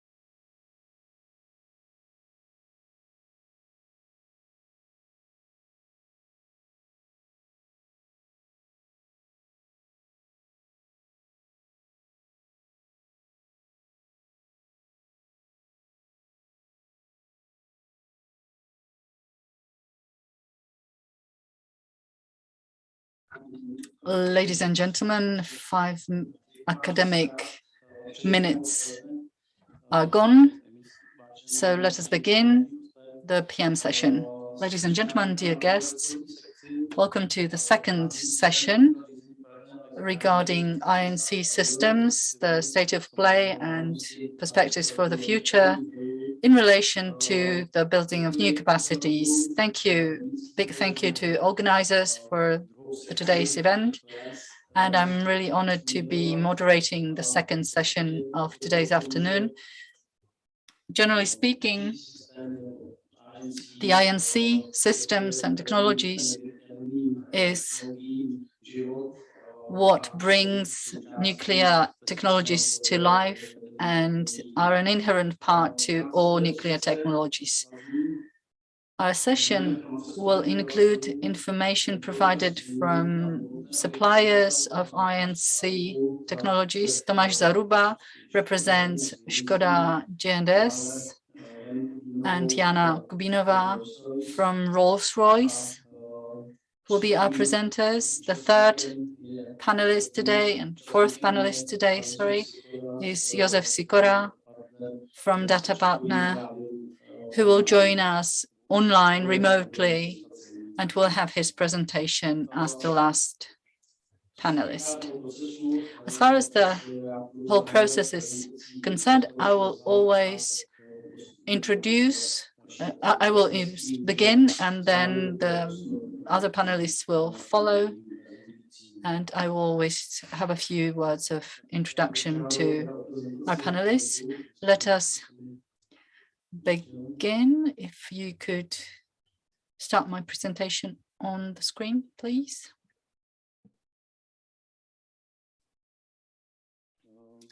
ZAT company. I will be presenting 3 areas. I will start with a short profile of our company, then I'll show you our references of our supplies in the power generation industry, and finally I will talk a little bit about cooperation. The remote is not working. There we go. ZAT. We are a 100% Czech-owned company.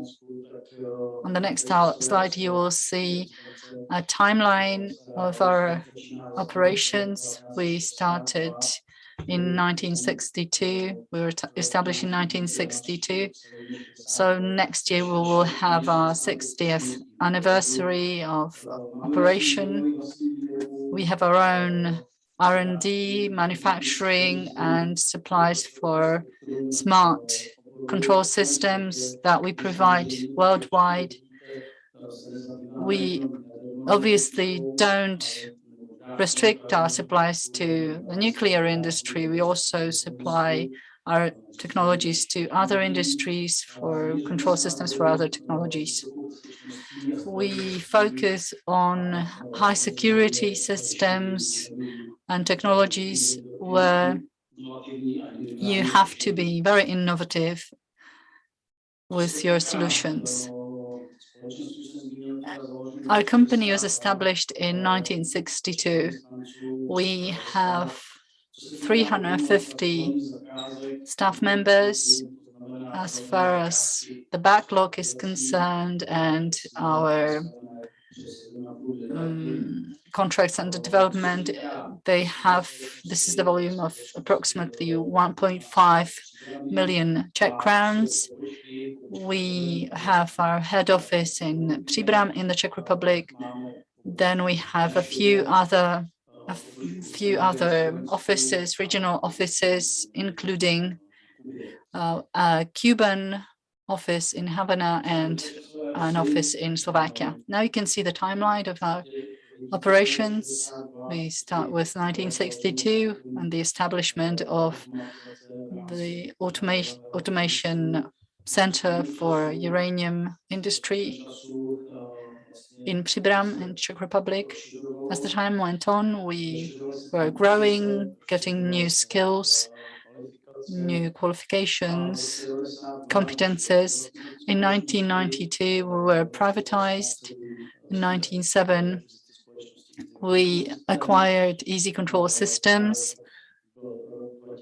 In 2003, we acquired Škoda Energo company. Today, we provide the fourth generation of the I&C systems. In 1992, we introduced Sandra Z200 into 2006. That was in 2011. In 2016, we introduced Sandra Z100. We were carefully monitoring automation trends and controls trends. And this is when we started to develop our Simonet platform, which was introduced and marketed, which has been marketed since 2018. And we use the current trends of data processing and digitalization. In 2019, another acquisition followed, Definity Systems for application systems for data processing. We provide these solutions to a number of private companies. And these are some extensions to existing applications that we provide as well, and upgrades. And here I also have 2028, which means responsible employer, COVID-19 responsible workplace. That's 2021. It was a difficult time for everybody. We had restrictions in place. We are a critical infrastructure supplier, so we had to somehow learn how to live with it. We had a crisis management team, had to protect our employees and make sure that our company keeps going despite the pandemic. The company co-established automation in the world. We joined Siemens in that area. We're also beginning in the 60s to play around with automation. We develop our own technologies and maintain long-term, reliable, robust systems for controls. We undergo external audits from auditing institutes and technology centers. And from time to time, we get recognized and receive rewards in various contests and competitions. In 2016, as I mentioned, we introduced to the market Sandra Z100. The Z200 is for general controls, while Z100, the yellow line, is the security systems line. There are various sublines.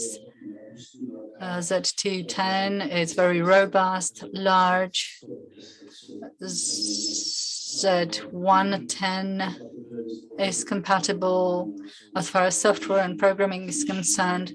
However, they come in a smaller size. The Simonet, simply one net solution. These are IoT modules and data extensions for data collection. Here we are in the nuclear industry on this event, during this event, so probably you won't get in touch with most of our solutions, but in some support facilities, you might come across our products in some sites, on some sites that are not directly connected with the operation of the nuclear unit. However, we know how to optimize the efficiency of the facility, so maintenance personnel, they don't have to move around the facility. They can check all the data parameters in their software. I mentioned this is the fourth generation of the control system. So this is the fourth generation of experience. So over the past 15 or 20 years, we've been developing the system. In 1962, it was about the Dynamo company. You definitely, many of you at least, know the uranium business. Then it's called now Sandra Safety. Automation, I believe, is the name. We're a Czech-based company, we're a Czech-owned company, we have Czech facilities and Czech manufacturers base. And all of these activities are subject to security screening. One aspect of it is the cybersecurity of the company, then the protection of our platforms, and the third layer would be the cybersecurity on the customer's site. This is the geographical distribution of our reference projects, including our nuclear projects. It's worth noting that the most geographically distant project is the one in Australia, when we dealt with controlling the turbine for a mirror field. Right in the center here, there are our competences. This is about support, analyses, implementations and activities, and there are then activities that places of focus, areas of focus that we want to improve, the Sandra and Simonet platforms and the SOVA platform, which is one that we acquired with the acquisition of the Benešov-based company. And surrounding on the outer circle would be the various applications, the traditional electric power plants or power plants, so nuclear power plants, coal mine operations, gas operations, etc., etc. That's the field of applications. Coming to the power sector, we are proud of saying that we are one of the four companies on the territory of the European Union that supply the control systems for the primary systems of nuclear power plants. As regards our solutions, we're particularly talking about the primary and secondary sections of the joint unit plus the non-unit facilities. So we supply the control systems and control instrumentation systems for all of these types of application. There's 32 units currently operated in 7 countries, over 45 years of experience that we've supplied our systems to, and this whole project, or the sum of the project, would be 5.8 billion Czech crowns worth in total. This is the list of all of our reference projects, both the VVER plus the PWR 1300 plus the VVER 440.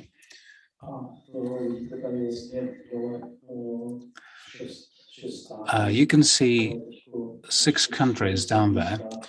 A 7th will be added, that'll be Finland. We've recently put into operation the control instrumentation system for the fuel rod assembly for the Loesa, and that was for the first unit. Now the second unit is in the pipeline.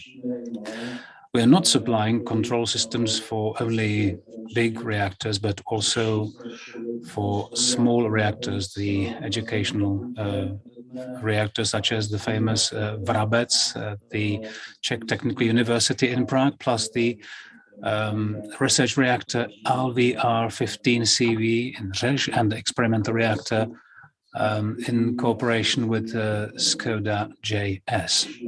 So we're also active on this front, and we want to be ready for the construction of small reactors, which might be quite topical in the near future.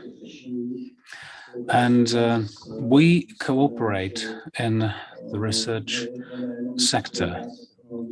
We don't cooperate with only technological companies, but also research and development companies or research and development oriented companies.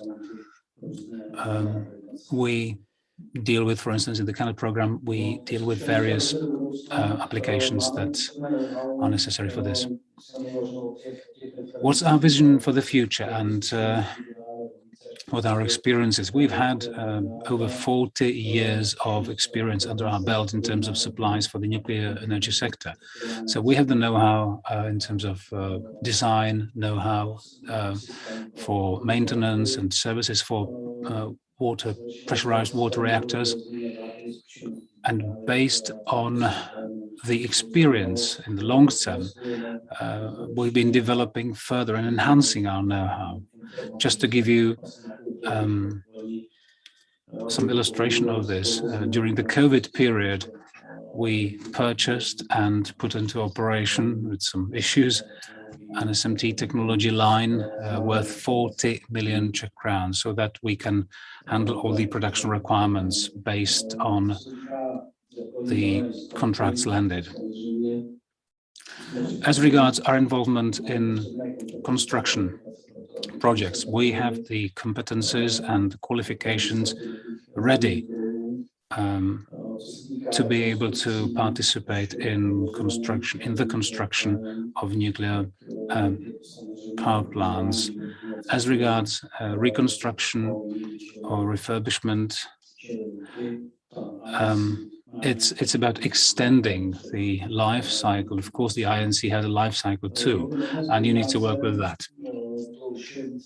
The advantages of potential cooperation with our company, that's in relation to the nuclear power plant at Dukovany. We've had over 20 years of experience. That's non-stop, continuous cooperation with the Dukovany site.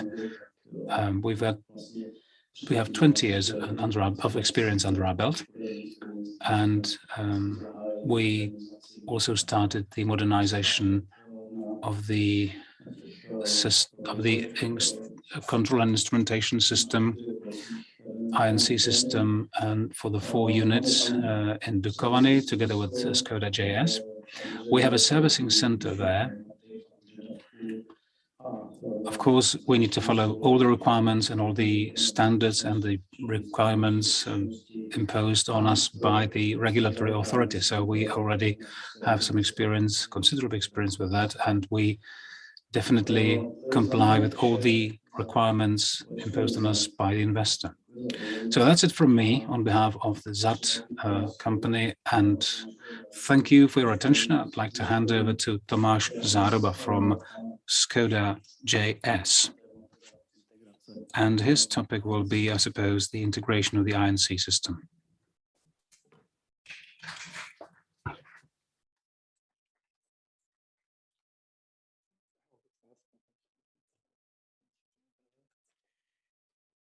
Good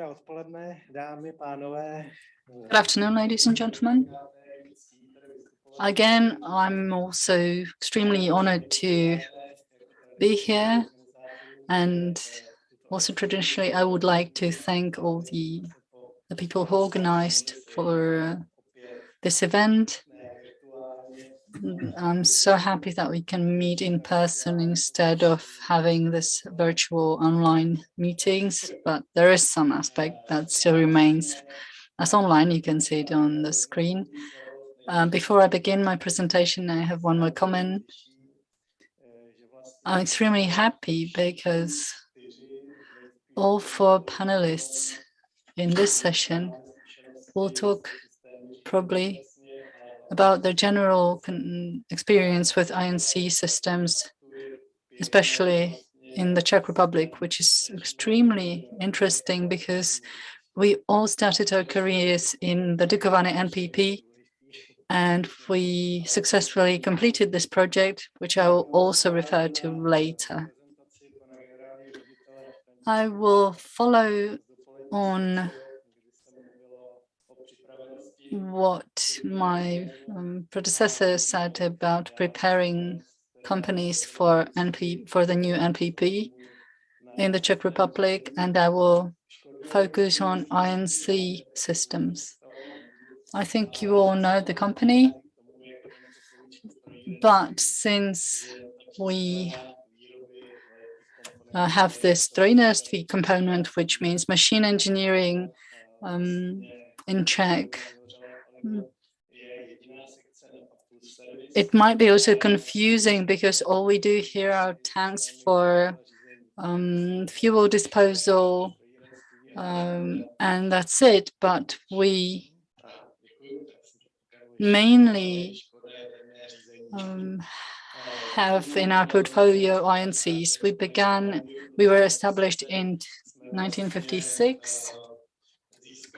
In 2000, together with the ZAT company and our French colleagues, we were chosen to deliver safety and security and control systems and BCS systems, which is a unit computer. And other security systems, which marked the first year of our 20-year journey in INC systems. I don't want to offend anybody, but of course, before 2000, we were developing various applications, but the big milestone was the year 2000. Here you can see our major references for the company. The first refurbishment was for the INC in Dukovany in 2000, which continued and was successfully completed in 2008. The refurbishment meant that we had to change the hardwired system for the digital one, and especially on the 2, 3, and 4th level, phase 1.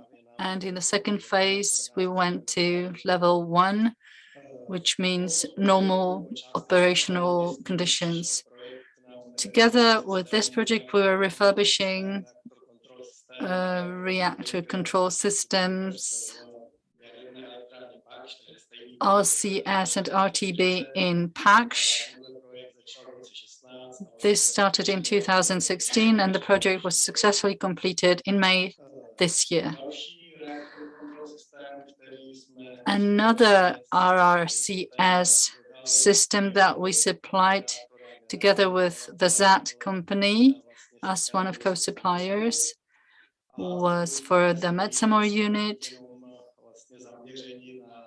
We generally focus not only on units, nuclear units, but also in Temelín we refurbished non-block INC, non-unit INCs, where we had to basically build the central control room for Temelín so that we would include all those INC systems that were outside the unit could be controlled from the single room. Apart from these references, I have one last from our love project from Brazil, where we are preparing reactor rod control systems and control rod drive mechanisms, which is for 48 megawatts. In the first phase, we had to develop and qualify the facility itself for class A according to IEC. And in phase 2, which begins now, we will supply it. We'll be supplying it, delivering it. And now we have a new testing reactor in the Prague Technical University, Technical University, with one of the partners that I will not name here. We'll be providing this reactor together with the control system and it should be ready next year. These were our references. Now let's have a look at Škoda JS and how we contributed to these projects. Unlike ZAD or other manufacturers, we don't manufacture control systems. What we do is we integrate and the processing of the general level of INCs into processing into segments, into partial or partial INC systems, and how to implement them in the entire environment in the unit. We verify them and validate and approve the outcomes, and then we transfer it to our customers and clients in the Czech Republic, Russia, and other countries abroad. Here you can see how our activities are divided, what is between us and our subcontractors in turnkey projects. In blue, you see the activities and tasks that we do in our own capacity as Škoda JS. Whenever you see a red box or a yellow box, this is what our subcontractors do. These are reliabilities studies, for example, production plants, etc. As far as integration and implementation of the main INC in NNPs, there are 4 areas here, which means input data control and management. So we apply here special technologies. We prepare a design for INC systems, which we have to distribute and ramp up, modify. We control whether they are applied properly. We supervise and overview the application, and this is the role of the design or authority. This authority has to somehow coordinate between different areas, such as mechanical design, etc. Next, we do validation and testing. That is another of our strengths. We do interconnectivity system testing between the individual self-standing systems, but also in smaller projects, we are preparing the testing programs, or we are participating in these programs or testing programs. In some cases, our technicians test the systems themselves so that they prove to the customer that the already manufactured systems comply with the requests and requirements set down in the documentation. Configuration management is the last point here, which is about making sure that at every individual phase, each individual phase of the project, you need to make sure that there is harmony between the state of play in reality and the documentation. We call our system a configuration management information system.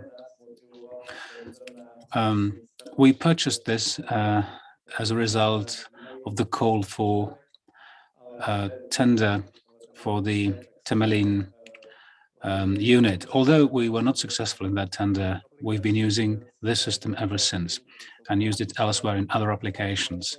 These are examples from the Pakš power plant, and these are based on the recommendations of the International Atomic Energy Agency. The main purpose of this system is to collect all the relevant information, to monitor all the activities, to set down a workflow, and make sure that the whole project runs smoothly as a whole. On this slide, you can see this link between the 3D model, the laser scan, and the technological diagram in Smochovce. And up there, this is a terminal board from a terminal box from Pakš. And diverted slightly, I'm sorry. I got into the habit of talking about what we can do. This is based on what we can do in terms of the in-depth level or depth level, defense in depth, based on the technological process management plus DID2, level 2, limitation system safety related INC, in core, then the security systems such as SFAS RTS, diverse protection system, and the priority logic. And then, of course, the events that you never really want to happen. That's the vessel level management, the accident, severe accident management system.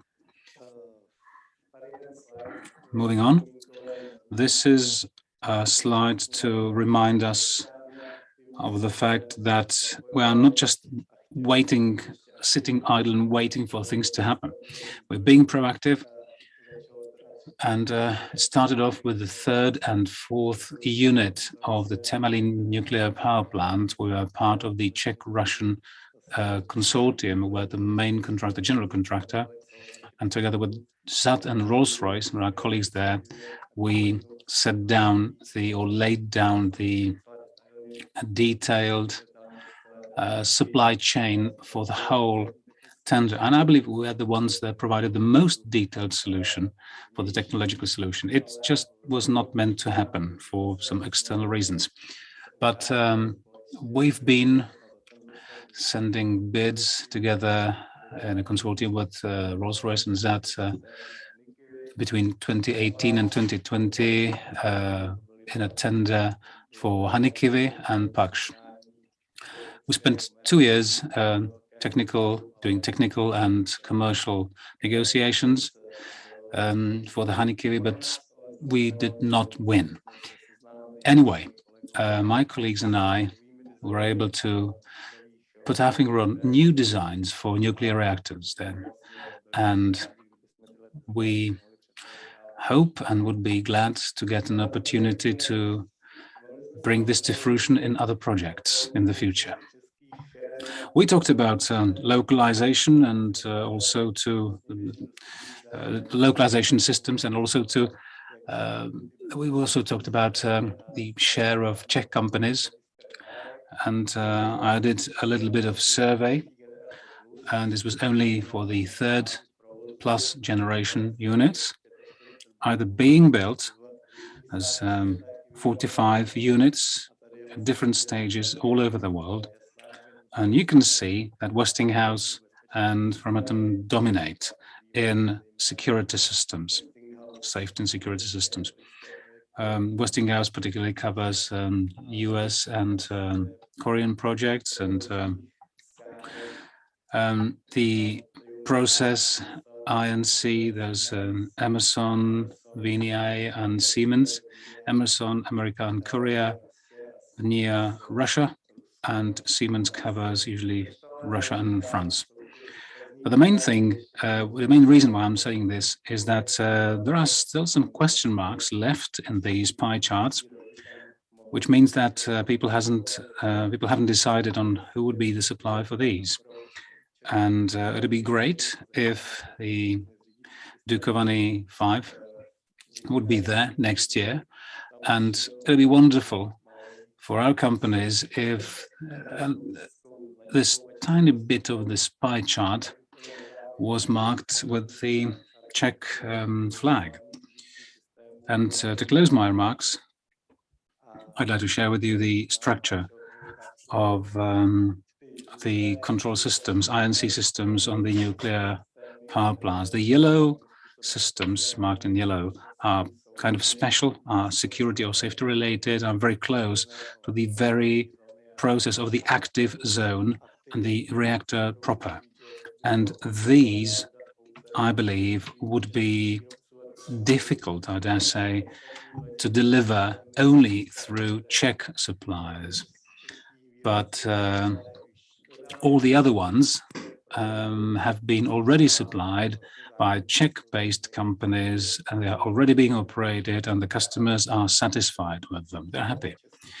That's why it would be a pity if this knowledge base and experience were not to be used when the Dukovany power plant is being built. Thank you. That's it from me.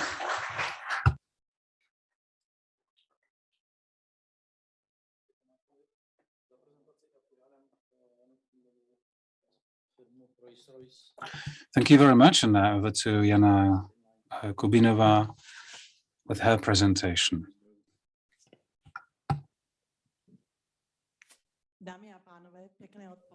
Ladies and gentlemen, good afternoon. Thanks to the organizers for having us at this conference, and thanks to you for staying with us for so long. Thank you for your patience. Our presentation is called Spinline Technology, the most suitable option for safety INC systems for the Dukovany 5 unit. Why do we think we are the most suitable option? That is stated in part 3 of our presentation. I will start by giving you a brief introduction to our platforms called Spinline and Hardline. Then I'll share with you the main references in safety INC modernization and new construction projects, and I'll shortly speak also about modular reactors. Here is the list of our platforms. The Spinline and Hardline are the most up-to-date technologies. Spinline is our family silver, so to speak. We were the first company to deliver a safety digital technology for the INC in France. At this moment, more than 90 units are equipped with this technology. It's a flexible, modular, digital technology. You can see the evolution of that technology. In 1983, we were the first company in the world, and continually and gradually, this technology has been enhanced and modernized to keep pace with the latest developments in the market. And this is also reflected in the software and hardware side of things. The individual generations of the Spinline technology, Spinline platform, are mutually compatible, which is a great advantage when you modernize your own system. This is an example of implementing our Spinline technology for the neutron instrumentation system. We supply both the instrument cabinets plus process units with data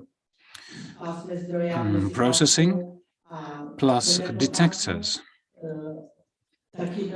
from detectors to electronics, and we also supply special cabling from the detectors to the instrument cabinets. They're very, very sensitive, so it's great that in our case you don't need to use a preamplifier. These systems are really favored by many customers, and they are installed at 115 nuclear reactors. Our other technology called Hardline, it's purely hardlined technology without any software elements.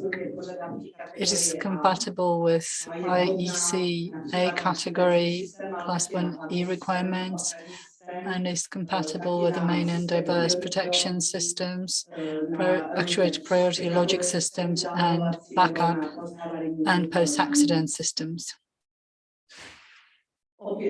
Both these technologies, Spinline and Hardline technology, are modular in their architecture, and they're very flexible and adaptable. Our technologies are, for example, in all types of reactors, PWR, RBMK, fast breeders, BN in Russia, as well as future SMRs and advanced and research reactors. Apart from these types of reactors, we are the supplier for all contractors, Framatome, Chinese suppliers, Rosatom, all reactor vendors are our partners. Our technology is licensed in many countries as EUJB, which is the Czech regulator, in France, in Slovakia, in America, in the US, in Finland, STUK, and so on and so forth. Spinline and hardline technologies can be used and is compliant with all design requirements that apply to Dukovany at the moment. Now a few of our reference projects. Modernization refurbishment in France, where we provided INCs to all 56 operating units. We are modernizing and refurbishing them with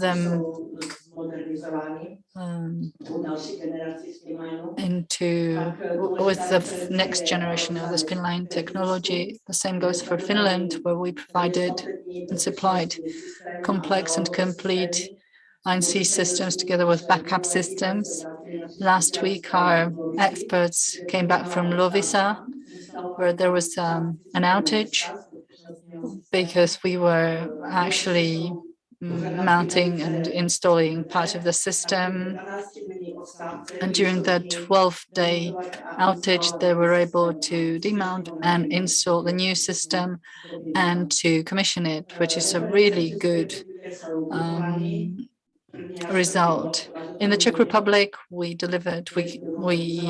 provided our solution, INC solution for the Dukovany Unit 1 to 4 and some other projects. As far as the new units are concerned, we provided our INCs to 42 units in China, in Finland. Jaroslav Kolář talked about a concept project for the Finnish Hanhikivi, which is delivered by Rolls-Royce. We applied basic safety methodologies, which is called Atlas, which is a Finnish guideline.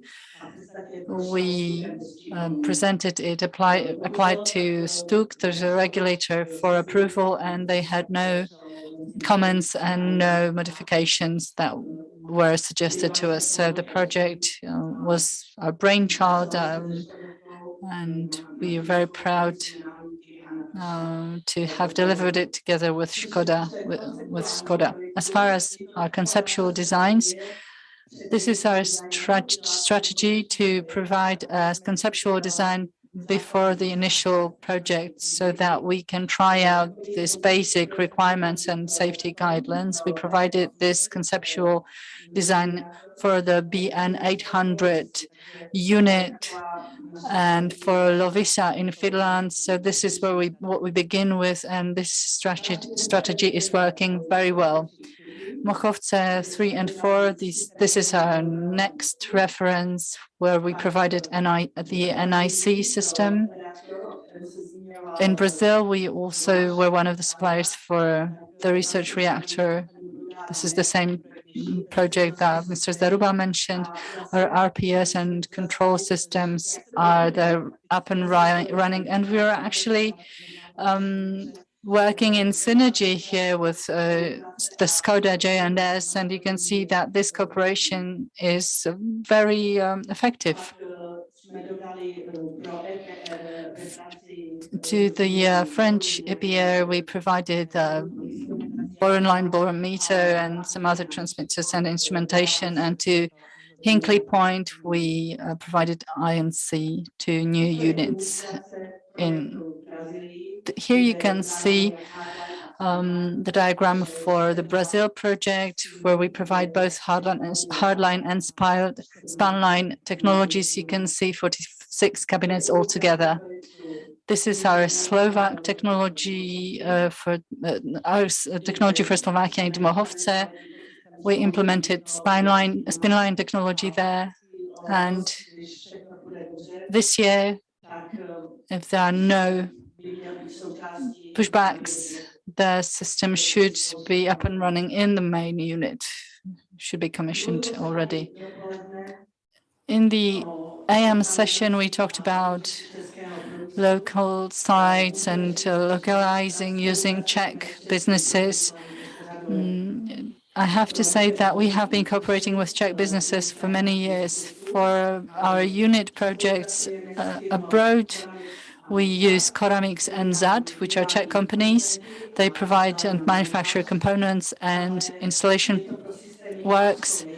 These are for A1E projects. We gave all the know-how, expertise, and training to these subcontractors. So this is mutually beneficial for the parties. And I think the results can speak for themselves. We have been cooperating in our refurbishment projects for Dukovany with Škoda J&S and for Energo INC in Finland, Loviisa. We also cooperate with other companies, and we welcome new partners. Now let's move on to Dukovany, because this is where the new facilities will be built, as Mr. Zaruba mentioned. Together, we delivered this flagship project, which was realized on time, on budget, and without any extra outages. We joined Framatome here, who provided engineering works. We provided technology. Škoda provided integration, and ZAT provided systems other than A1E level. It was an excellent cooperation. I bet Czechs is of the same opinion here. I think we delivered really well. As Mr. Kirček mentioned in the morning, the builder is the maintenance body as well. So in 2009, we provided the system, and in 2010, we signed a contract with Czechs for long-term maintenance. We supply spare parts, provide repairs of equipment. We decommission obsolete systems. Basically, we look after the system in the long term. Quite recently, we were contracted for hardware solutions, and quite recently, they approached us to deliver also software solutions, and we have been contracted by Czechs to provide such software solution. Czechs is acting in consortium with Framatome, who also contributes to the engineering side of the works here. We signed the contract for modernization, also because Dukovany will be running till 2045. And because of that, the spinline solution would not be enough to run until 2041. The system has to be modernized, upgraded to the next generation. In 2019, we had some analysis made, and we found out that partially the system can remain in the generation 3 mode, but partially it has to be upgraded, and both systems can run parallelly for the future. In 2020, we drafted a long-term operational strategy until 2045. This year, we drafted a technical study, case study, where we analyzed a few ways how to start with the modernization. I can tell you that Czechs were very satisfied. The head of engineering of the INC explicitly said, "I'd like to thank all the Rolls-Royce team for their professionalism and dedication." It was one of the important study. I was the one of the most important steps, or the important steps towards the spinline long-term operation at Dukovany. We appreciate Rolls-Royce's support, and we believe that it will be close mutual cooperation, and the future modernization will be a success. Now, this is the detailed plan or specific plan how we want to approach the upgrading or modernization. The yellow timeline is the hardwired contract that should expire in 23, but we've already predefined the switch to generation 4. We did a technical study defining the what's and the how's, and we also defined a couple of options, and it's now up to chairs to pick one. We're also close to finalizing the contracts for software modification. That's always a complex matter, a complicated matter. The first installations were put into operation in 2021. Some of the software tools were already slightly obsolete. Some others need to be revived, and it's about 50 different software packages, quite an effort. And we trained our staff. We always had somebody who had been involved in the original project at Dukovany. We always have them in our team, and we always have a team of two people, one main person plus another as a backup. So that's the kind of teamwork arrangement that we use for modernizations. And all of that happened during the huge constraints of the COVID-19 pandemic. And under that kind of difficult circumstances, we were able still to deliver as successfully as I've shown you.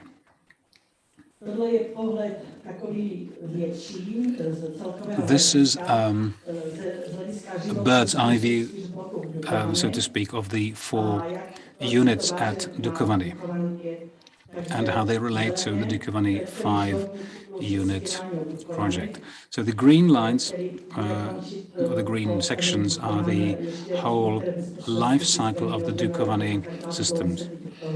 That's the decommissioning city plus INC still in operation for the certain parts of the system. The first concrete structure in 2030.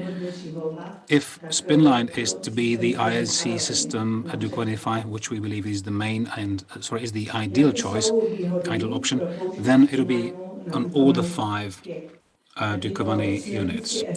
Well, what will be the benefits of having Spinline for Dukovany 5? Well, there are synergies. It's already licensed in the Czech Republic, and you would have the 4 units operated in the same system, the 5 units operated in the same system. We also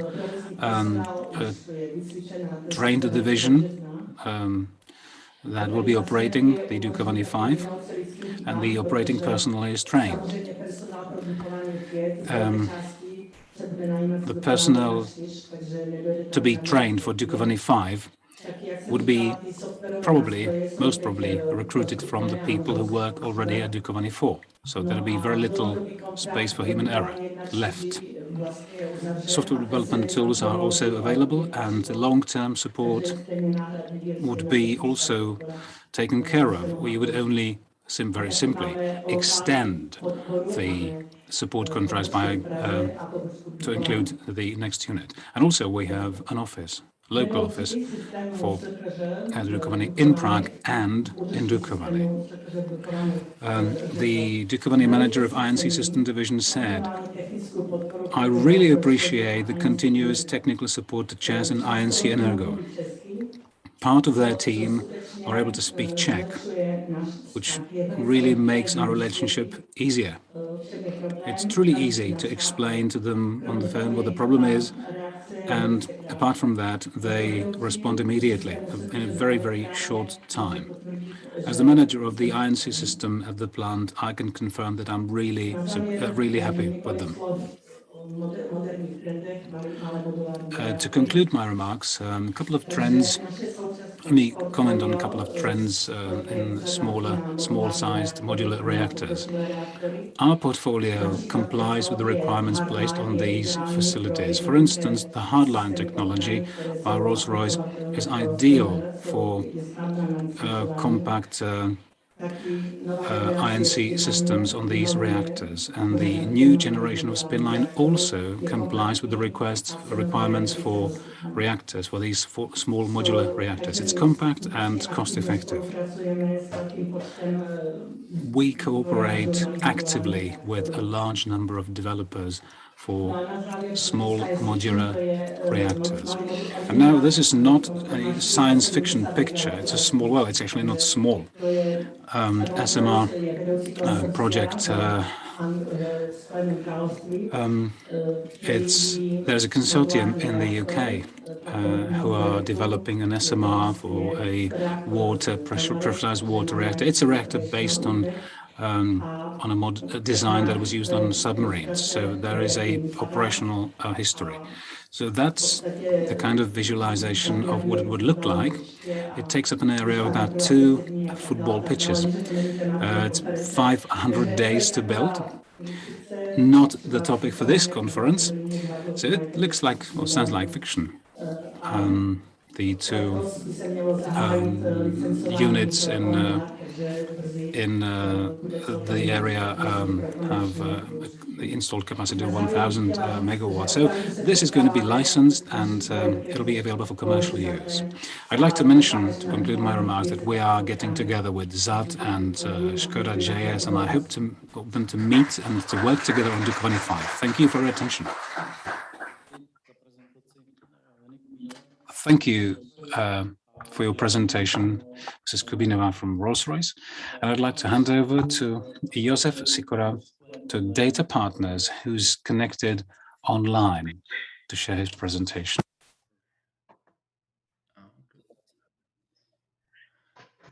Dobrý den, Sikora. Hello, my name is Sikora. Yes, we can hear you. Good.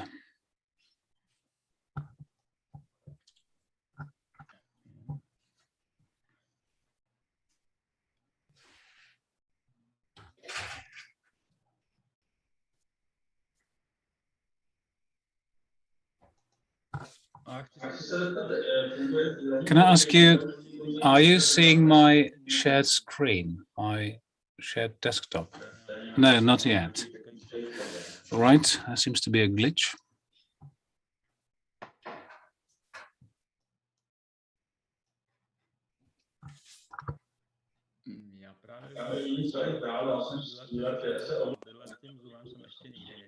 I haven't worked with this Zoom platform, so I don't know where the problem is, sorry.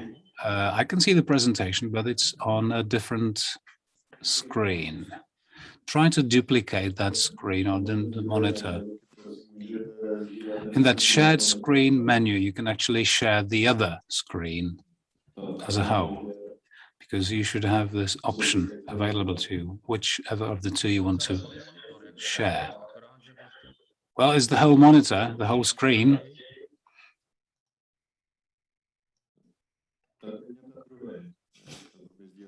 All right, try to share the other screen, and then you need to confirm this option.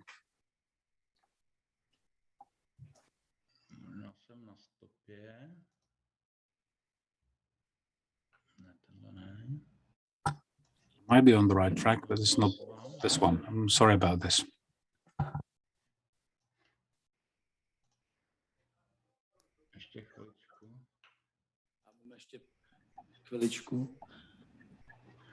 Zkuste ještě chviličku vydržet. I'm really sorry. Please give me some more time. I'm trying my best here. Jo, teď je to možná. Zdá se, že už se to podařilo. Jo, paráda. Vidíme. Yes, it looks like we're on the right track. Can you see me now? Yes, we can see your screen. All right. Sorry about this. This is the first time I've operated this thing there. So, data partners, a few words about us. We are the smallest partner of the four that have been mentioned now. We're a small company, and data partner has been around for 20 years now in nuclear, and of that about 10 years experience with nuclear projects. And this is about the experience and capabilities and performance of our organizations in delivering nuclear projects. We were established in 1998, and we have a relatively experienced team of developers and technicians who guarantee good work in manufacturing systems, control systems development. And we work together with engineering and research organizations, and we are certified.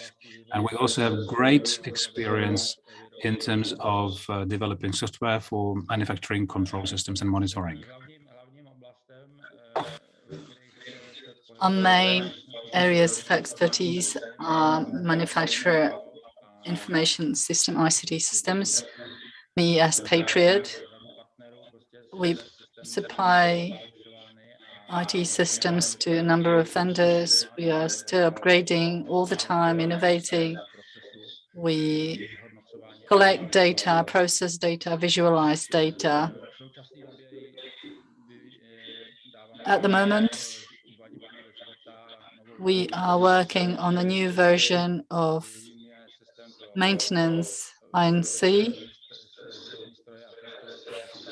We are working on manufacturing machines and testing and research assemblies for measurements and regulations, as well as INCs for the power industry.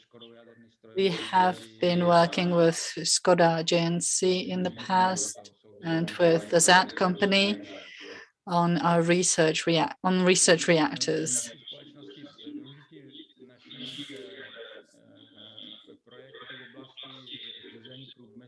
Our projects for industry controls aim at digitizing industry, where we collect data, process data for R&D, manufacturing, and manufacturing of electronic components. Our main partners include, apart from those I mentioned, include Riso Associates Czech. We also have cooperated with IAEA in Vienna and their technical university. We provided complex, comprehensive INC modules. We also cooperated as we were the subcontractor for the technical university in Prague as well. We develop measuring modules for the inflow and assessment evaluation modules. I don't want to go too much into detail here. I think you've had a chance to listen to the detailed analysis by Mr. Matoušek, who's one of my colleagues. So I think that most of you know what we do and how we do it. Let's move on to a few examples of INC facilities qualification, how we deliver for individual facilities, how we can control these facilities, and you can see that all electronic installations work perfectly. We cooperate with various regulators and institutions who prepare reactors, research reactors. We provide our solutions to laboratories and measurement instruments to these facilities and laboratories. Here you can see one of our Vienna projects. These are our measuring units for the reactor in Vienna. You can see the rods and tubes provided by Skoda, while the entire assessment facility and the boxes are provided by us.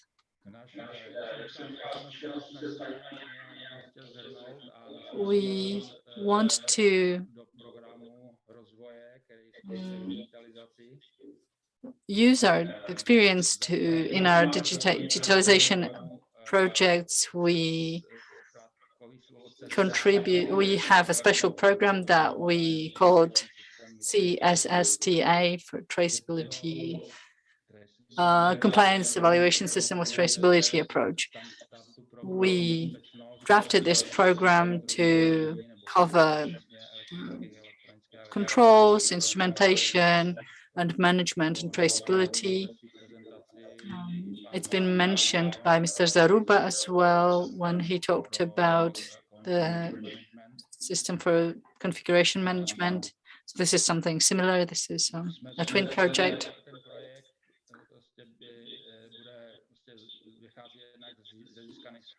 This project draws from our experience that we gained in, for example, in Dukovany and in our pilot projects that are in this initial phase and should help everybody with initial specifications and parameters. When we prepare our concepts, we draw from our more than 20 years of experience in INC systems. We also base our concepts on feedback from our internal users and academics from the Masaryk University in Brno in the Czech Republic. The system will be based on model best practices for the industry and software engineering. The reference model for the project will be evaluation according to 15500. And for project management support, we will use PRINCE2 methodology, which is the best project management methodology in the world. I think it was originally developed for state purposes in the US and ended up in the commercial environment as well. So it's the most popular methodology used for project management, as you all know. During the entire development process, we will be constantly revising the benefits and functionalities that we are exploring in order not to make any unnecessary decisions and solutions. As far as qualifications are concerned, this is something that is a combination of education, training, practical experience, and personal approach. We use knowledge management and generate various reports in order to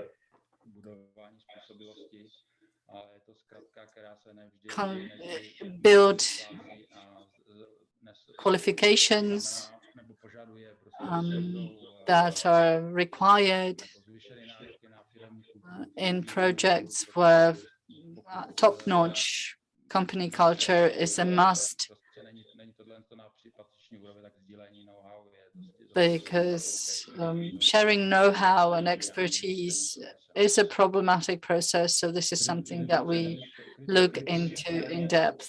Another critical point here is the personal approach in process planning. If we don't plan in enough time and people decide to focus more on their profit or recognition, everything else is basically irrelevant. We are not able to keep our deadlines. As far as qualification levels for processes are concerned, we have 6 such levels. 0 is insufficient, and for the nuclear industry is number 4, which is predictable level. This is based on applicable legal framework and standards for realization processes, evaluation standards, how the projects can be delivered in the given time.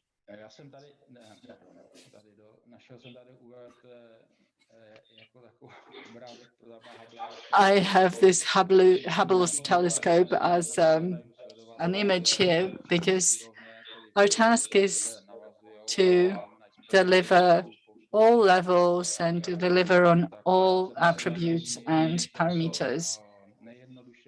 This is why we want to do it, to provide solutions with as little collected data as possible, without as little burden for the company as possible, to detect weaknesses in the systems. So this is our goal, just like in this telescope. What we'll aim at will be the coding system and docs structuring systems, so that the automated processing were interconnected and were in line with all the processes that are applicable in the company. Other areas include maps of requirements from the legal framework until legal acts, maps of articles and material inputs. Whenever you have tender pack, document pack, or some other documents and materials, it's important to have a tool that will help you to provide very specific parameters to the customer. So this is where our module for structure visualization comes in. Related to it is a configuration module, because when you get your specified requirements, not every single standard needs to be applied to the full. I mean, there are strict requirements and then there are certain recommendations. You don't have to apply the recommendations if you can explain how you approach this issue that you're dealing with. It is about adaptability of the process so that it is in tune with the security and safety requirements of the product or service being delivered.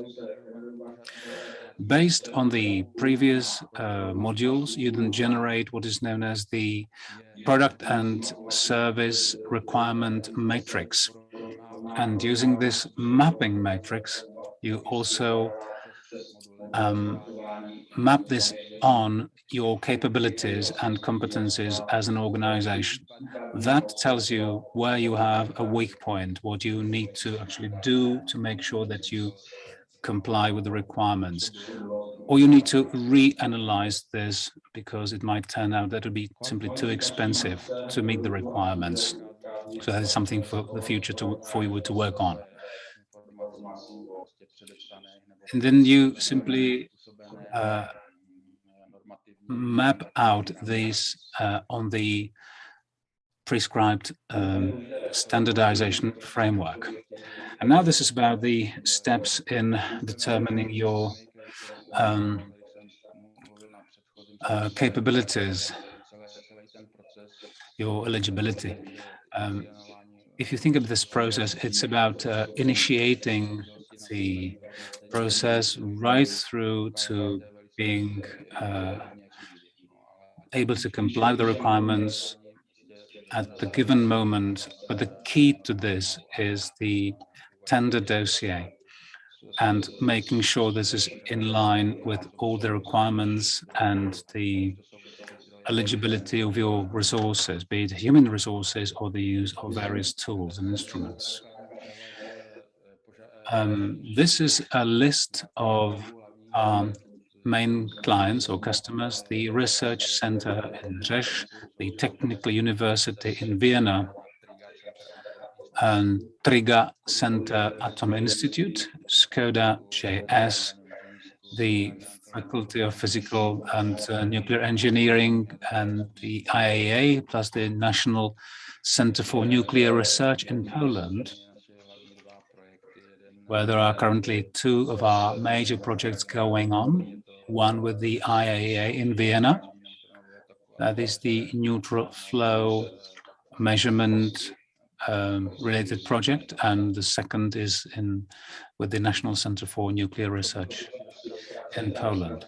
So that's in the nutshell what Data Partner is about. This is our contact information. That's it for me. Thank you very much for having me. Thanks for your attention.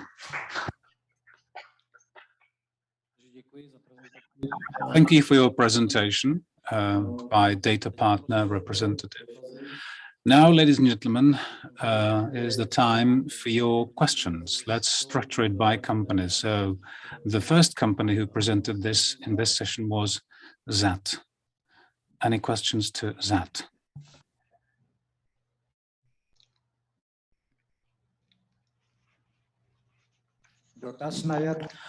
Question to Škoda JS.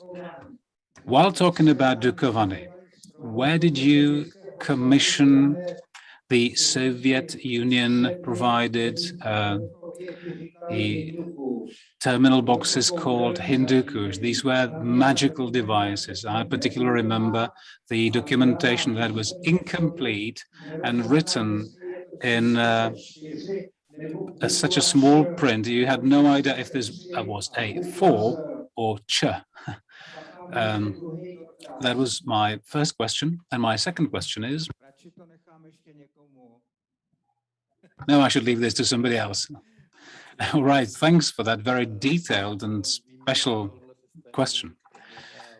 We did replace the system in the first phase that I talked about, that is through 2000 through to 2006. Are you happy with that? If I can chip in with my bit, we supplied the system Škoda JS, and you are right that it was not easy. We had to simply comply with, go with the flow, so to speak.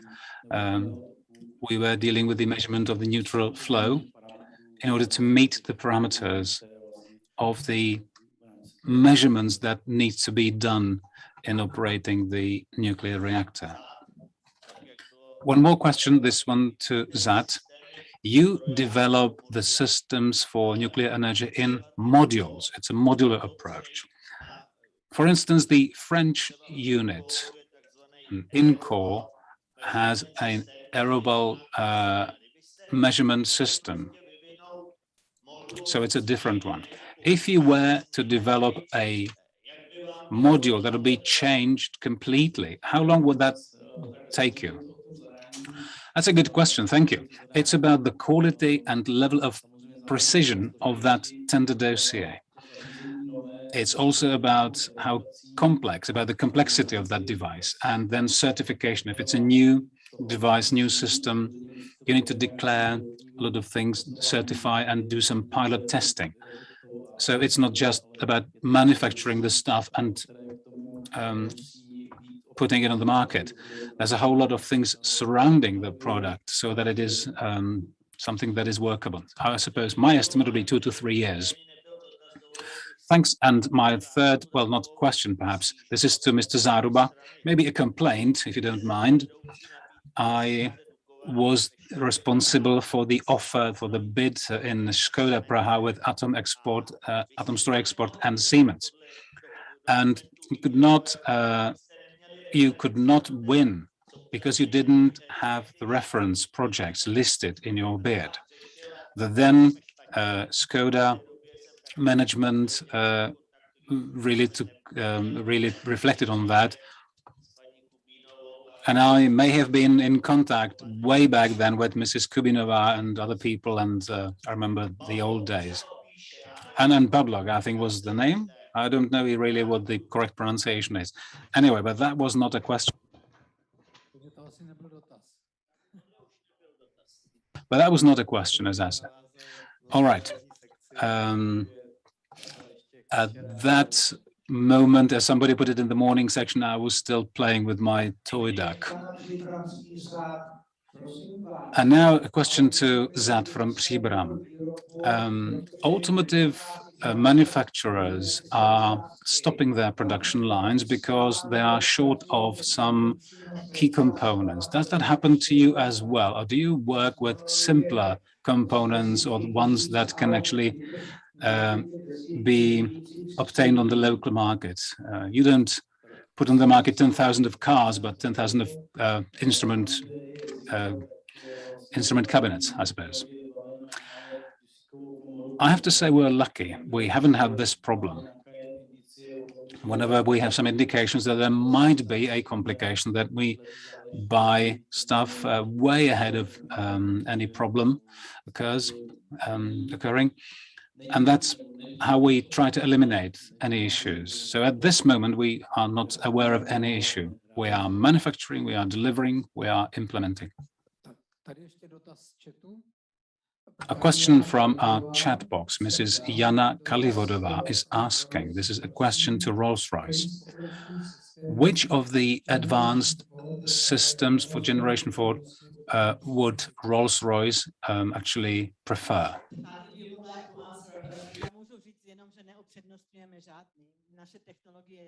I can say we are not preferring any one over any other one.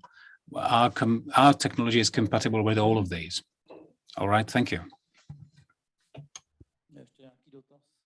Any other question? To the presentations? All right, no more questions. In that case, let me thank the chairman of this section or session and our speakers and the people who stayed with us so long. I'm glad I'm not the only person left in the auditorium. Thank you.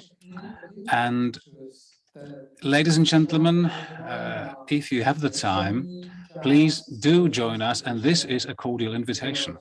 Please do join us for the social event at the Pilsner Oakwell at the Secese Hall, starting at 7 o'clock. Thank you very much, and see you there. Thank you for today, and thank you.